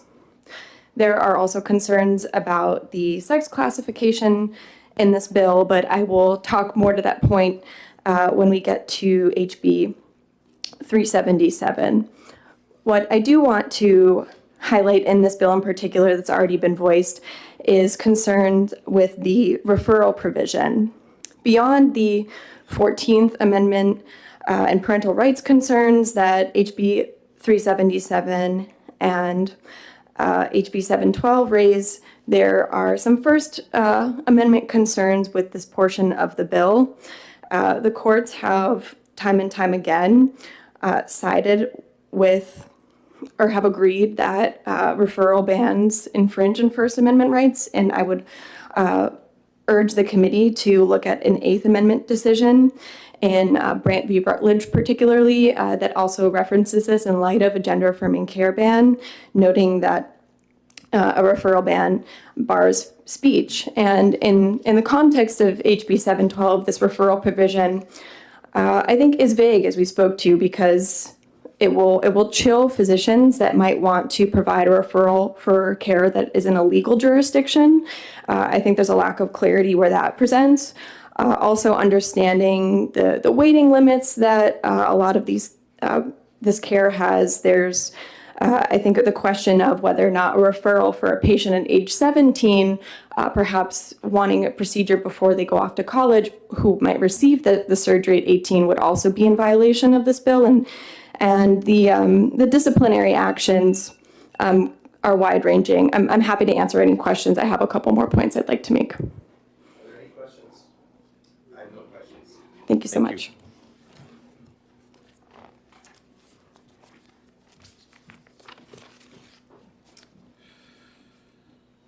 Stephen Scher.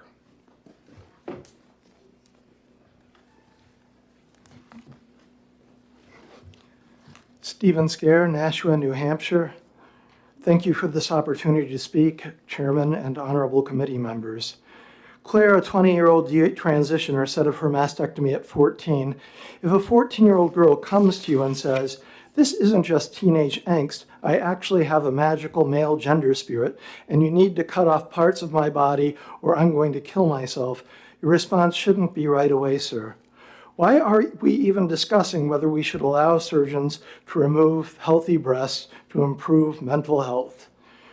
Transgenderism is a religion that teaches that a boy's soul can possess a girl's body.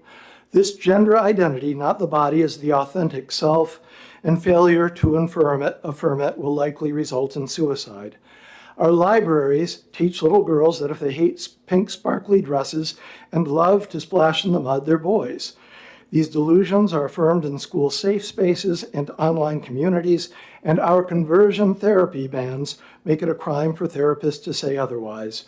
Girls suffering with autism, trauma, and depression are subjected to chemicals and surgeries that leave them maimed and sterilized as physicians try to correct their bodies to match their gendered souls. This is all make-believe. Our bodies are real, but gender identities are entirely imaginary, based on people's desire to escape their bodies, fantasies about being the opposite sex, sex-based stereotypes, and circular reasoning. Our medical industry is selling a myth, a story with a happy ending. They assure us that only 1% of children regret these treatments, a lower rate than knee surgeries. But this is an irrelevant number. Nobody is keeping track of health outcomes for these girls. Girls, human females, deserve evidence-based care. Please support this bill. Thank you very much. Are there any questions? I have a quick question. What is a manageable male gender spirit? She's referring to the gender identity, being sold the idea that she had this immutable gender identity that her body would match. Okay. Thank you. Let's see. Did Anne Marie Banfield come back? Yes, I did. All right, you're up. I'm going to be very short.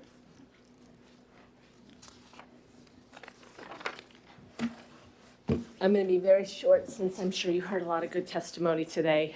Good afternoon, morning, I'm not really sure. Anne Marie Banfield. I'm a parental rights advocate in New Hampshire, focused on public education. However, today I'm coming before you to speak on this particular bill. I'm going to make it very short. My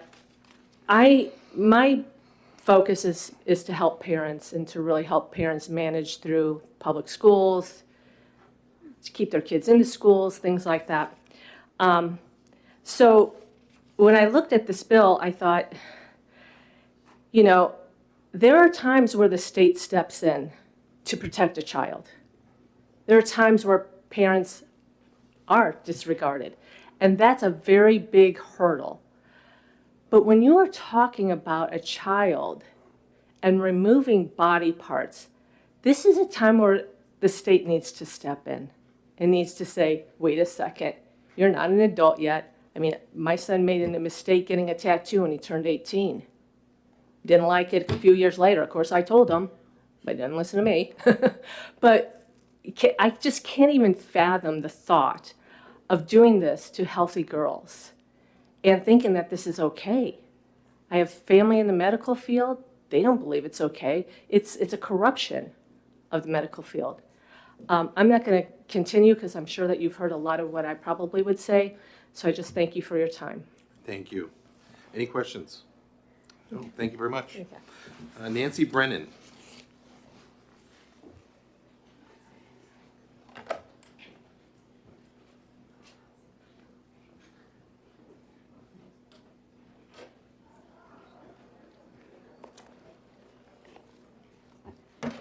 I'd like to be saying good morning, but I'm going to say good afternoon because that's where we are. My name is Nancy Brennan. I live in Ware, and I'm very opposed to this bill. I would like to address a couple of things. One, and I will tell you that my next testimony for 377, I have sent you all kinds of studies. There's a couple more that I didn't include that I will send you when I get home. And one of them, see if I can bring it back up here, which I didn't run off. One of them disputes what we heard from the main sponsor and others, that a study shows trans surgery increases suicide. That was put out by a known anti-trans group that uses pseudoscience. And one of the main flaws, without going into detail, you can read it, I'll send it to you. One of the main flaws is it compares suicide in transgender people that have had surgery with cisgender people who who haven't had surgery. So the comparison by itself makes that faulty. I would also like to say that when we groom something, when we reference something from the point of view of this is grooming, this is mutilation, this is gaslighting, then the way we take it is different than when we talk about health care. Every major medical, psychiatric, and pediatric association says gender-affirming care is real, necessary, and that being gender is real. There's even a study, and I didn't include it because I don't like to include things that are iffy. It's a beginning study that actually shows that brains of transgender people have some similarities to the cisgender person that they know they are. And it isn't about make-believe, it's about reality. And it has existed throughout history and across all cultures. Please do not take away health care. Great, Thank are there you. any questions? Thank you very much.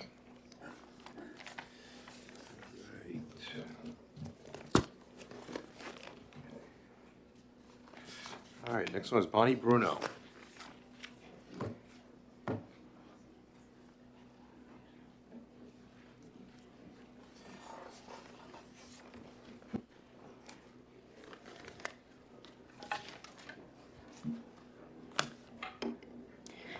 Thank you for having this public hearing, and I've decided to change my testimony other than to say that after looking at one of the meetings I went to before, one of the hearings that my senator, because I'm from Hollis, had done, that it really is about loving thy neighbor, not legislating thy neighbor. So I'm just going to summarize that there.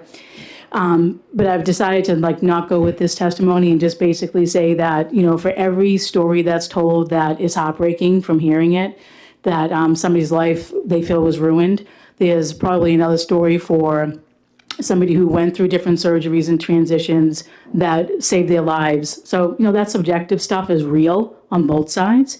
I had a friend who attended a gathering at a pub where some group was bringing a bunch of people in saying that they should have never had this gender-affirming surgery, their lives are ruined. And she talked to one of the people after, and that person was passionately disturbed by going through his surgery. But after she was talking to him, that person was made promises that no surgeon should make for any surgery, whether it's, to fix a broken wrist, heart surgery, can't make certain types of promises. So after she talked to this person for a little bit, she realized the anger was at promises that they were given that no surgeon should do, and that they wanted to live a certain life and they couldn't still live that life because his surgeries didn't go well. So that person's anger was not about having that gender-affirming surgery. There was anger at it not giving the results that they wanted. But yet that person was going around the state with this group saying, I should have never had this done. But really their anger is misdirected and misguided, and I think being misused in this situation. So I think what I want to just say is over in the House, 712 was opposed by 1,279 sign-ins, and only 106 people supported it. And as far as I know, you can't really go into the Senate and see how many people signed in. If you can do that, I'd like to know. It's not on that front page to follow how many people sign in. But even over in the House, this was more opposed than it was supported. And I adamantly support any anti-trans bills, and I believe this is one of them.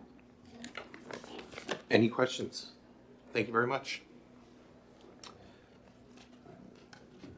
Jamie Reed.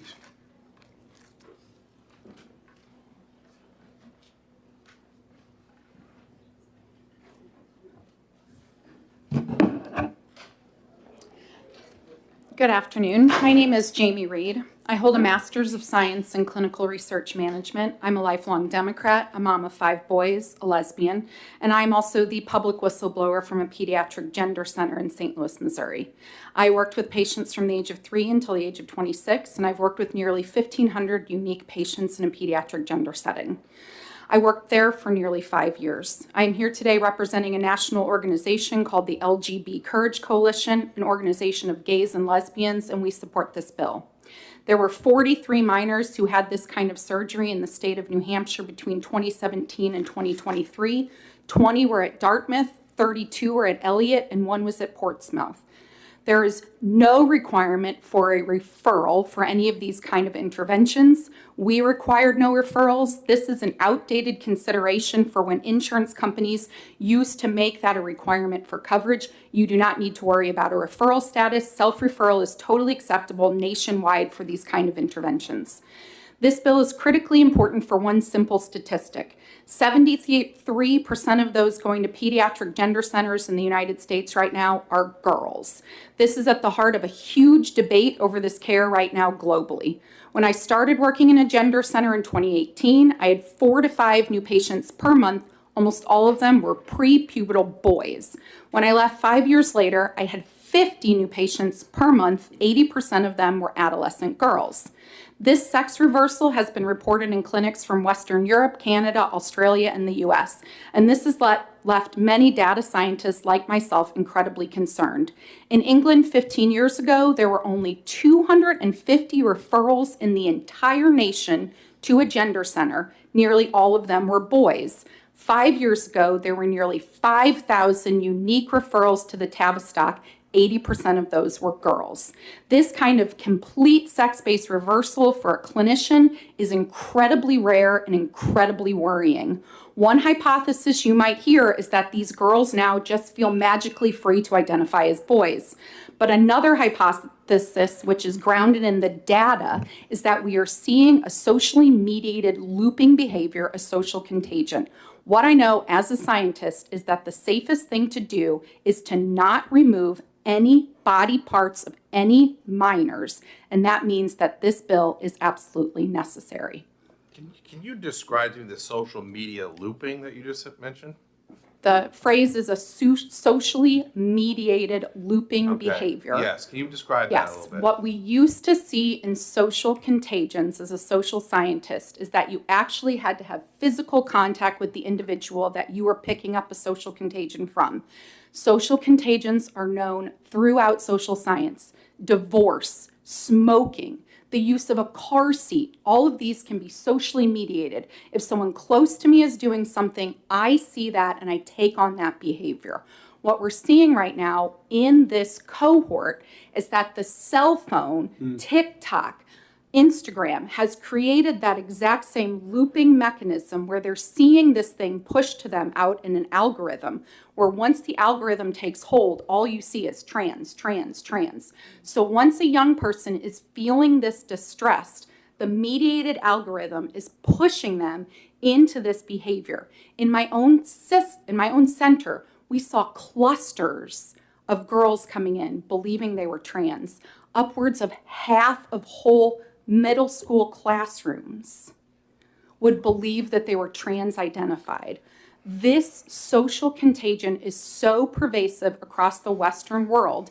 There are multiple countries who have completely stopped these interventions because we are harming these children, because this is a brand new era for this socially mediated contagion through our devices that we've put in all of their hands. Thank you. Senator, do you have a question? I do. Thank you for your testimony. And actually, I've heard something like that in Oversight Health and Human Services, actually targeting ninth grade girls for some reason. They were targeting. My question has to do with you want me to speak up? My question has to do with Dartmouth. They came in and they testified, or a representative saying that they did not do any of these surgeries. You made a very, very serious claim. Can you prove that? Yes. So what happened was you can purchase the insurance data set nationwide. An organization called Do No Harm purchased the data set from 2017 to 2023. They then purchased multiple versions of that data set that you can buy from the insurance companies. They cross-referenced all of these claims, and they were looking for specific insurance billing codes. It's an F64 code if it's a gender-related insurance billing code. They were then matching the gender-related billing code to a gender-related surgery. What they did is they cross-referenced it. They have published this for all 50 states. And what they found was there were 17 Dartmouth Hitchcock Medical Center patients. There were 3 Dartmouth Hitchcock Clinic patients. And they cross-checked that with their submitted billing charge. So Dartmouth Hitchcock Medical Center total billed for 76 referred sex change patients for a submitted charge of $70,523. It's all in the data from the insurance claims, and it's all back to the bottom line, basically. Which begs another question, if I may. What insurance company paid for that? Oh, Medicaid, Medicare, TRICARE, CHIP, most private insurance companies, very, very few are going to be private pay. Almost all of this is currently covered through what started in the Obamacare requirement, but all of those covered it. Your state, Medicaid, CHIP, they all, in my own state, we had all of the same billing codes. Everything was being covered. Final question. Yes, go ahead. So how do I differentiate between what is medically necessary if there was like an accident or if there was some cosmetic thing that was definitely necessary versus mental gender dysphoria? Well, one of the things you have to look for is the coding number. So like I said, F64 covers a diagnosis of gender dysphoria. It also will cover a diagnosis of gender-related distress. It will cover a questioning of gender consideration. What you also have to cross-reference, which would be different if you're talking about, say, somebody was in a car accident and had to have a follow-up care. You're going to have to follow that up with billing for a mental health letter. So one of these things that these insurance companies are still requiring is at least one letter of support from a mental health provider that can be written and given after as little as one visit with a mental health provider. But you would see that match up with an F64 code, and then a mental health code billing would line up before that type of surgery was completed. I will also mention, though, fraud is prevalent in these practices. I have seen coding where they are claiming that they're doing a medically necessary bilateral breast reduction. I've seen charts where they claim that they've done a reduction, and yet then they document later that there is, quote, no breast tissue left remaining. And the way that this is done is a little bit different. They try to resculpt the chest. Sometimes you'll see in the charts too, nipples were not reattached. Surgical considerations are varied, and we also have a couple of young people who've had this surgery who will testify later, but this is a rampant fraud system too. Yes, one more. Yeah. We've got Senator So Prentice. with F64 code, does it say what age levels these children were? Yes, it will. You can match up the insurance billing, and what the database is only for pediatric billing. This is a data set. Okay. It's part of the question, though. What was the youngest age? Oh, the youngest age that I have seen is 13. Thank you. Welcome. Senator Prentice. My question was about the data source, and Okay. Senator Avard got to that, so All right. thank you. Very good. Any other questions? Great minds. Thank you very much. Thank you for your time. Kathy Stratton, come back. It's a serious charge. I don't see her. All right. Leanne Owen. They are back in. She's in the office here. Good afternoon, Senators, and thank you for your time. My name is Leanne Owen, and I am here as a woman who grew up as a tomboy back in the 70s, playing hard and often with the boys as a child. I know what it feels like to feel different in my body, and from very early on, I did. Heck, I'm 55 and I still feel odd wearing girly clothes like I am today. I was the little girl who liked to roughhouse, climb trees, and didn't care much about the rules for what girls were supposed to do, even in the South back in the 70s. I didn't want to wear dresses. I didn't want to be told I was not playing like a girl. I was mortified when my body began to develop and would have gladly opted out had that been a choice when I was young. Thank God it wasn't. But today, girls like I once was, and often still am, tomboys, survivors, future lesbians, are being told that they were born wrong. They are being offered double mastectomies before they've even had their first kiss. They're being sterilized, surgically altered, and packaged up for a future of regret. This is gay conversion therapy. Don't let anybody tell you otherwise. It's not progress. It's not inclusion. It's not love. It is the destruction of vulnerable young people in the name of an ideology. Today I work in massage therapy. I spent the last 27 years helping women come back into their bodies after trauma. I've worked on scar tissue from many surgeries, medically necessary ones, and surgery is hard on the body, even when it is actually life-saving. These scars don't just fade, they stay, and they tell a story these women will never be able to rewind.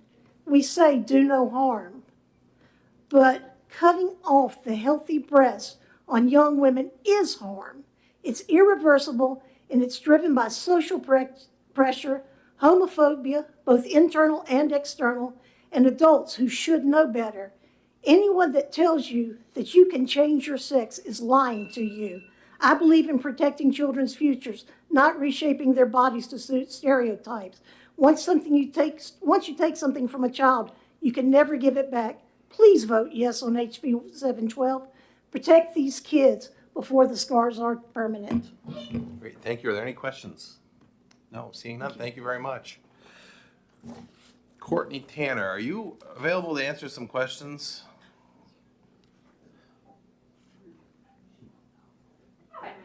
Yeah. For the record, Courtney Tanner, I'm the Senior Director of Government Relations at Dartmouth Health. Yeah, I think there was some, you provided some testimony earlier about these types of surgeries not being done in New Hampshire, and we heard testimony subsequently that said they are. Yeah, I heard that testimony too. It's concerning and it's falsified data. We do not perform top surgeries on individuals who are seeking gender-affirming care that are less than 18 years old. Okay. Well, can you explain the coding situation? I can't, I don't have it in front of me, Senator, but I would be happy to sit down at a table with respective parties to look it over. We have reviewed that information. It was floating around in an email several months ago. It's my understanding that that's falsified data. So unfortunately, misinformation does happen. Thank you. Any other questions? Thank you. Thank you for coming back. Prisha Mosley.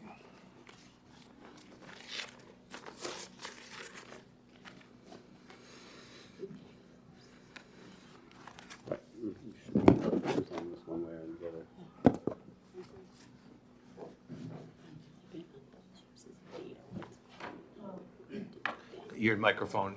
Yes, thank you. Okay, thank you. There you go, you're good. My name is Prisha Mosley. When I was a teenager, I was groomed by my doctors, and then a surgeon cut off my breasts because I hated myself. I believed that I was being transformed into a man and that my new identity would make me whole, but that never happened. My surgery left me with nerve damage and painful scar tissue. My chest is numb to the touch, but I suffer internal pain because of the damage. 10 months ago, I gave birth to a baby boy. He is the greatest joy in my life, but his arrival accompanied surgical complications and more trauma. My surgeon left pieces of breast tissue in tatters inside of my chest.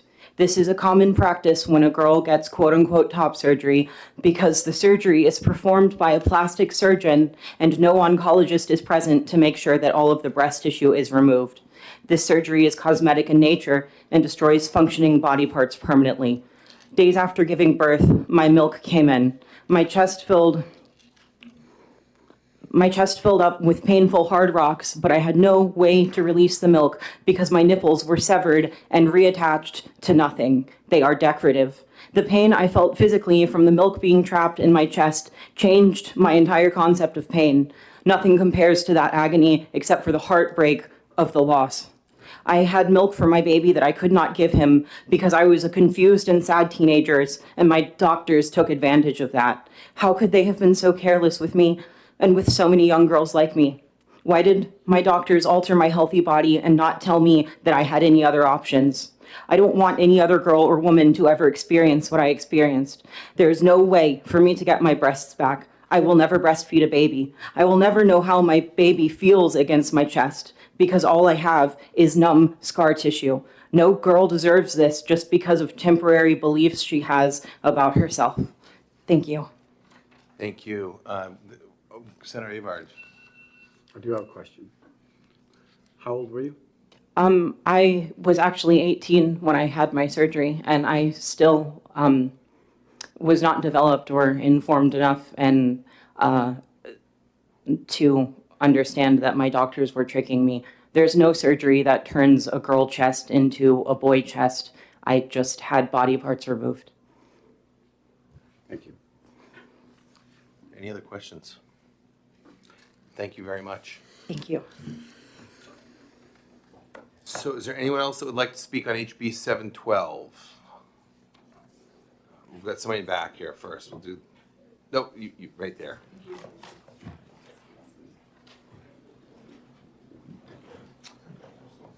Thank you for taking testimony. I was not going to speak on this bill because I have less expertise on it than I would like.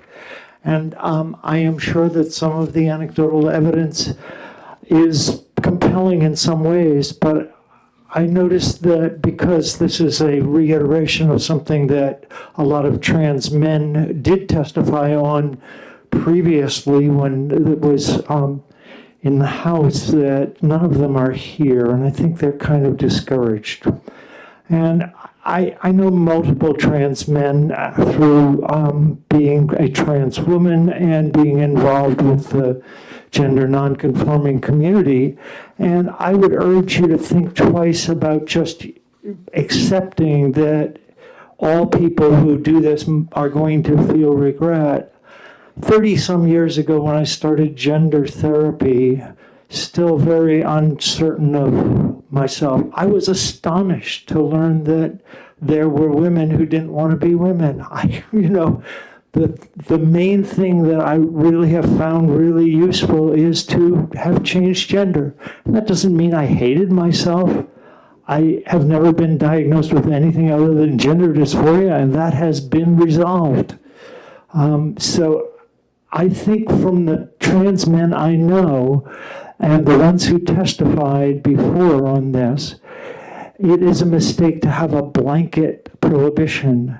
It is uncomfortable, I know, because I hid my gender transition for a long time, to have breast tissue that you have to hide. You can't go swimming. You can't be in a locker room with others.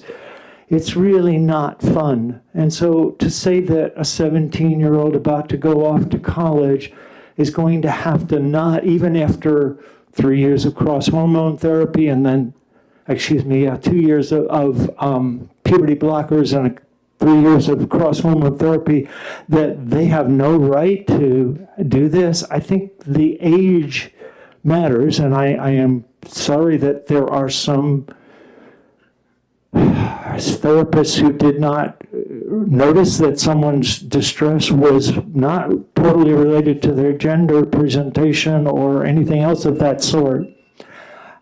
So I feel badly for people who've had that happen. But I don't think you should just blanket ban this surgery for anyone under the age of 18. I think that's a mistake. Great, thank you. Are there any questions? Thank you very much. Therese Bastarash.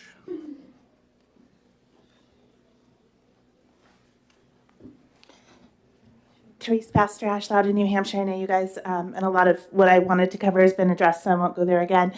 I wanted to talk about, if you go to National Review, $4.12 billion industry, gender affirming care, and that was in 2022. 3 years later, it's become quite larger. There is a money component behind this that needs to be taken into consideration. The development of a children are very, very impressionable. I have a 9 and 10-year-old. We need to realize that they have not gone through the developmental phases to truly understand who it is they are. Many of us don't reach that until we're in our 20s and even in our 30s. So to mutilate, we as clinicians, we take an oath to do no harm. You never solve a mental health issue by a surgical intervention of removing healthy body parts. It does cause nerve pain. It does impact the endocrine system. The endocrine system is all of our hormones that flow through our body that tell our body what exactly it needs to do. And it is the new frontier. It is a part of our, as clinicians, that we still don't fully understand. And it's not something we should go in and go messing with. It's one of these things, and I have people who've come to me and said that they had a female come in and they said, oh, she has low testosterone, so now we can code it that we're giving her testosterone. I mean, there are ways for them to be tricky with how they're doing this with these minors, and we need to be very much aware of that. We do see this increase in autism that we have not seen historically. It does align itself with an increase of vaccines that are happening, which are very much pushed by Bill Gates, who believes in depopulation. All right, we're going to stick on the topic. That's fine. So if you go down this path of trending with children, that they may not be wonderfully and fearfully made, and affirm that they are beautiful the way God made them, and instead encouraging them to be confused, we are abusing them. We are grooming them and influencing them down a path that has irreversible harm. Please, I support this. Please do not let these children continue to mutilate themselves in New Hampshire. Thank you. Great, thank you. Ty Thompson.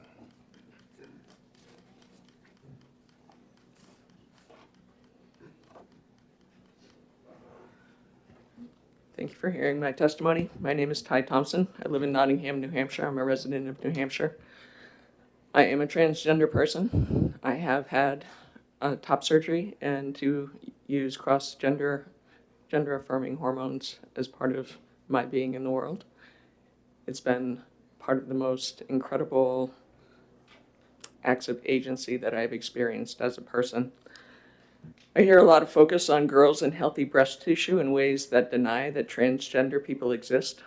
Transgender and non-binary people have always existed, and in many cultures and across time in the world, in a way that doesn't rely on the heavy insistence on binary gender as we identify it in this culture, and certainly not with the same extent of vitriol. My sense of self was clear from the time I could speak. An insistence that transgender people are mentally ill is uninformed at best. We rely in our healthcare on problem-focused care. So gender dysphoria becomes a way to describe the experience of a person where there can be care to help a person live more in the body and in the community in a way that aligns with their sense of self. Transgender youth, by that nature, also exist. I was a transgender youth even before I had access to care. Youth are trying to navigate with a sense of self in a complicated world and deserve access to comprehensive health care and to live in a world that does not target their existence in creating an increasingly hostile sense of world. This is an important form of harm that I would like you to consider with this legislation.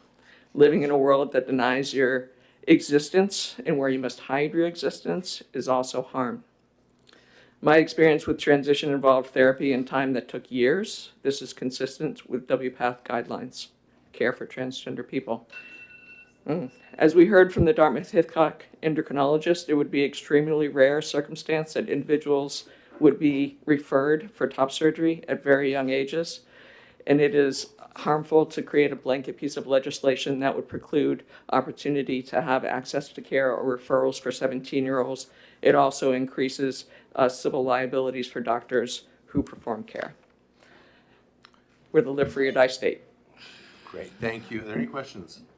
Thank you very much. I know there were some other folks that wanted to speak right here in front here.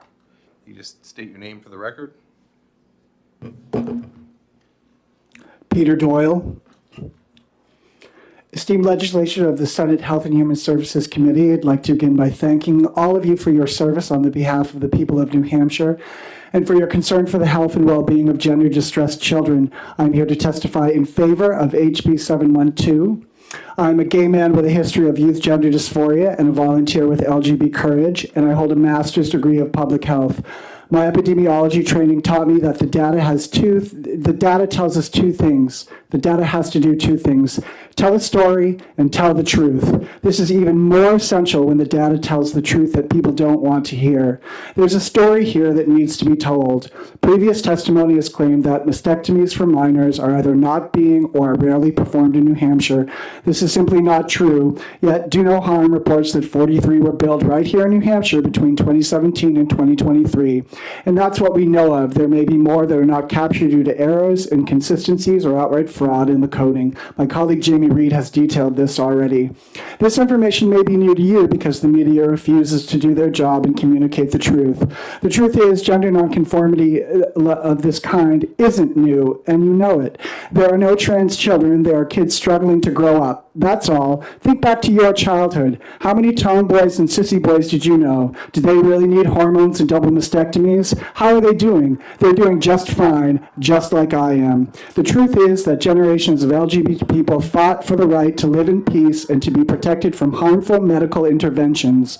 Gender medicine is not evidence-based and results in a lifelong regimen of harmful medicalization. It is reckless, unproven, and no different than the electroshock therapy and chemical castration practices performed on LGBT people of the past. It is tooth-fairy medicine aimed at medicalizing the gay away. Listen to the data and listen to the stories here today of those who have been harmed. The story here is that the struggles of youth are a crucial part of developing self-understanding and resilience. Let kids be kids. Let the children of New Hampshire grow up just as I did. Vote yes on HB 712. The data is clear. Gender-distressed girls need time, not breast removal. Thank you. Great, thank you very much. Any questions? I do. Sorry, Havard. You made the statement that in New Hampshire, there have been surgeries that Yes. minors. Yep, yeah. And how did you come across this information? I came across that from the Do No Harm website, which was created to visualize health data concerning gender-related procedures. Okay, so may I? Yeah. This is important. Go ahead. So, Absolutely. There's two sides to this, right? One saying it didn't happen, and another saying, is it the same facility that we're considering? Was it Dartmouth or? Dartmouth, I believe, I'm going to refer to Jamie. She's got the data on hand, but I believe Dartmouth was they didn't do all 43, but they did the majority of them. And it was stated that that's misinformation. So how do we as a committee sift through this? Well, I mean, the data doesn't lie. It was billed for, so they were paid. So follow the money. All right. You don't have any questions? All right. Thank you very much. Thank you. Saw another hand back there. Yes.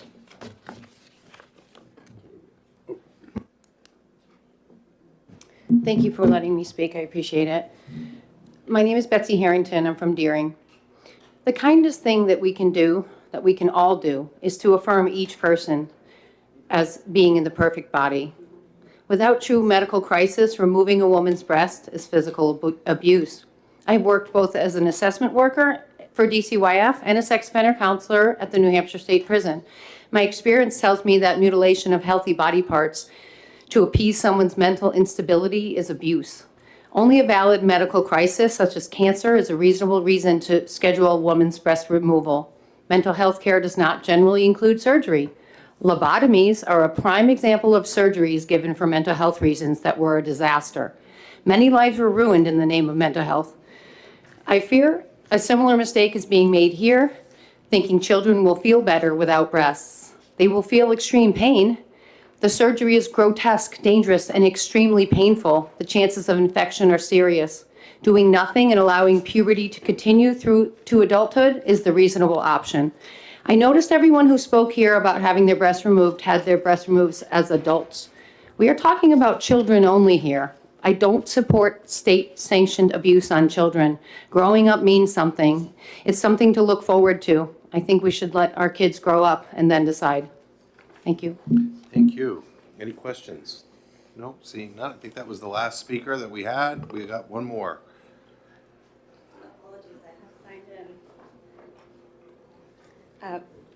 My name is Stephanie Visano. I live here in Concord. I've grown up in New Hampshire. I'm a licensed clinical mental health counselor.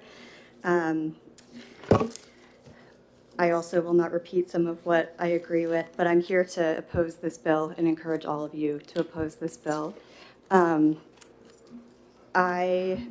have been working with gender diverse youth since 2010, and I know I don't look like a typical therapist, and I'm not. There's not that many people of us in New Hampshire who will work with these folks, and it's getting increasingly difficult, partly because I think there are these misconceptions that folks have talked about where someone has felt like they've been tricked into something or convinced to do something. And I wonder if this time would be better spent having a bill about how to better educate people to make complaints about providers who are terrible. No one should ever be tricked. No one should ever be tricked. No one should ever be convinced. I completely agree with those sentiments. And I hope that any patients have been reporting those people. Because I won't repeat a lot of what I have in my written testimony, a lot of people have also made have made arguments that support my point that I haven't heard a lot about today, which is that this bill also contains an exemption for male circumcision. When we talk about removing healthy body parts from children, male circumcision is removing a healthy body part from a child. It's removing it from an infant who has no ability to assent. Parents may have some informed consent. That infant has no ability. I've never had a gender diverse youth who has regretted any of the gender affirming care that they have received. I've never worked with an adult who has regretted any of the gender affirming care that they have received.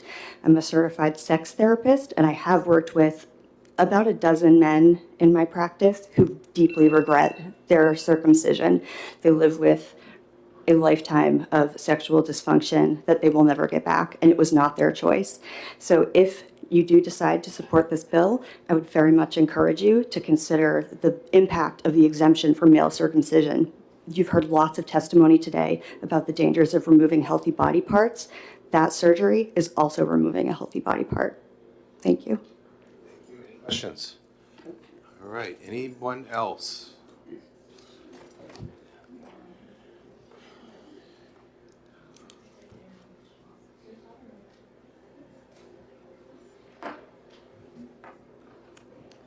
Good afternoon, members of the committee. My name is Maura Weston. I'm here today on behalf of the New Hampshire Medical Society. Kathy Stratton, our CEO, had signed up to speak, and unfortunately she and I were in another meeting when she was called. I know it's been a long morning. Very briefly, we are here in opposition to House Bill 712. We believe big picture legislating medical care compromises the fundamental principle that decisions about patient treatment should be made by physicians and those patients based on medical expertise and specific circumstances of the individual. Very specifically, however, we have issues with the language of the bill. If we look at Romans 3 and 4 on page 2, a violation of the subdivision is unprofessional conduct and is subject to discipline by the Board of Medicine, etc. We have concerns with the penalties that attach to this. We don't believe that our physicians should be penalized for appropriate medical care. Roman 4 states any person who negligently or willfully violates or assists in the violation of the provisions of this section may be subject to liability, etc. There's some vague language there. What is assist, etc.? Is that a parent? Is that a receptionist? Again, the language itself appears to be problematic to us. And further, under new Chapter 332M, under the enforcement provision, any referral for or provision of is subject to discipline, etc. And we believe that, two issues. One is the physician shouldn't be penalized for or punished for what they believe is appropriate medical care. And secondly, being subject to discipline for a referral to someone who can provide the care we think is inappropriate. So with respect, we request that you recommend this inexpedient to legislate. Thank you. Great, thank you. Any questions? No, thank you very much. I appreciate your time. Thank you. Seeing no other.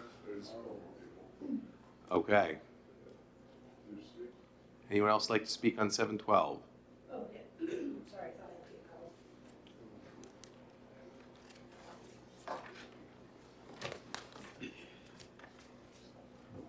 Afternoon. Oh. So my name is Kate McCarty, and I'm speaking in opposition to HB 712. Today, what if we did something different? Most of you who are arguing in favor of these bills have never sat down face to face with a trans person or trans people. And I know that because time and time again, people who spend time with other religions, other races, and people of differing gender identities come out with a completely different opinion than when they went in. So what if we did something different and held a summit? I will never forget Representative Leon saying, "Let's pump the brakes," while arguing against gender-affirming care last year. But that was directed at us. She wanted us to pump the brakes on getting care for our children while they ignored all of the facts, research, and professionals and stomped the gas to get anti-trans bills passed. I'm only asking for the same thing she did, but I'm asking it of you. Table these bills until the people these bills actually affect and the ones who will be deciding their fate for them can meet. I would like to know if that can happen. Can Live Free or Die New Hampshire live up to its motto and be brave enough to face the tiny group of its constituents that it has singled out? Governor Sununu was given the chance and chose to ignore the invitation. Hard to fathom. Governor Ayotte has the same choice. We're not here to talk about Governor Sununu and Governor Ayotte. We're here to talk about House Bill 712, and that's what we're sticking to. Okay, all right.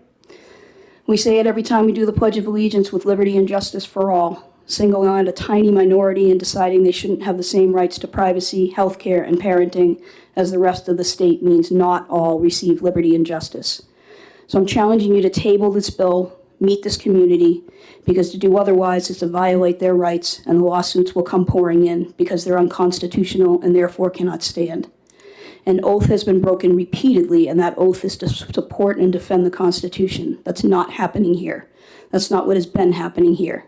You have the power to change that. We're all familiar with First They Came, the poem. Well, they have come for the trans people. What are you going to do? Thank you. Any questions? Thank you. Tommy, is there anyone else? Okay.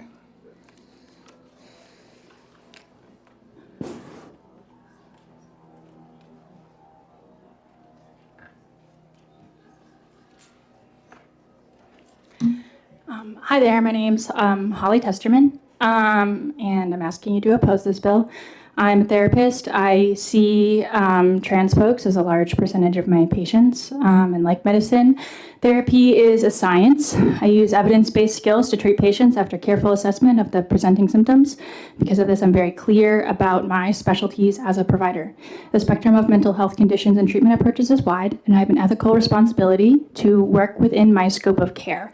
So if a potential patient reaches out to me and I'm not equipped to provide them with the treatment they need, I let them know up front, and I provide a referral to a provider who may be a better fit for them. This protects the patient, but it also protects me, because if I work outside my scope of care, I can be reported to my licensing board and potentially experience impacts to my career. This bill concerns me because in proposing and supporting this bill, legislators are working outside of their scope of care. The majority of legislators supporting these bills are not in professional medical or mental health fields. Those who are not endocrinologists, surgeons, pediatric care providers, or people who work specifically with trans folks. And by supporting this bill, they are working outside of their scope of care. Children, their families, and their doctors deserve the freedom to make the best care decisions for each individual case. Please oppose this bill. So I've got a question for you. Yeah. So as a legislature, we deal a lot of times with roads and bridges. Mm-hmm. Should we be civil engineers?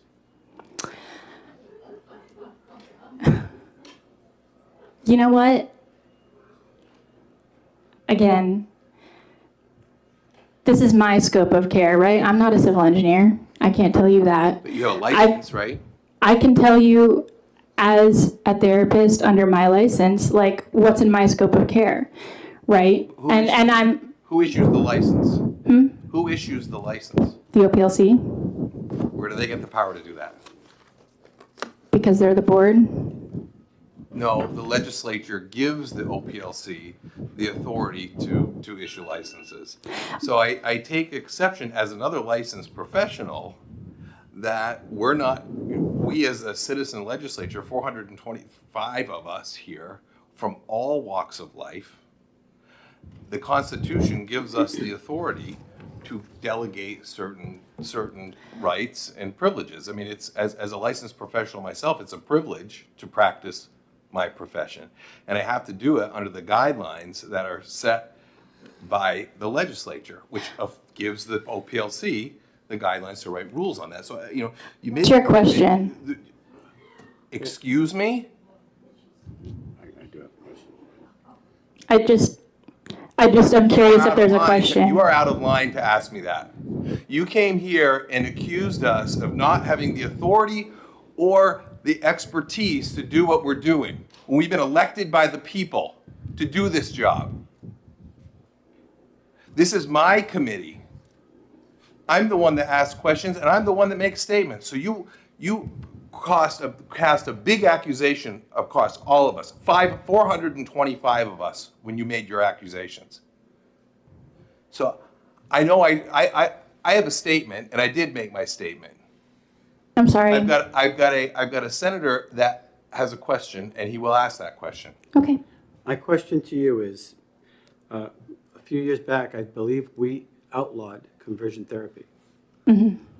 Are you assisting in conversion therapy by making sure that some of these individuals, because we have professional people here talking about this is a backdoor conversion therapy practice, by allowing these surgeries to go forward so that these people can deny what their natural body is saying?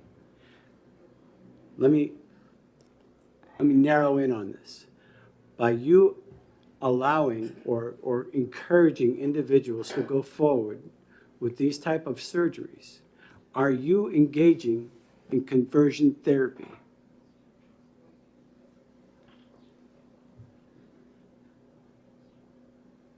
I'm not sure that question makes sense to me. It's not converting if it's their identity. Oh, thank you. Senator Long. Thank you, Mr. Chairman. In your therapy, have you advised somebody to get parts of their body removed? No, that's out of my scope. How long have you been a therapist? How long have I been a therapist? In this field? 2 years. Okay, and you've never advised somebody to... No, and that's exactly the point of my testimony, I think, is that I think this legislation would limit an option for people, right? I think it takes away the option, and I think that decision is between patients and their doctors, people in fields who that is their scope of care.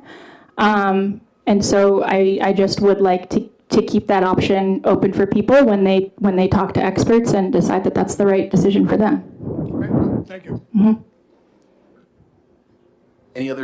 Thank you. Any other speakers, Tommy? All right, thank you. With that, I'm going to close the hearing on House Bill 712, and we are going to recess until 1:45.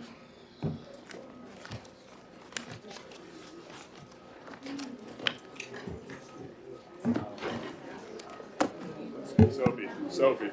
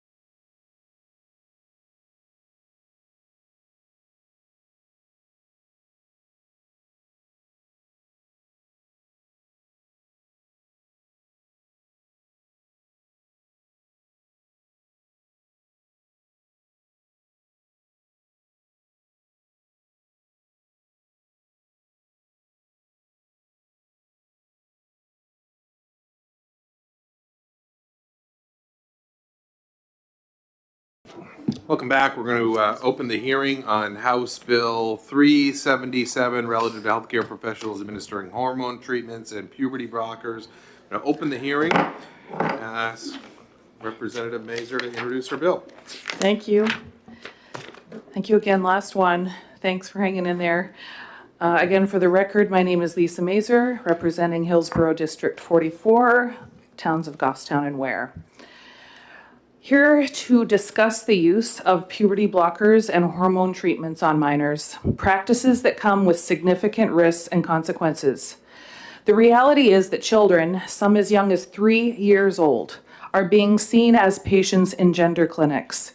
Children as young as 8 or 9 are being prescribed puberty blockers and cross-sex hormones and cannot fully comprehend the lifelong implications of altering their bodies with powerful medications. Yet many are being fast-tracked into these medical interventions after only brief consultations. This is deeply concerning. And I mentioned it in my last testimony that gender dysphoria is real, and I know it's painful.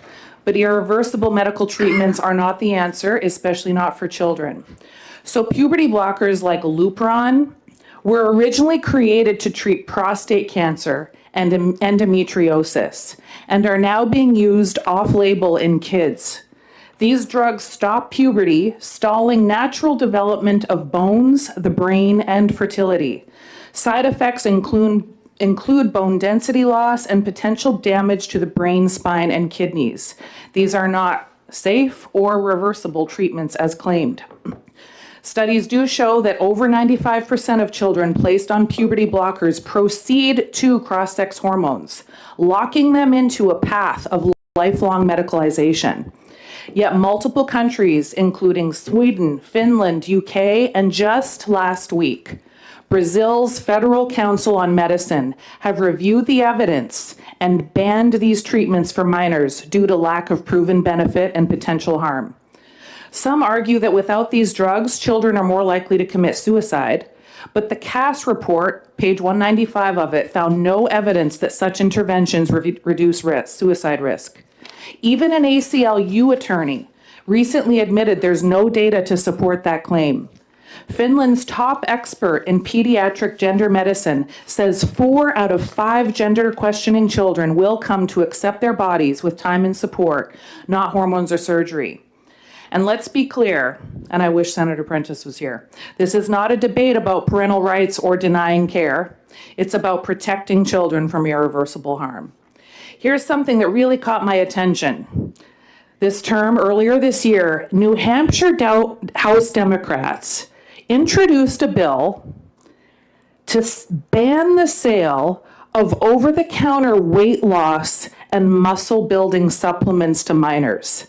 Democrats filed that bill to ban those things to minors. The reason, they said, those products are considered unsafe and potentially harmful for kids. In the bill, they also made retailers, they'd face penalties for selling those supplements. So I ask, if they want us to be this cautious about something like protein powder, how is it acceptable to prescribe puberty blockers and powerful hormones that can lead to genital atrophy, stunted bone growth, impaired brain development, and fertility? That's not just inconsistent and hypocritical, it's dangerous. Mentioned before, we don't allow minors to get tattoos, buy cigarettes, drink alcohol. Why? Because we recognize that kids and teens are still developing mentally, emotionally, physically, and we don't want them making permanent decisions with lasting consequences at such a young age. New Hampshire is at a turning point. Our country is at a turning point, but we have a special opportunity here in New Hampshire. Medical practices were adopted rapidly and aggressively, often without solid scientific backing. And we now have a growing national and international consensus urging caution. So we must follow the evidence, not ideology. And this bill, as currently amended, it actually does, this bill, allow for a weaning off period of these drugs, not just a hard stop. I urge this committee to protect children from these experimental medical interventions in New Hampshire.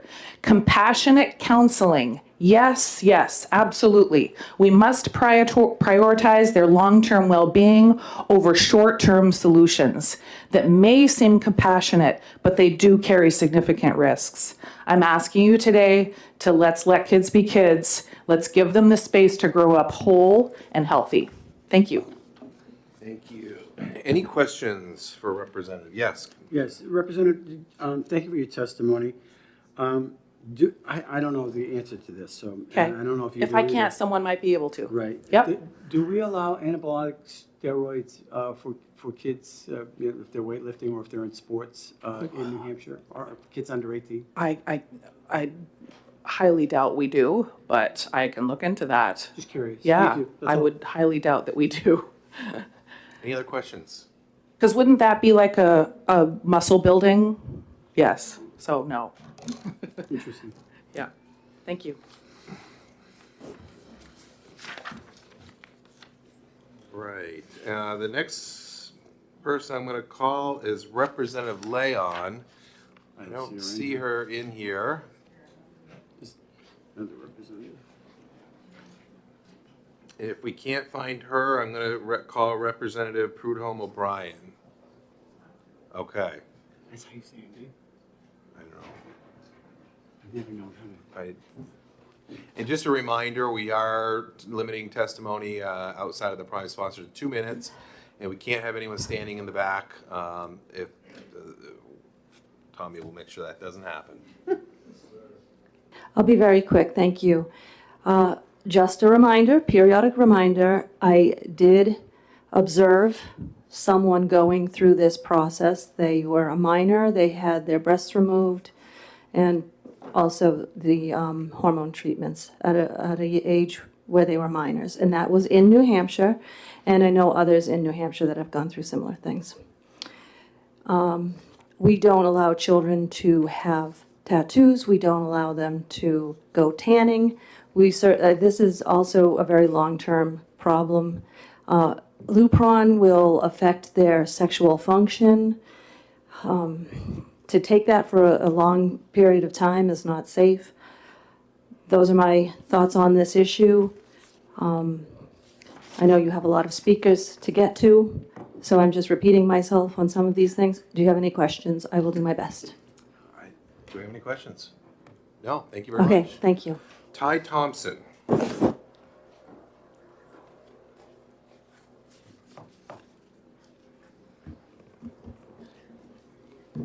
Thank you. My name is Ty Thompson. I spoke for the previous bill, and a lot of my sentiments remain the same. I'm opposed to this legislation as well.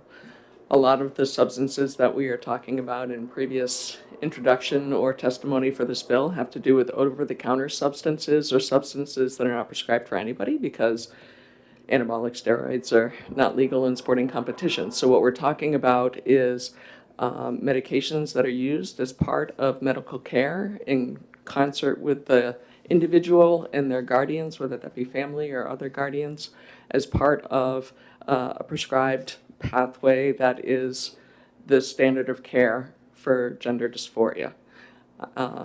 I am opposed to this bill. I think that this is decisions that are made between the family and the medical professionals. There is oversight regarding this, and you need to talk to the people for whom this experiences their own life in order to have a better understanding of the impact of changing legislation that suddenly decreases access to medications that are helpful in the process of creating space and time for young people's brains to develop and for people to have supportive care that helps people understand their own gender identity. Puberty blockers are prescribed for children who are born and have identities that align with their own gender for precocious puberty.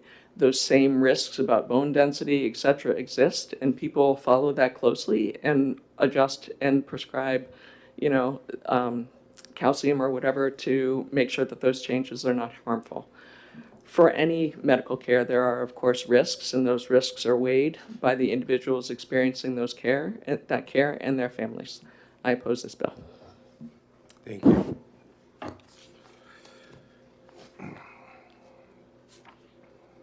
Let's see. Shayna Chartier. Sorry, she had to leave, but she did hand in her testimony. Okay. Representative Horgan, did you want to speak? I don't have you, I see you here, but I don't have you signed up to speak.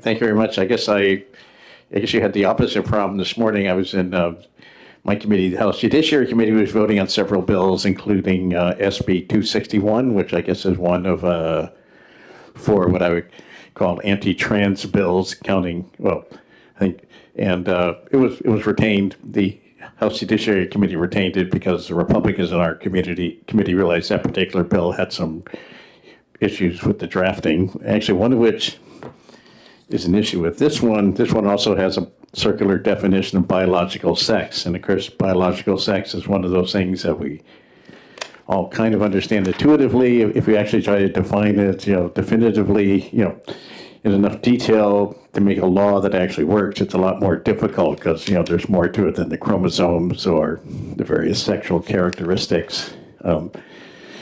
There's lots of people who don't, and there's lots of people who don't quite fit into one category or the other. It's usually fashionable for people on my side of the issue, so I'm very much against this bill, to say it's a small minority. If you're, maybe I hang out with strange people, but I actually know several people who fall somewhere into the trans category, and even if there's only one such person in the whole state, that person still deserves the same, be treated with dignity, and that includes the right to be able to receive appropriate medical treatment. It's a little bit different. I guess I'm the first Democrat to speak. I was actually trying to look through the bill search system to see what the gentlelady from Goffstown, I think it was, the prime sponsor, was talking about.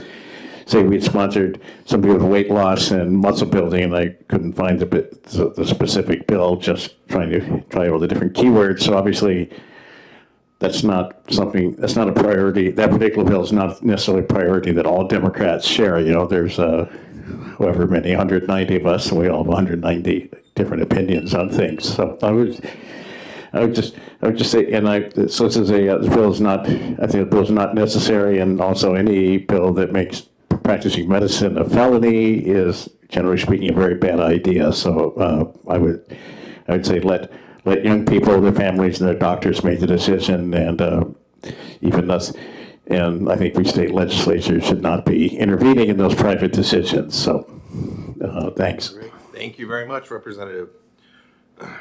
Any questions? No? Thank you. Christina Warner.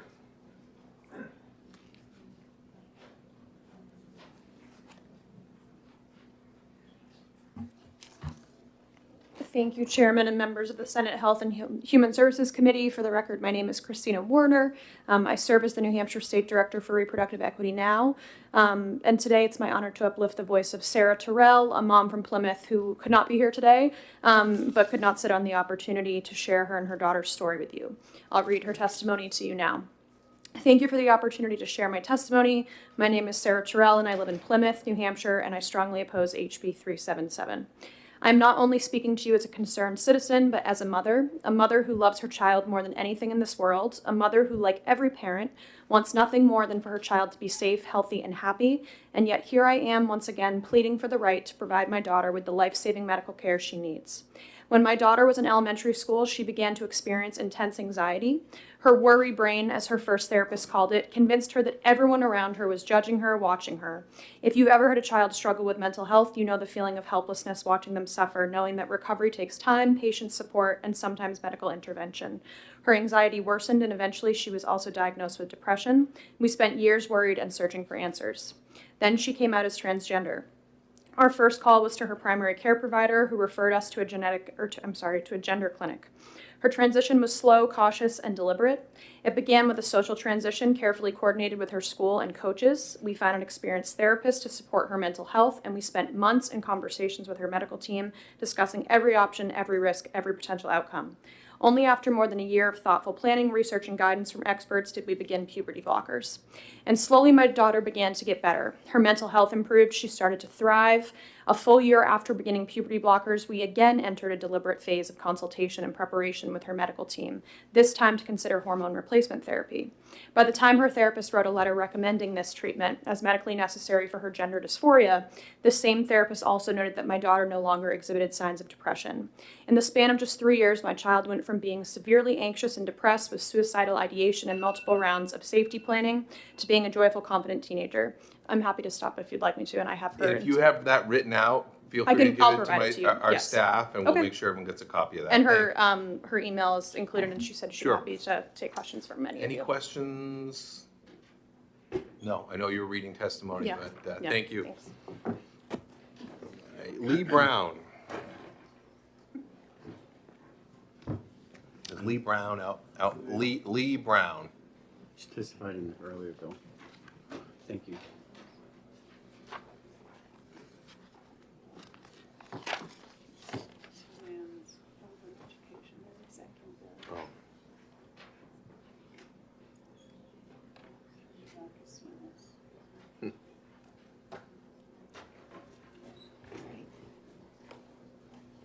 Thank you for giving me the opportunity to speak again. Sorry. So I would like to share a similar part of my experience as before. My name is Lee Brown, and I'm offering this testimony in opposition. As somebody who is part of the transgender community and has benefited from hormones and gender-affirming surgery, obviously, I feel that this is something that people should still be able to have access to. It's something that patients, parents, and mental health providers all agree that can be beneficial to certain people in certain circumstances. And I believe that we should leave that choice to the providers, families involved. As I shared in my earlier testimony in 712, I'm a New Hampshire resident living in Lebanon, a medical student, and a transgender person. And from my own experiences, when a trans person is denied access to gender-affirming puberty blockers or hormones, and their body continues developing in a direction that is distressing to them, this incongruence can be devastating, and the delay in care that many trans teens already face is closely tied to an increased risk of depression, anxiety, and suicidal thoughts. As I had to delay parts of my medical transition because of logistical and systemic barriers, that delay took a toll on my mental health. I was forced to drop out of AP classes in high school to split my time in school between intensive outpatient therapy and still underwent a brief psychiatric hospitalization for suicidality. I experienced this level of depression during the time that I was waiting to start treatment, not because I'm trans, but because I couldn't access the care that I knew would help me to live as myself. This bill would force every trans teen in the state into that type of limbo or worse. As soon as I was able to access gender-affirming care, my mental health improved, and today I don't need to go to therapy or take any medication, as all the depression and pain I had experienced resolved. I hope that the teens who would be denied this care are able to live long enough to experience the joy of just living a normal life as I have post-transition. I am genuinely afraid that won't be the case for everyone. I would like to say again that this bill would negatively impact a lot of people who are already going through a difficult time. Thank you. Great, thank you. Any questions? Thank you very much. Caleb Richmond.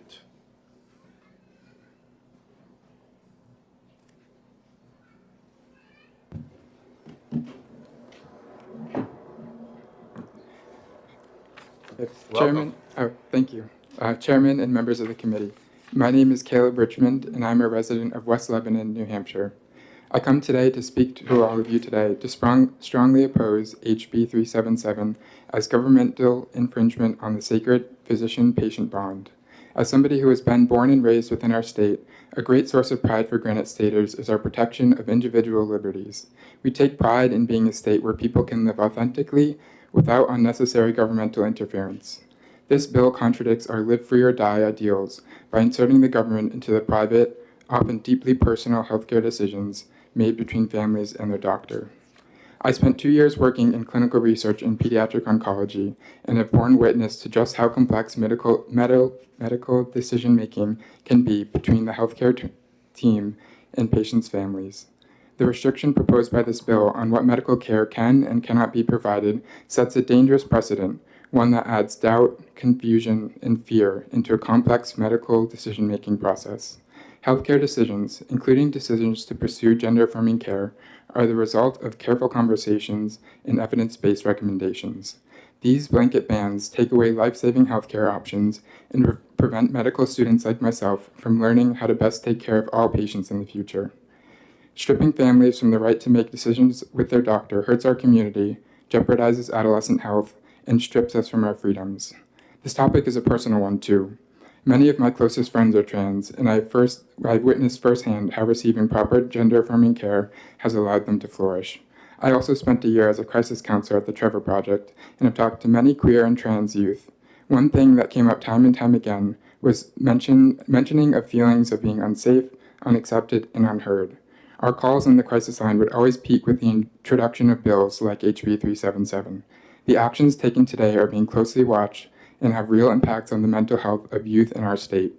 Standing before you, the mere prospect of outlawing safe, evidence-based, and necessary care is breaking my heart.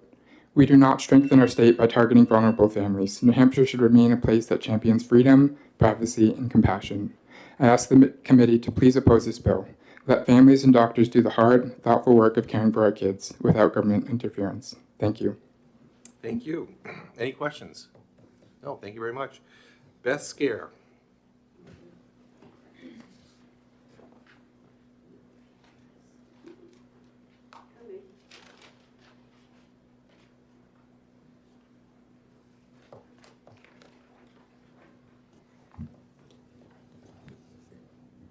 Hi, I'm Beth Scare. I'm a grandmother from Nashua, and I'm here to testify my strong support for HB 377 to protect kids from puberty blockers and cross-sex hormones.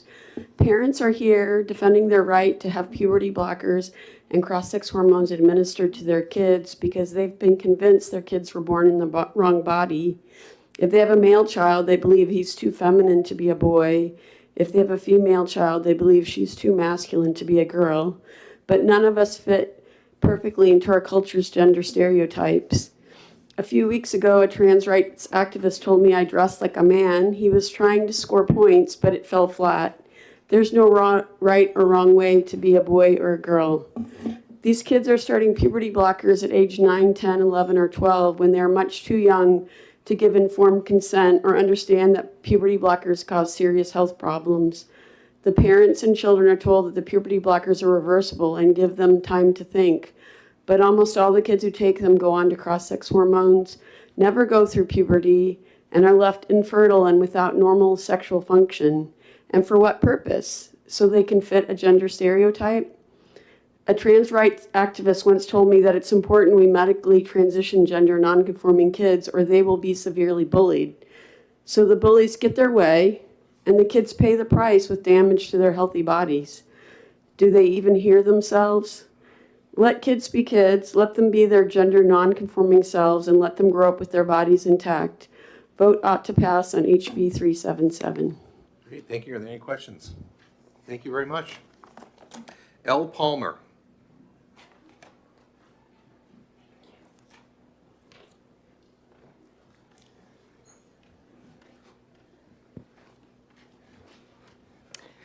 Good afternoon, Mr. Chair and members of the committee.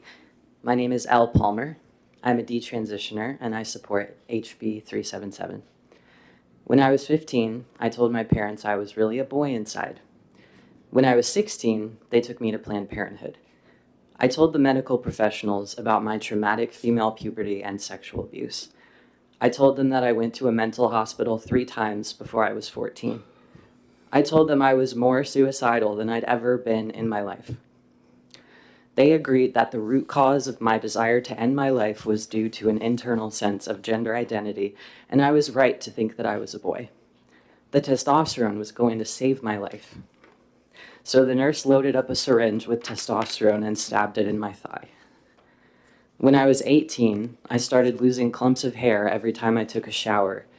I was diagnosed with high blood pressure, high cholesterol, iron deficiency, and prediabetes. I had pain in my side so bad that my doctor encouraged me to get a hysterectomy, despite ultrasounds finding 0 problems with my reproductive tract. He kept telling me that I needed to do it as soon as possible to prevent future complications, assuming that because I thought I was a boy, despite the fact that I was only 18, I would never need my ovaries or uterus again in my life. If I had done that, I would have been his medical patient for life, reliant on artificial hormones. When I was 19, I returned to Planned Parenthood. I told them that I wanted to go back to female. The doctors had never met a detransitioner. They didn't know what to do. Planned Parenthood could easily put a teenager on cross-sex hormones, but none of the doctors knew how to treat a woman who just wanted her female body back. Kids are not able to fully understand the life-changing consequences of hormones. I was unable to see into the future, but I shouldn't have been expected to. Just because kids insist that they will never change their mind doesn't mean it won't happen. These hormones have lifelong effects on their bodies, their minds, their future romantic relationships, and their social belonging. Please pass House Bill 377 so the kids who become convinced that transitioning will save their lives won't end up regretting the permanent effects only a few short years later. Thank you. Thank you. We've got a question from Senator Avard. Thank you for your testimony. At what age did your treatment start? Was it 18 or prior? I was 16 when I started testosterone. Follow-up? Yes. Was that in this state? It was in Montana. Montana. Thank you. 9 years ago. Thank you. Any other questions? Thank you. Thank you. Catherine Ramesh. Catherine Ramesh.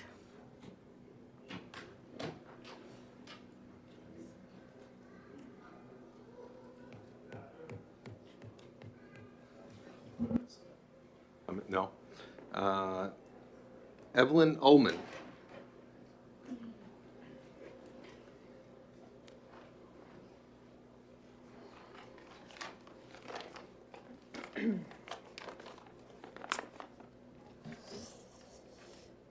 I'm Evelyn Ullman from Democrats for an Informed Approach to Gender. I'm here to discuss why I should support HB 377. There's a growing number of young people who've suffered the irreversible effects of puberty blockers, wrong sex hormones, and needless destructive surgeries, all in the name of gender identity, which we know is a false idea that a child is born in the wrong body. Parents with kids caught up in gender ideology are led to believe that their children are being evaluated and treated through an evidence-based protocol, but these kids are merely being affirmed for a set of beliefs that they've learned in school and online. Neither the parents nor the kids are giving informed consent for this experimental and dangerous practice called gender-affirming care.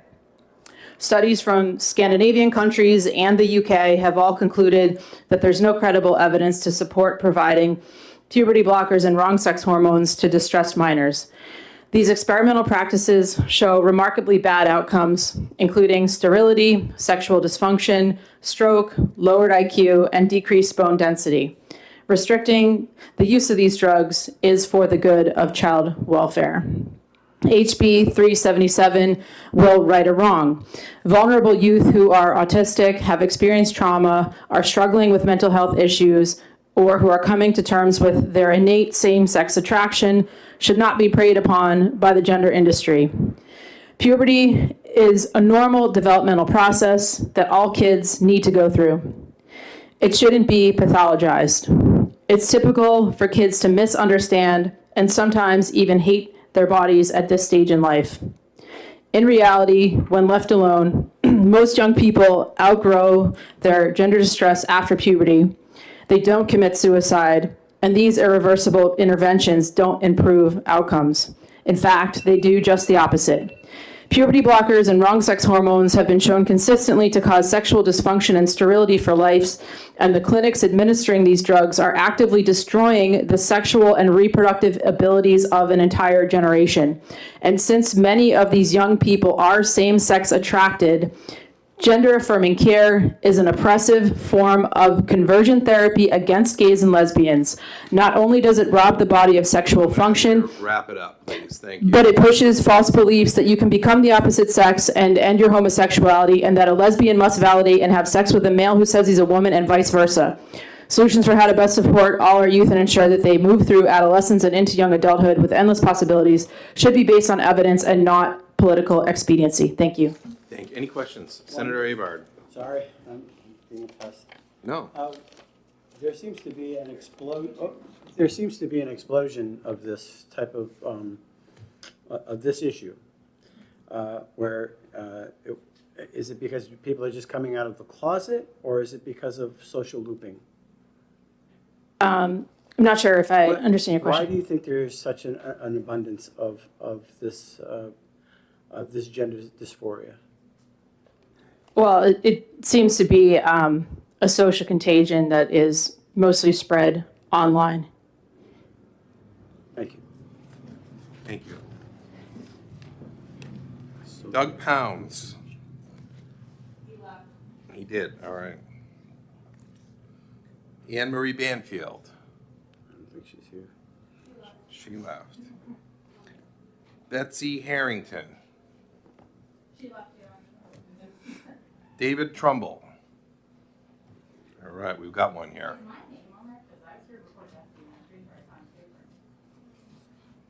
I have a pile of papers here, and they're.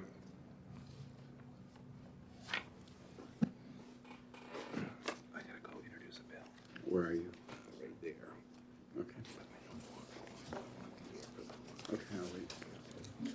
You have the floor. Thank you, Mr. Chairman and committee members. My name is David Trumbull, and I'm from the town of Ware. I oppose this bill for a few reasons. First is family privacy. Under the state constitution, parents have a fundamental right to raise their children. This bill tramples on that right. In this case, it's particularly important to notice that this is a case where children and parents are on the same side, and the state should not interfere with parents and children who agree upon matters of this importance. Second is that New Hampshire has solid medical safeguards in place. When this bill was in the House a little while ago, I sat through 4 hours of testimony. I wasn't there for every minute of the hearing, but I think everyone who I listened to who identified themselves as being from New Hampshire and being either a trans person or a parent of a trans person spoke highly about the medical care that they received, saying it was a slow process, thorough. Checks were in place. Parental consent was required. There was the ability to opt out at any time, and counseling was provided.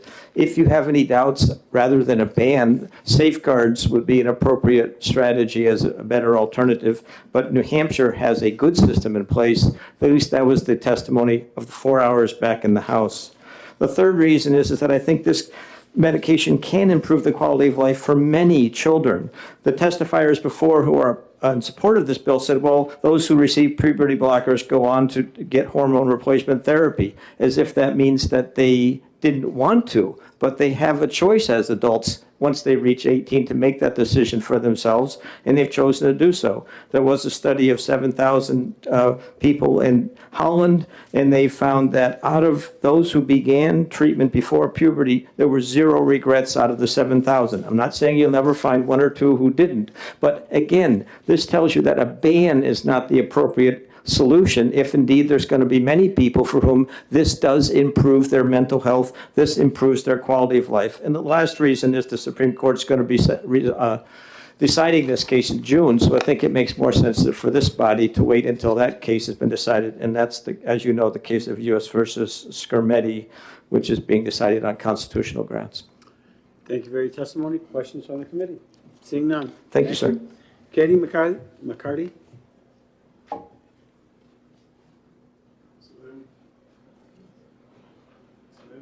Katie McCarty.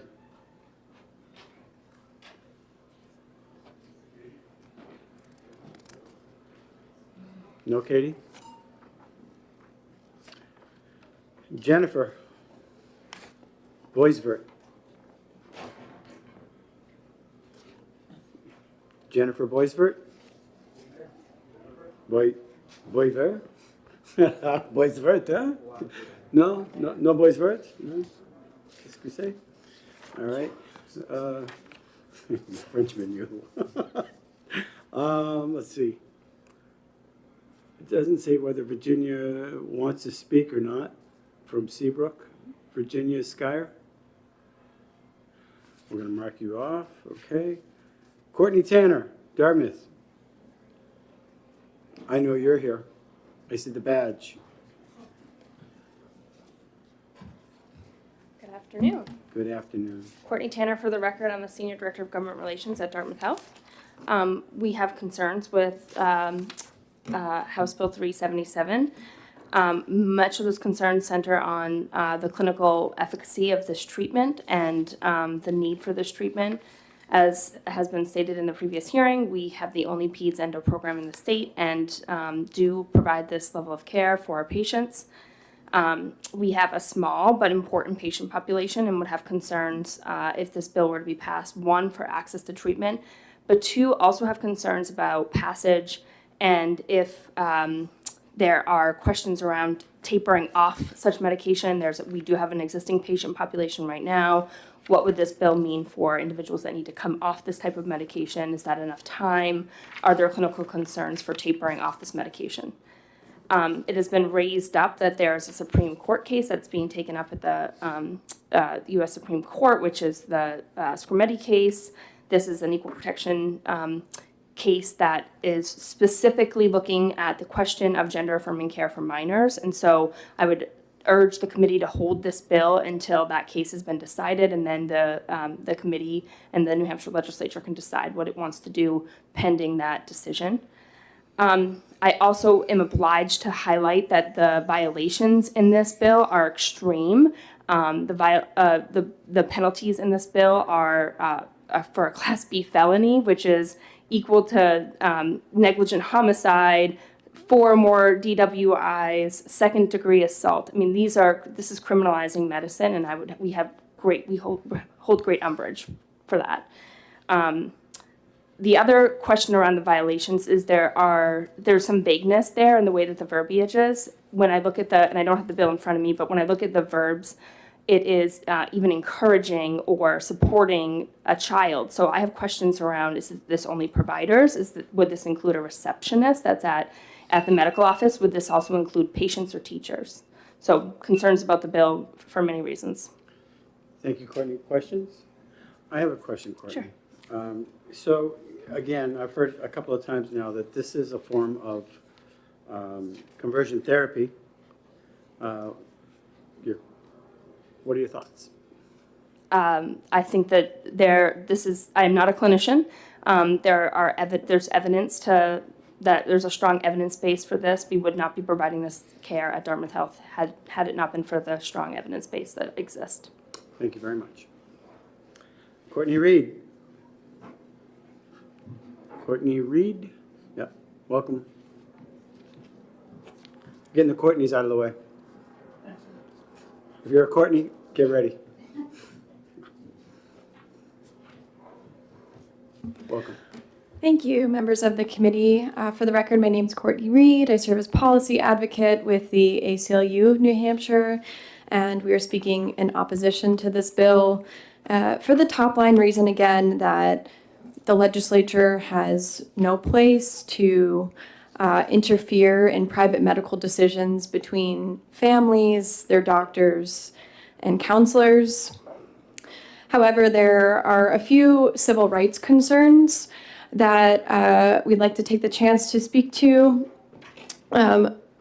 concerning the categorical bar of access to cross-sex hormones and puberty blockers only in the context of treatment for gender dysphoria. So I'm sure that members of this committee are likely familiar with the landmark Supreme Court case Bostock v. Clayton County, where it was determined that discrimination against someone because of their transgender status constituted sex discrimination under Title VII. Since that ruling, this has been applied in a variety of contexts, including access to healthcare, education, and other equal protections under the law. And if we analyze HB 377 through this lens, we'll find that that same sex-based classification is present, and it warrants a heightened standard of review. The bill would need to demonstrate a compelling or important government interest, and it would also need to be narrowly tailored or highly related to achieve that goal. However, HB 377 achieves neither of these things. I'm happy to share with you in the handout that I have, as well as in follow-up emails, the bounds and bounds of research and support, speaking to support of gender-affirming care, whether that be from every major medical association or a slate of studies. But I also just want to speak to the fact that although the sponsors have said that there's a tapering off section of this bill, depending on when it becomes law, it simply is not sufficient to honor the decisions that have been made by doctors in consult with their patients that are currently receiving care now. And there was an amendment introduced in the House to better achieve that goal. But right now what we're looking at is a categorical ban that holds felonies over providers for trying to exercise their best judgment to treat patients. And so I'm bringing all of this up, as you've already heard, it's being considered right now at the Supreme Court. So we would urge the committee again to wait for that decision before acting on this bill. And I'm happy to take questions. Thank you for extending me extra time. You're very welcome. Thank you. Thank you so Other much. questions from the committee? No, seeing none. Nancy Brennan.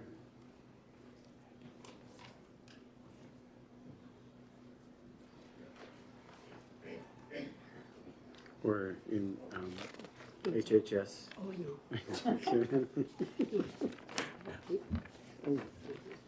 Call it in. Hello, Nancy Brennan. I'm from Ware, and I am opposed to this bill for many reasons. I have submitted testimony with a lot of references that back up what I say. Those have been sent to you. Otherwise, I would have had a stack this big. I am going to make a couple of key points. One, the CAS review. That's been cited by the prime sponsor and a number of others to justify bills like this. But the CAS review is deeply flawed. Its author has no real experience treating transgender youth, nor do any on her team. A better read would be the Yale evidence-based critique of the CAS review, conducted by 8 experts in the field with a combined 86 years of experience in caring for 4,800 trans youth and who have published 168 peer-reviewed studies. Among the findings of the Yale group was that the CAS review misinterprets its own data, does not follow established standards for evaluating evidence, and makes unsupported assertions about gender identity, gender dysphoria, and standard practices. Detransitioners have as much right to comprehensive medical care and support as those who are happy with their new gender. But to use the experience of the 1% to justify keeping treatment from the 99% is wrong and cruel. Supporters of this bill have said 80% of young people grow out of transgender feelings. That figure comes from an outdated set of data. Most of the children studied had never shown any cross-gender ideation, but only shown an interest in playing games or with toys stereotypically associated with the other gender. Let's talk about suicide. The main determinant of suicide attempts in teens is driven by a lack of support and anti-trans laws. From 2018 to 2022, 48 anti-transgender laws brought up the suicide tries to 72%, and this year alone, across the United States, there are 850 anti-trans bills. That's what's driving these kids to suicide. There are groups of people like the one behind me, many of whom are not from New Hampshire, who travel from state to state trying to stop trans care. Thank you for your testimony. Are there questions from the committee? Seeing none, thank you. I have something I want to give you. It isn't what I talked on today, but it does give a lot of the myths and good information to combat them. Thank you very much. Thank you. Let's see here. I think it's Corey. Yes, Yeah, Corey Town? Town clerk. Yes. Thank you. I did give thank you. And I also emailed my testimony. You have the floor. Thank you very much. I wanted to touch on some of the things that have been said. Blockers are reversible. And they do not start to give the children blockers until they have started puberty or later. Also, there has been concern about bone density. That is a real concern, and that's why the medical physicians do test for bone density to ensure that the medications are safe. My name is Corey Townker. I'm a resident of Northampton, New Hampshire, and I'm an active voter. I'm here today urging you to oppose HB 377. I'm a mother of a trans non-binary child, and this bill, if passed, would cause them significant harm. My daughter Sylvie is and always has been fiercely loyal, kind, smart, so funny, and not afraid to be themselves. They enjoy running, playing video games with their dad and their brother, playing piano and basketball. Sylvie has an amazing group of friends who are boys, and they have been best friends since kindergarten. They have also accepted Sylvie even when Sylvie came out to them as trans. They have maintained that their friend is the same person, just with a different name. Sylvie came out to us at age 8 and has never wavered in their identity since. I'd like to highlight that their personality is exactly the same. They're just more confident now that they get to be themselves. If this bill passes, my biggest concern is the increased risk of suicide for my daughter and other trans youth. Compared to their heterosexual peers, youth in the LGBTQ+ community are 5 times more likely to make a suicide attempt. And LGBTQ youth is at an increased risk of making a suicide attempt with every instance of victimization. I believe this bill victimizes our youth. If this bill passes, our state will be using its power to force our children to comply with the government's version of who our children must be. I apologize, I'm almost done. Sylvie has a great team of doctors performing gender-affirming care. They have a psychiatrist, an endocrinologist, a urologist. They have spoken with them in depth about what male and female puberty looks like, what blockers and hormone therapy do, and what is involved in these processes.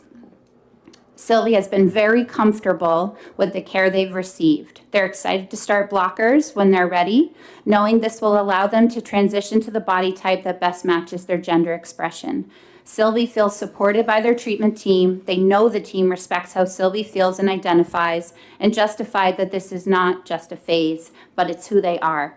I am not. Wrap it up. Yes, thank you, sorry. I am not asking you to make a moral or ethical claim here. I am asking you to follow the recommendations of doctors and the medical community. I am asking you to make the decision you would make as a parent, guardian, or caretaker and protect our children. I am pleading with you to oppose HB 377. Thank you for your testimony. Questions Thank you from for the your committee? time. Seeing none. Thank you very much. Thank you. Heather? Yep. It doesn't say whether you're in favor or opposed, just whether you want to speak. Yeah, so my name is Heather. I'm a New Hampshire resident. I'm in favor of banning hormone therapy and puberty blockers for minors. I do want to point out that, as a reporter myself, I cover mostly national news, and I heard about this bill yesterday, which is in my own backyard. So I felt compelled to come down here and testify because the more I travel and I hear stories like what we've heard today with people having their breasts removed and then milk coming in later when they decide they want to have a child and the pain that that causes them and all these other stories, I've gotten brought to tears twice in this room. And all I could think about as a mom was where were the adults to defend that child before these atrocities happened? And when I hear people coming up here trying to argue that this bill is anything but the protection of children, it really is alarming to me because all of those people, where are they when these detransitioners are struggling to get treatment for the mutilation of their bodies? When I interviewed this one woman who had bottom surgery and she had several inches of hair growing in her urethra, I asked her point blank, I said, well, for those that are going through the detransition and they want to get help, you've been battling this for a while, where do they go? She said, no one will touch me. No doctor wants to deal with me. No insurance will cover any, she was getting lifelong sepsis. And where are all these people advocating children get all these procedures and injections? Where are they when those kids have consequences? They're nowhere. They're not advocating for them. And so you guys all have a really important decision to make with this bill. It is nothing but the protection of children. That's all it is. And you asked a great question earlier. You said, you know, why did we see an increase in all of this happening? Why are we seeing so many kids identify this? I can tell you, covering federal issues, there's been congressional hearings about social media and how it programs. The algorithms can program kids. Specifically, Mark Zuckerberg had to testify when algorithms on his platforms were leading to eating disorders and other things like that. It's the same for the trans issues. And not only that, there's funding of experimental surgeries on college campuses. They're sensationalizing it by legacy media that hide the stories of the people you've heard testify today. And as a reporter, I've made it my mission to tell those stories. They need to be heard. And a lot of the legacy media, I will tell you, receive funding from pharmaceutical companies through advertising dollars, which is why they cover up the adverse effects of their products. We need to defend our kids, so I ask you to support this ban. Wait. Oh, sorry. Do you have any questions? No. You may leave. Thank you. Dr. Deborah Warner, please. Welcome. Thank you so much. Dr. Deborah Warner from Littleton, psychologist with lots of experience. I am going to go over a couple of points very briefly in time frame. Identity is one of the biggest tasks of children in their childhood. They have many types of identity. They'll have their vocational identity. Who am I going to be when I grow up? They have gender identity. They have whom they love and such like that. Most children have doubts about their alignment with their gender ideal. Most children do. It's a mixed bunch of feelings in most kids. Kind of rare if you've got none. So they're not solid in their identities, and the urge of changing genders in response to inner doubts touches a lot of kids that it wouldn't have before. We've talked about social media today, and there's so much prevalence of this in society, and now the availability of the hormones as well as the surgeries really brings it close to home. So what is the problem with making a conclusion too early before you've played it out in your non-permanent play solutions? And the problem with this is it shuts down the inner exploration of the variances in their field of feelings and identities and who you align with and what would it mean to me to be that way. When you do that, early conclusion of this short circuits the developmental milestones that they need to do. And that growth can be missed just because it's shut down and they've already got a solution prematurely in that. The second thing is it rewards quick solutions to complex problems. And it doesn't solve the dilemmas, it just runs from them. And so they miss out on that course of growth. I would say one other thing is the non-reversibility of this. The developmental phase of adolescence happens around 12, 13 through about 17, 18. There's a huge amount of growth. The brain changes completely. There's all sorts of things that are driven by hormones and all the natural development in the neurology. And in that time, if you've changed that chemistry and you took everything away, you don't get to go back when you think it's reversible at 23 or whatever age later that you might want to. You don't get to go back. It doesn't replay the clock. It doesn't cycle. Speaking of the clock, it just... I have one. Hang on. Now I'm going to ask you a question. Yes. What kind of a doctor are you? I'm a psychologist. And what's your experience? And sorry, what? How long have you been practicing? I've been practicing for 5 decades. I got gray hair. Oh, is that what that is? Yes. That's good. I got a couple. So with that in mind, so this reversibility, obviously if they pass a certain stage, you can't recapture that no matter how hard you try. Is that what you're trying to say? Yes, not in the development, not in the psychological development, not in the physical, hormonal, neurological, bone development, muscle development. You don't get to go back and do that again. I asked a question earlier about anabolic steroids. Are these hormones that are being used on these children's steroids? Anabolic steroids, I don't prescribe, no. Not you, but I mean, is this hormone therapy, are those steroids? They are all powerful. Not all powerful, not like omnipotent, but they are very, very powerful. And I think Dr. Reed could speak to that better. Okay. I would like to say that in my decades of work in this field, I have certainly treated a lot of kids who had issues on this topic. And most of them, as it's been said, do resolve independently without any medical intervention. I want to cap out on one more question, and I'll open it up to the committee. But I keep asking the question: are these treatments a form of? You just said conversion therapy. Yeah. Yes, they are.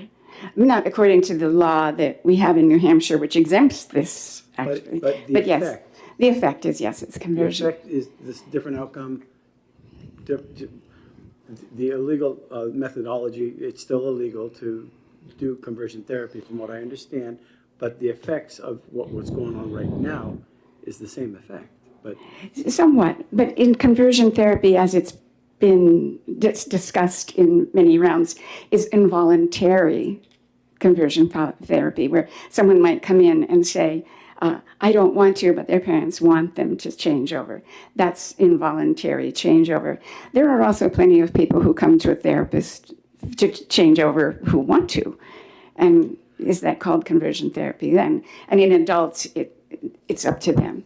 But in children, as I discussed earlier, they're not competent to make informed consent. I do have one other little thing on the bill. yes, I want to hear it. Okay, in technicality, this one, 377, has a Class B felony as their enforcement, and the other bill, 712, has professional misconduct.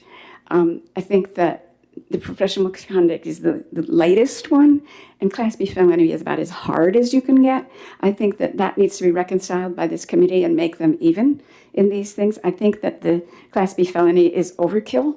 I think if you want to discourage this business, you could certainly.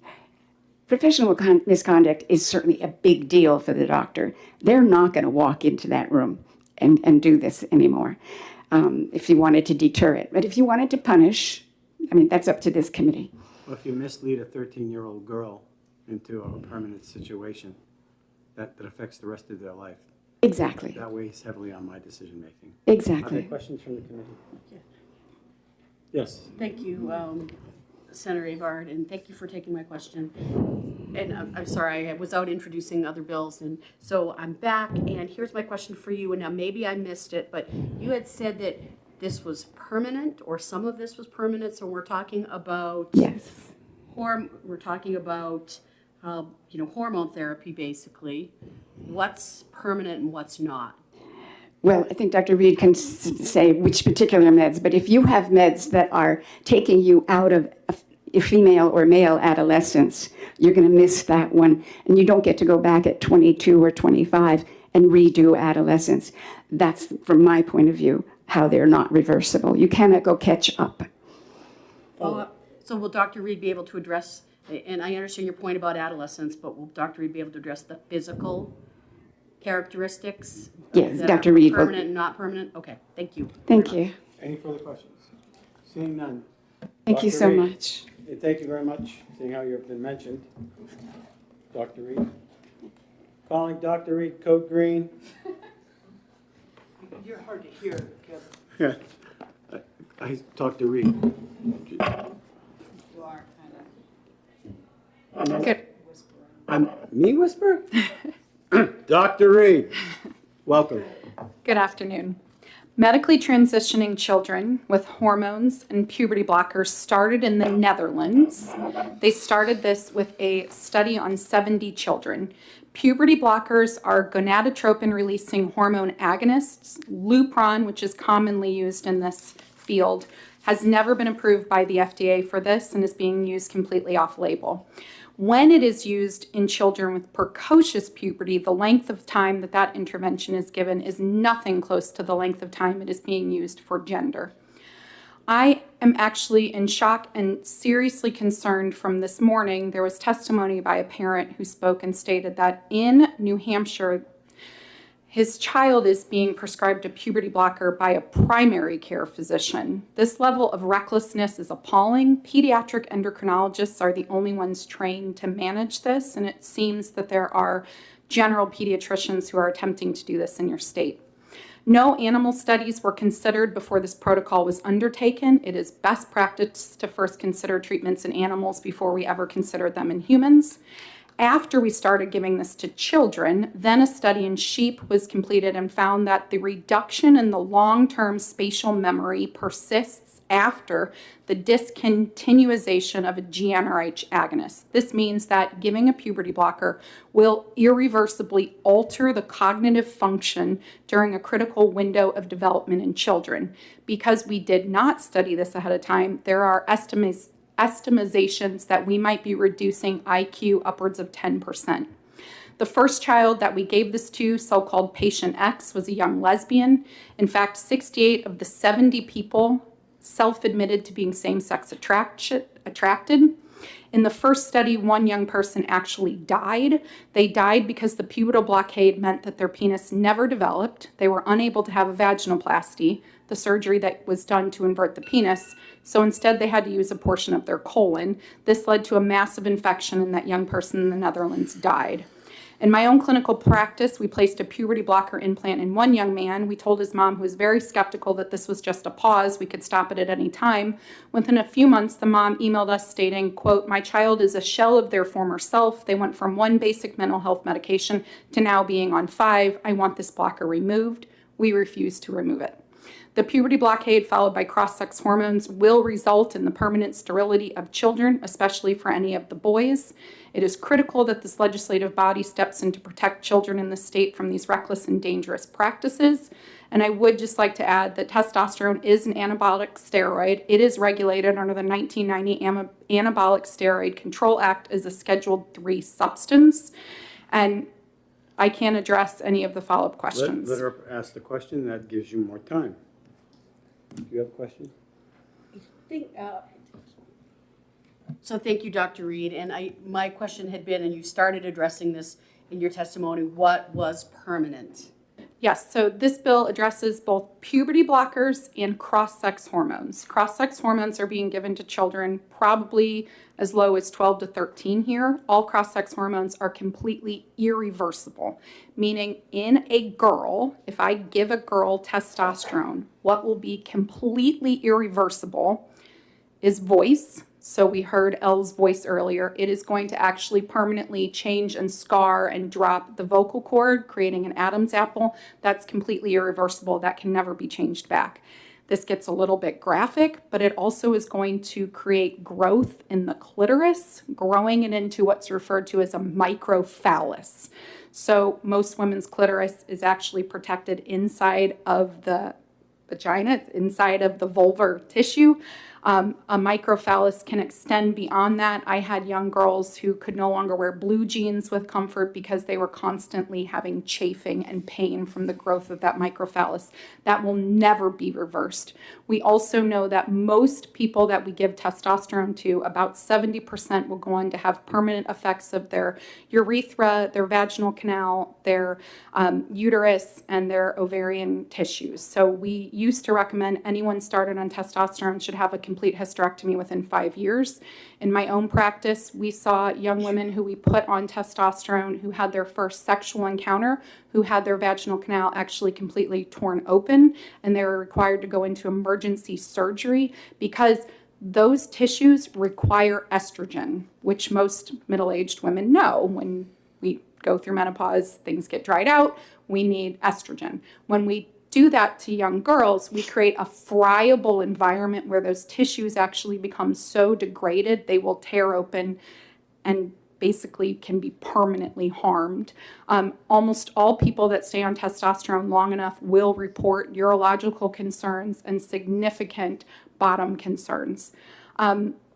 In the boys, they will develop breast tissue that will grow on their chests, and the only way to remove that is to surgically go in and remove the breast tissue. We see changes to hair patterns. There's a significant number of young women we put on testosterone who will develop male pattern baldness. at a very early age, things that actually does matter to them. And things like even a voice change. It really matters that a young woman has their voice permanently changed at 12. I have younger detransitioners who don't even want to call places like the bank because they will be told this can't possibly be you, that they are told that their self doesn't match because of the mismatch of their permanent voice.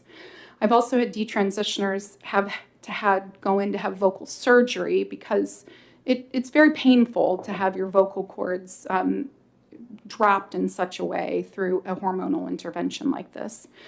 And then the long-term impacts, most patients who are hormonally disrupted in these ways will go on to have other endocrine conditions. So diabetes, pre-diabetes. We were screening patients for sleep apnea because we were seeing changes to their weight. Blood chemistries change really significantly. Cholesterol. Essentially, we don't know how much, but we're taking years off of these patients' lives. So we might be reducing their lifespan by upwards of 10 years just from the known issues that we are intentionally causing by disrupting an endocrine system. So regarding the psychological profile at this point, we're told that many of these individuals that have basically converted, if they're trans, the reason they're committing suicide is because of bullying. Do you find that to be true? Well, that's what's referred to as a hypothesis. Hypotheses actually have to be tested in order to know if they're true. What we know is that individuals who go on to proceed with a medicalized pathway, we see short-term studies that if I test you or check on you in 1 to 2 years, I will see some initial boost in behavioral response. If I look at longitudinal studies, what I will find is that these young people are not graduating from school, getting jobs, having meaningful long-term relationships. Their sexual life has been completely disrupted. And we also we know that fertility is disrupted. So when we look at what some people would refer to as the mental health treatment, I would not disagree that some young people will say, this made me feel better. But what we do not know is scientifically, if what's making you feel better is simply that you were affirmed, listened to, and given what you were asked for, or if it is actually a consequence of this longitudinal change. In young people, we have to balance out what are the risks versus what are the benefits. And yes, there will be some young people who say this benefited their short-term mental health stability. We do not see the evidence that long-term this makes these individuals better.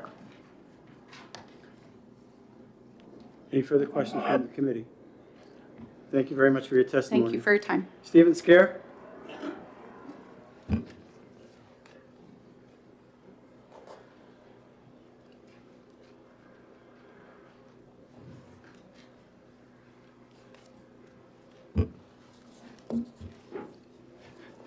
Stephen Scare, Nashua, New Hampshire. Good afternoon, Chairman and distinguished members of the committee. Thank you for this opportunity to speak in favor of this bill. There's no such thing as a transgender child.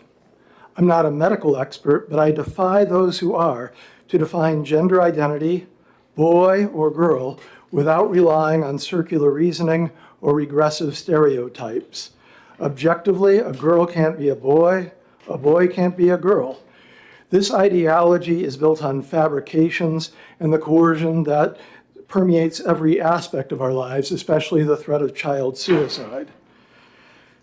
Dartmouth Health's website insists that gender-affirming care unequivocally leads to the best physical and emotional outcomes. Unequivocally.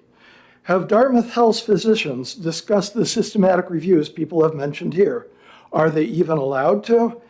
In an article that she co-authored, Dr. Frances Lim-Liberty, medical director of their pediatric transgender program, accused pediatricians who took the watch and wait approach or who worried about the effects of peer influence, social media, or past trauma in gender identities of ignorance. She insisted they, quote, do some personal work in understanding how biases negatively affect the care they provide, and, quote, follow the social media content from gender diverse individuals. This is dogma, not medical science. Please support this bill. Thank you for your testimony. Wow, you're under 3 minutes. You don't got anything else? I'm teasing.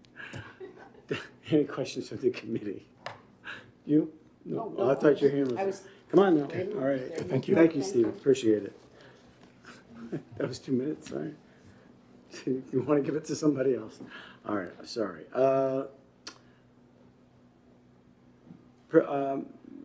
Is it Prisha Mosley?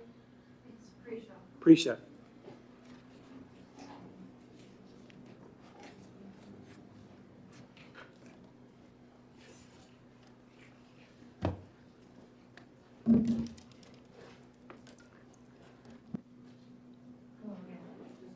Yeah. Hello. Okay, thank you.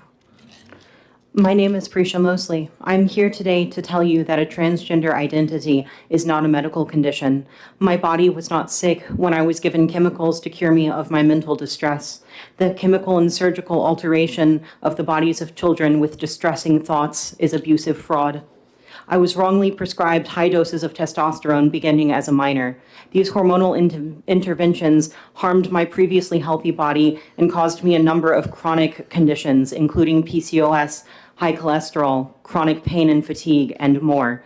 I cannot regulate my own hormones anymore. Because of the testosterone treatments, I will be dependent on doctors and the pharmacy for the rest of my life, and this would be true even if I continued to identify as trans.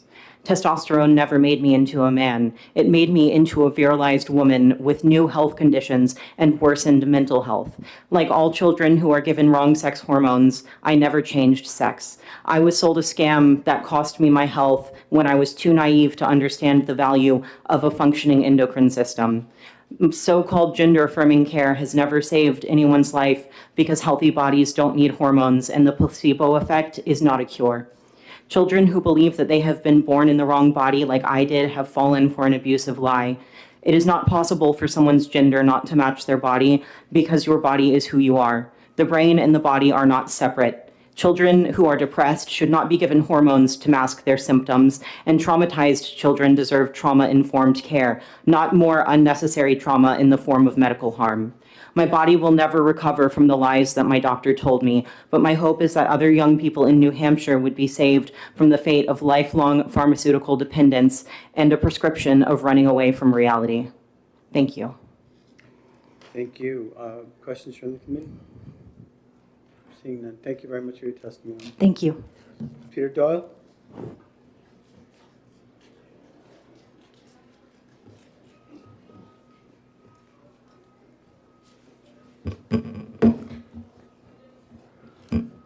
Esteemed Senate committee members, I am here to testify in favor of HB 377. My name is Peter Doyle. I'm a lifelong Democrat liberal, and I hold a master's degree in public health. Today we're telling the truth through evidence and stories. I was once a so-called trans child. I told adults in my life I was a girl. I wasn't, I was a boy. My caregivers luckily did not take me seriously. I was spared a lifetime of harmful medicalization. My experience is not only common, it is reflected in the scientific literature, which shows that prior to the introduction of so-called gender-affirming care, that most of the children who were claiming a cross-sex identity discarded it after puberty. They also grew up to be same-sex attracted. What changed? Why are the children no longer desisting? The introduction of gender-affirming care is why. The aforementioned Dutch study did not have a study population of 7,000, but more like 150. It's also important to know that the study is the foundation of so-called gender-affirming care and was not motivated by suicide. It was motivated by the complaints of adult men who were dissatisfied with the cosmetic outcomes of their transition. The ACLU admitted that the suicide narrative has no evidence in their scrimeti before the Supreme Court case recently. You heard LGB Courage Executive Director Jamie Reed's testimony. That is the tip of the iceberg. She has the details on all of this. She can answer any questions or provide them after if I cannot. Given that childhood gender nonconformity is a common experience for same-sex attracted adults, how can one tell the difference between someone like myself, who would have been harmed by medicalization, versus someone who wouldn't? No one can. What's going on here? Why are we transing away the gay? How did unrealistic expectations of adult men who want to be women become a standard of care? The homophobia is coming from inside the house in the form of cozy conversion therapy. Esteemed committee members, American children, the children of New Hampshire, are not an exception. 11 other nations, including Denmark and Norway and Sweden, they are just like the children out. The Cass Review, these are hardly right-wing nations. They have banned gender-affirming care due to a poor evidence base. Why is the U.S. still endorsing it? Protect vulnerable kids like I was. Let kids be kids. Let them grow up just as I did. The evidence supports HB 377, and so should this committee. Thank you. Thank you for your testimony. Are there questions? No. Thank you. Simon Amaya Price. Did I say that right? Yeah, Simon Amaya Price. Good. 2 last names, database breaker. Wonderful. Welcome.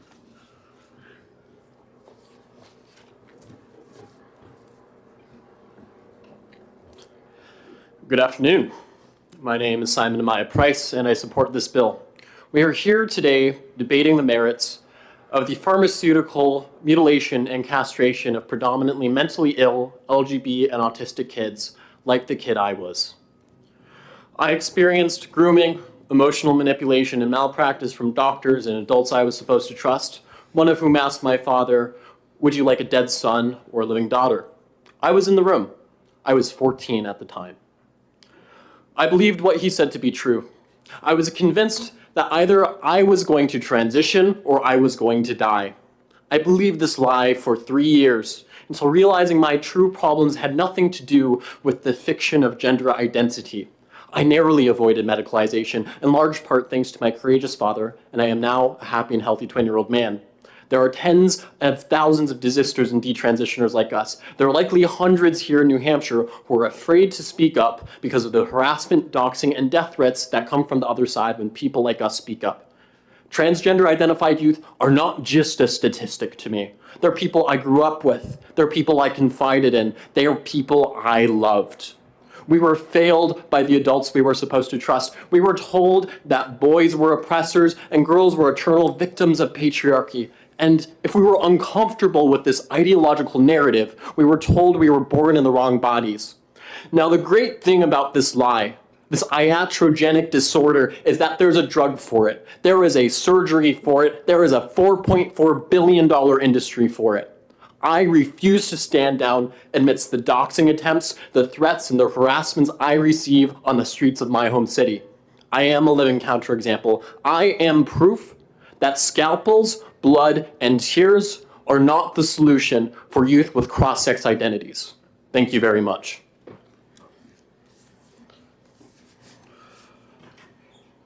Scalpels, blood, and tears. Yes, sir. You're not a songwriter, are you? I am. And I actually wrote a song with that title about this subject. I couldn't help it. Questions from the committee? Yeah. I really appreciate your testimony. Questions from the committee? No. Thank you very much. Thank you.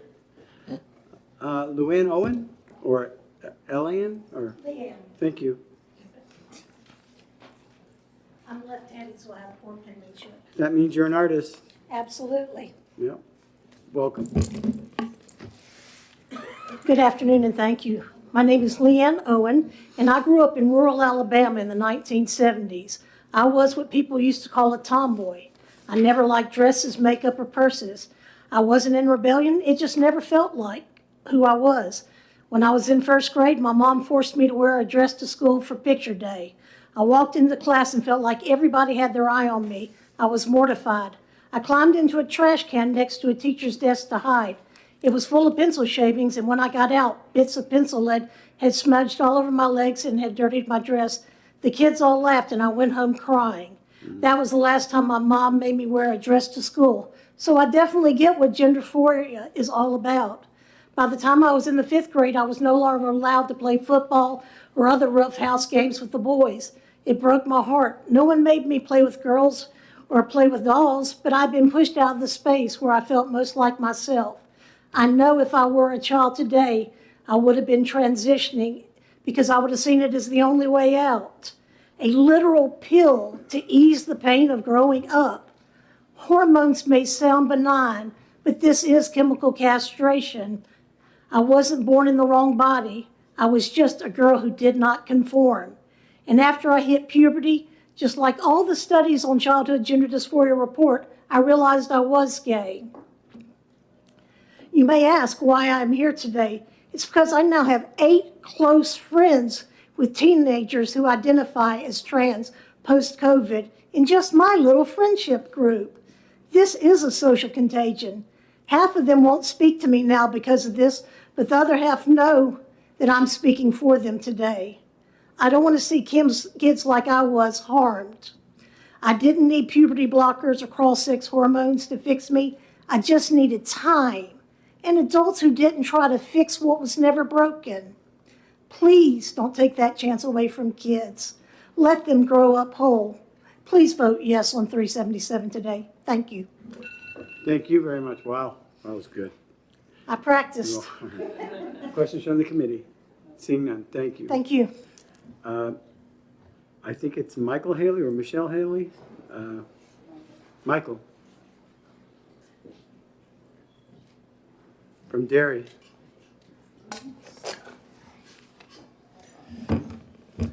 Good afternoon, committee members. I apologize, the first time I was up here, I did not introduce myself. Michael Haley, I'm from Derry, New Hampshire, and I work for GLBTQ Legal Advocates and Defenders.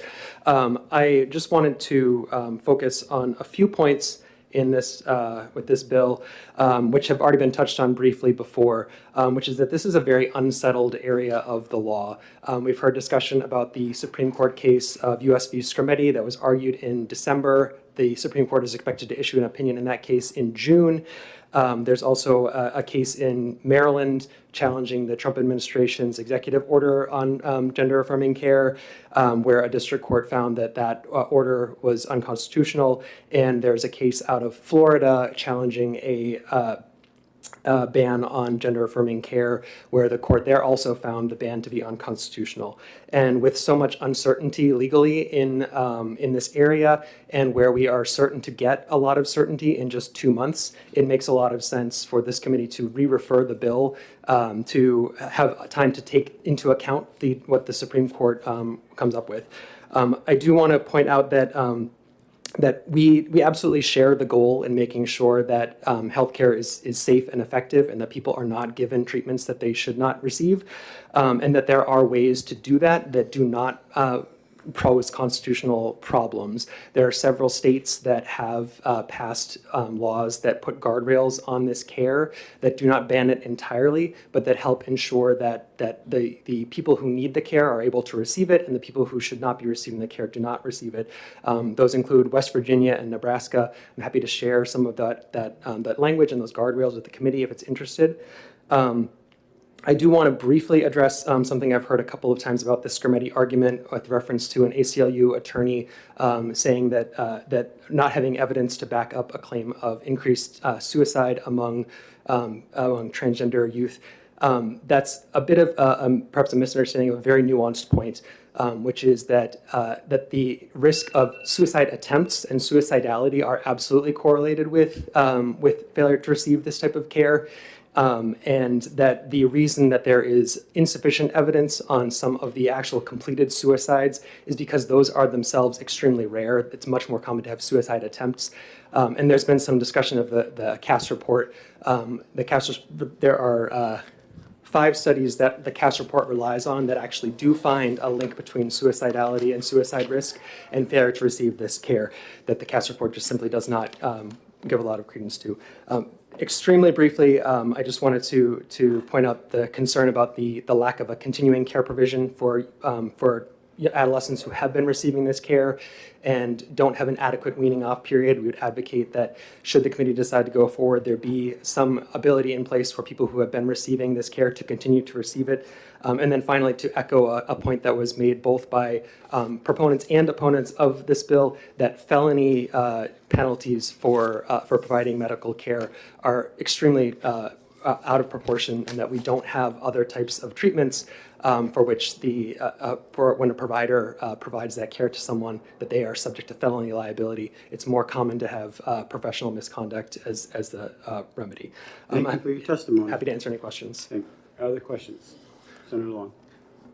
Thank you, Senator Avard. Thank you for your testimony. Some of the concerns I had was somebody who has already been taking these. And you had mentioned it briefly.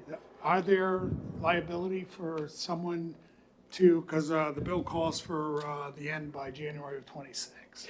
No more prescriptions. Exactly. So I think you'd have to imagine someone who at a very young age began taking some of these treatments and who has for their entire school life perhaps been presenting as a member of the sex not their birth sex, and to suddenly hit puberty, be weaned off the medication, and to turn into, in front of their classmates' eyes, the gender that they don't identify with will be a very traumatic and upsetting experience for them. And so having some ability for people who have been receiving this care, have been successful in this care, do not regret receiving this care, to allow them to continue to receive it, regardless of what happens with any newly initiated care, would prevent that kind of harm from happening. And follow up, if I may. With respect to the Supreme Court decision, it's already been argued, so we're just waiting for a decision? That's correct. So the Supreme Court... Do you know specifically what questions were put to them to answer?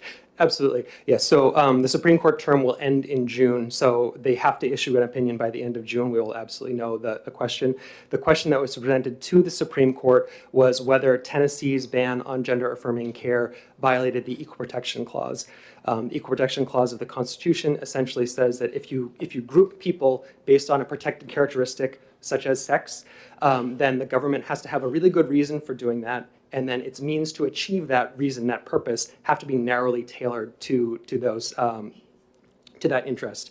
So here we have, for example, a situation where it will be legal for a doctor to prescribe estrogen to someone who is born female, but not to someone who is born male. It will be legal for a doctor to prescribe testosterone to someone who is born male, but not to someone who is born female. And so that is just unambiguously sex discrimination. That doesn't mean that the government can't put some kind of guardrails on that care. And that's what I was mentioning, that West Virginia and Nebraska have placed some guardrails on this care, but an outright ban, that is what is that many courts have found violates the Equal Protection Clause, and that's the question that the Supreme Court is going to be deciding, whether that elevated review applies to these cases because it is sex discrimination. Just one more, if I may. Absolutely. Thank you. Are there any states that that passed a ban that hasn't been challenged? No, any state that has passed a ban that I'm aware of has had some type of a challenge, whether it's in state or in federal court. The states that have placed some guardrails, for example, requiring ongoing psychological care, or that will impose some type of a waiting period, or that require diagnoses from multiple providers, or that allow the care to continue as part of a medical study to be able to understand these drugs even better. Those types of guardrails that do ensure that that the type of care that's being administered is appropriate for the patients in cases where it is appropriate, those bans have not been challenged and have not subjected those states to litigation. Very good. Thank you. You're up. Right. Any other questions? No. Thank you very much. Thank you. Looks like you guys have been busy while I've been gone, huh? Yeah, we got it all down now. Looks like the last one is Jennifer Smith. Dr. Smith. Good Good morning, Mr. Chairman, Senator Avard, Senator Prentice, and I'm blocking. That's terrible, Senator Hertz. It's been a long day. We'll forget. Senator Long, thank you, and you're not visible to me. Yes. So thanks for taking testimony. I want to start by saying that I would really urge you to either form a study committee or table this and take it up at another time, because you're hearing a lot of stuff that I think it is not as black and white as some people think. And that's my first point, is that it's not gender and sexuality being conflated. I at age 3 or 4, if you had given me an opportunity to say what my gender was, I would have definitely been female. But, I had older brothers as well as an older sister, and I was told I was a boy, and I had to stop wearing her dresses, and all right, and there's no support out there for being different. But society thought boys were really into sports, and I was. In fact, I would have been one of those if I had been allowed to develop as a female. I would have been both a very athletic female, and also I would have been lesbian. And in fact, after I finally got to the point where I was able to get gender counseling in my 40s, I decided I really would benefit from that. And I am still married to a woman. And yes, we have a decent sex life. And no, I am not mentally ill.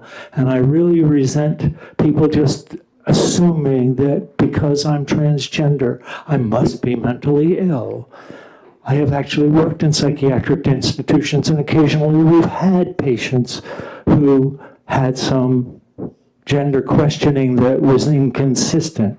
This is not inconsistent. And the final most important thing is you are driving people out of state already. They're not here testifying, families, because they've left with what's already been passed, sports bans, and that they don't feel listened to.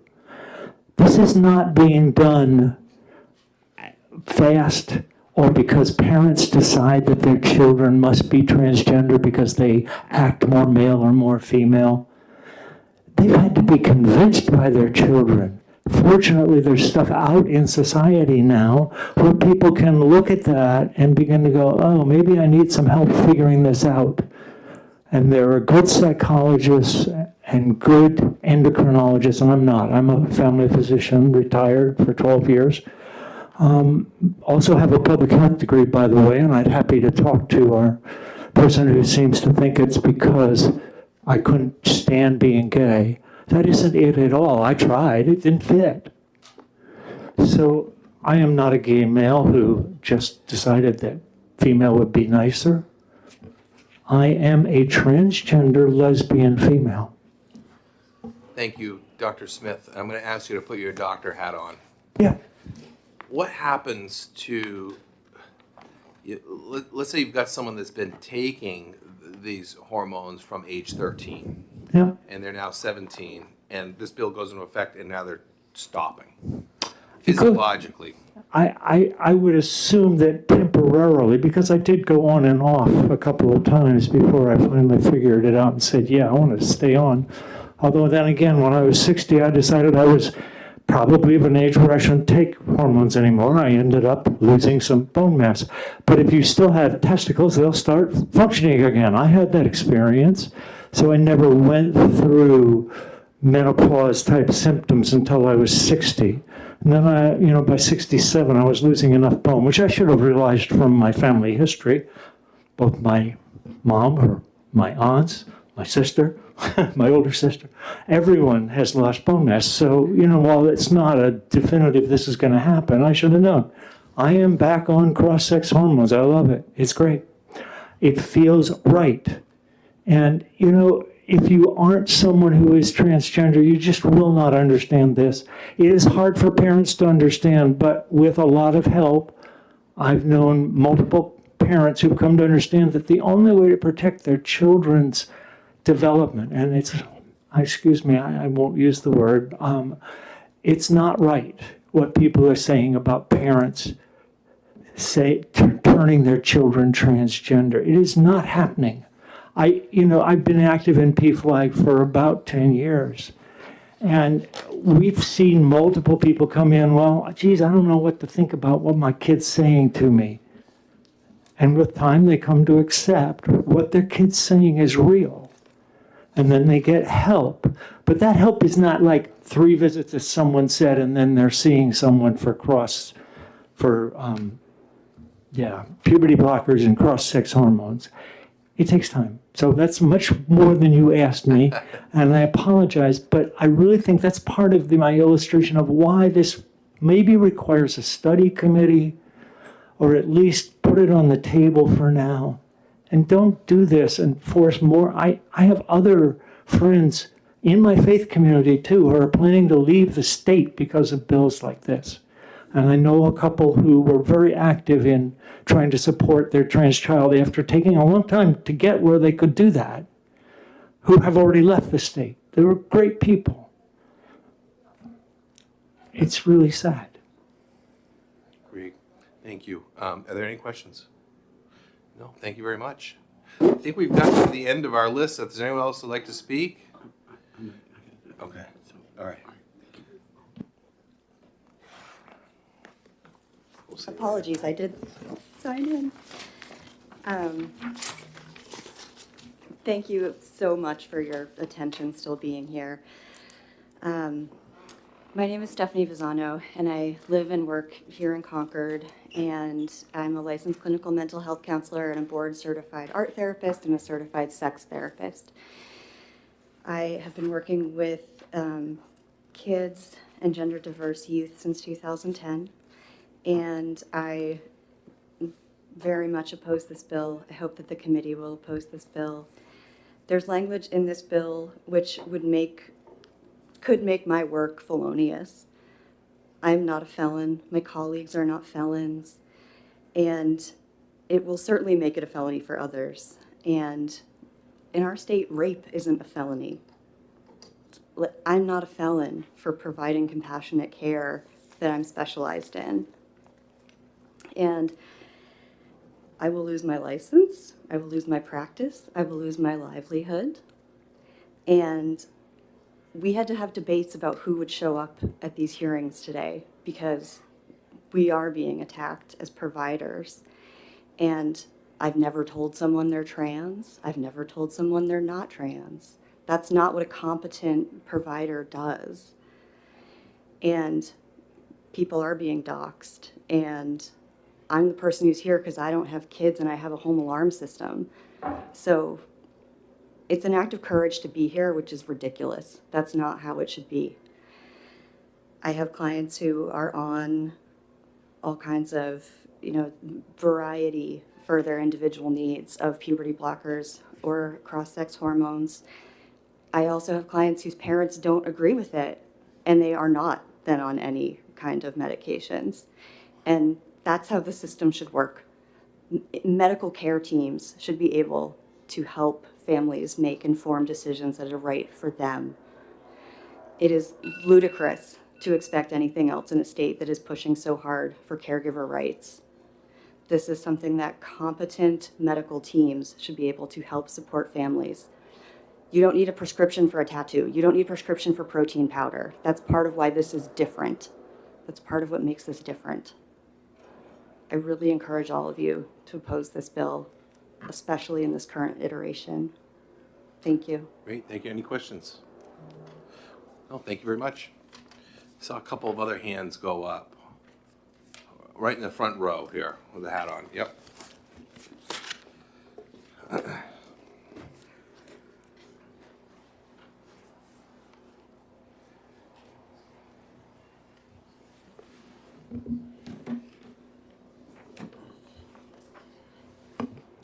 Welcome. If you could state your name for the record.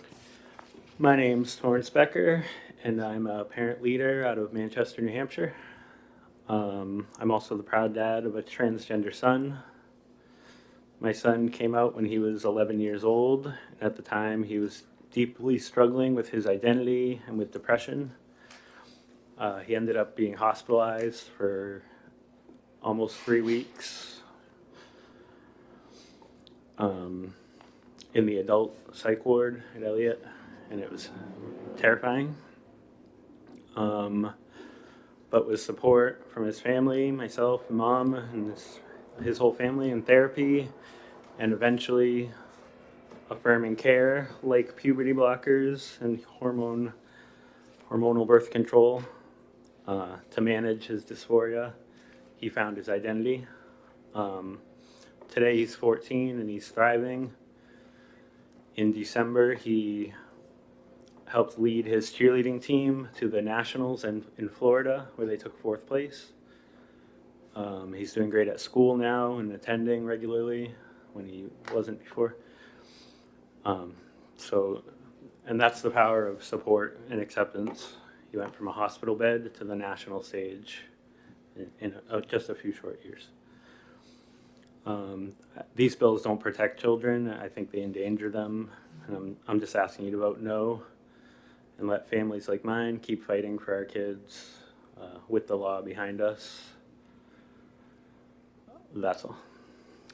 Thank you very much. Are there any questions? Thank you. No, thank you for coming in today. Thank you, guys. I saw a handout back. White shirt. Oh, then I'll get you right in the front here next, all right? Yep.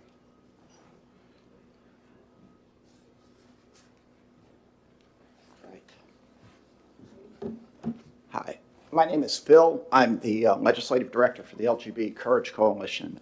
I do not have prepared remarks, but I did want to speak briefly about the Skermeti case that was referenced in some earlier testimony. The issues that the Supreme Court considered in the Skermeti case, as one witness pointed out, they were looking at the constitutionality of the ban on hormones and puberty blockers that Tennessee enacted. He framed it as a sex discrimination issue. The counter-arguments by the state, which I think the Supreme Court is going to give a lot of credence to, is that this is an age-based restriction. This law should not be framed as a restriction on boys receiving estrogen and girls receiving testosterone. It is a restriction on children receiving a type of treatment. And that is subject to a much lower degree of constitutional scrutiny. And while it's difficult to speculate, a number of the justices were very sympathetic to that argument. So I don't think it's fair to say that, excuse me, I'm not prepared for this. I don't think it's fair to say that this bill should be analyzed under the heightened scrutiny methodology. The other issue that the court looked at is whether trans-identified people are entitled to special 14th Amendment protection. And the arguments on that were not entirely developed, and I don't think it's certainly not possible to speculate or say with any certainty as to how the court's going to rule on that issue. 27 states have enacted some kind of ban on these procedures. 22 states have what we consider to be a full ban on all 3 elements of pediatric gender procedures: the hormones, the puberty blockers, and surgeries. 5 states have some type of exceptions that might allow treatments in certain cases. Only a handful of states have had legal challenges that have actually resulted in injunctions or stays. So the vast majority of states that have enacted these bans, the bans are in effect and being enforced. Okay, great, thank you. Any questions? Just one briefly. Thank you Sure. very much for taking my question. So let's just talk about this case. Are we expecting a ruling? Did I hear? And I came in late because I was out introducing other bills. We're expecting a ruling in June of this year? I think that's fair. This is a case that they will likely will give the ruling, drop the ruling, whatever, late in their session. So June, May, June, probably not before. Okay, thank you. Any questions? Not that far away. Well, thank you very much. All right, thank you. Yes, you had your hand up. Come on up. All right. So my name is Hannah Natbross, but I'd like to testify on behalf of Rosie Emrich, who's a resident of Hooksett, New Hampshire, and had to leave early today. I'm here today as the parent of a trans child on puberty blockers, whose life will be directly affected should this bill become law. I've lost count of how many times I've had to show up here at the State House and try to convince a room full of people of my child's humanity.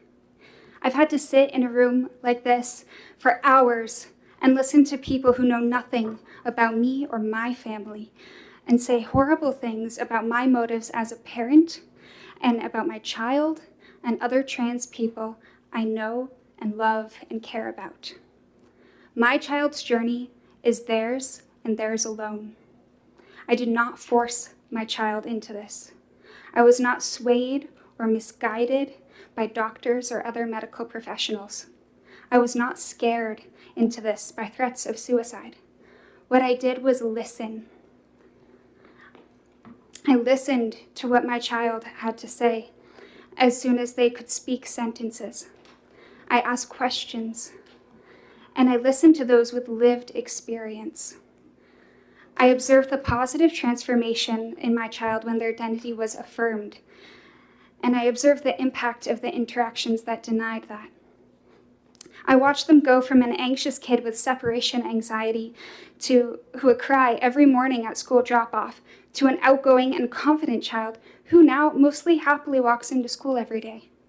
My child once told me before they transitioned it felt like something was missing, and now they finally feel like themselves.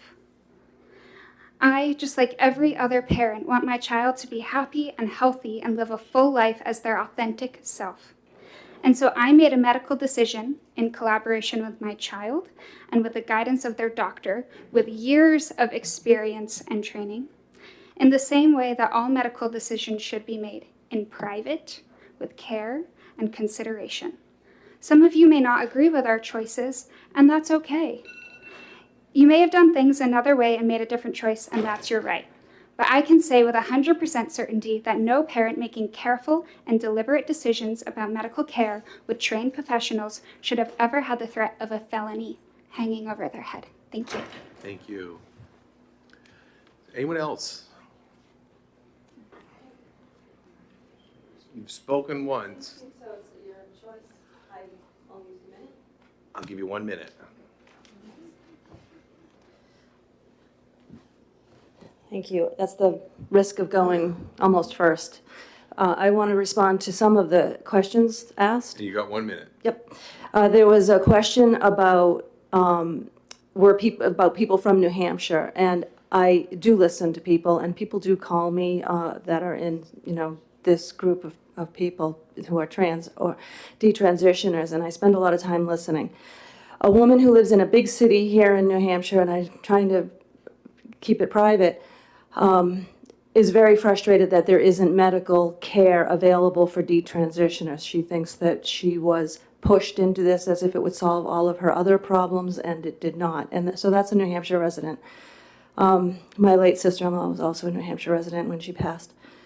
She told me at least, must have been hundreds and hundreds of times, that she was happy that she did not live in this generation, that she would have been encouraged to transition because she was a tomboy, much like Leanne Owen spoke of in a similar manner, and that she thinks she would have been pushed to do so. And she was very, very relieved that she did not live in this time.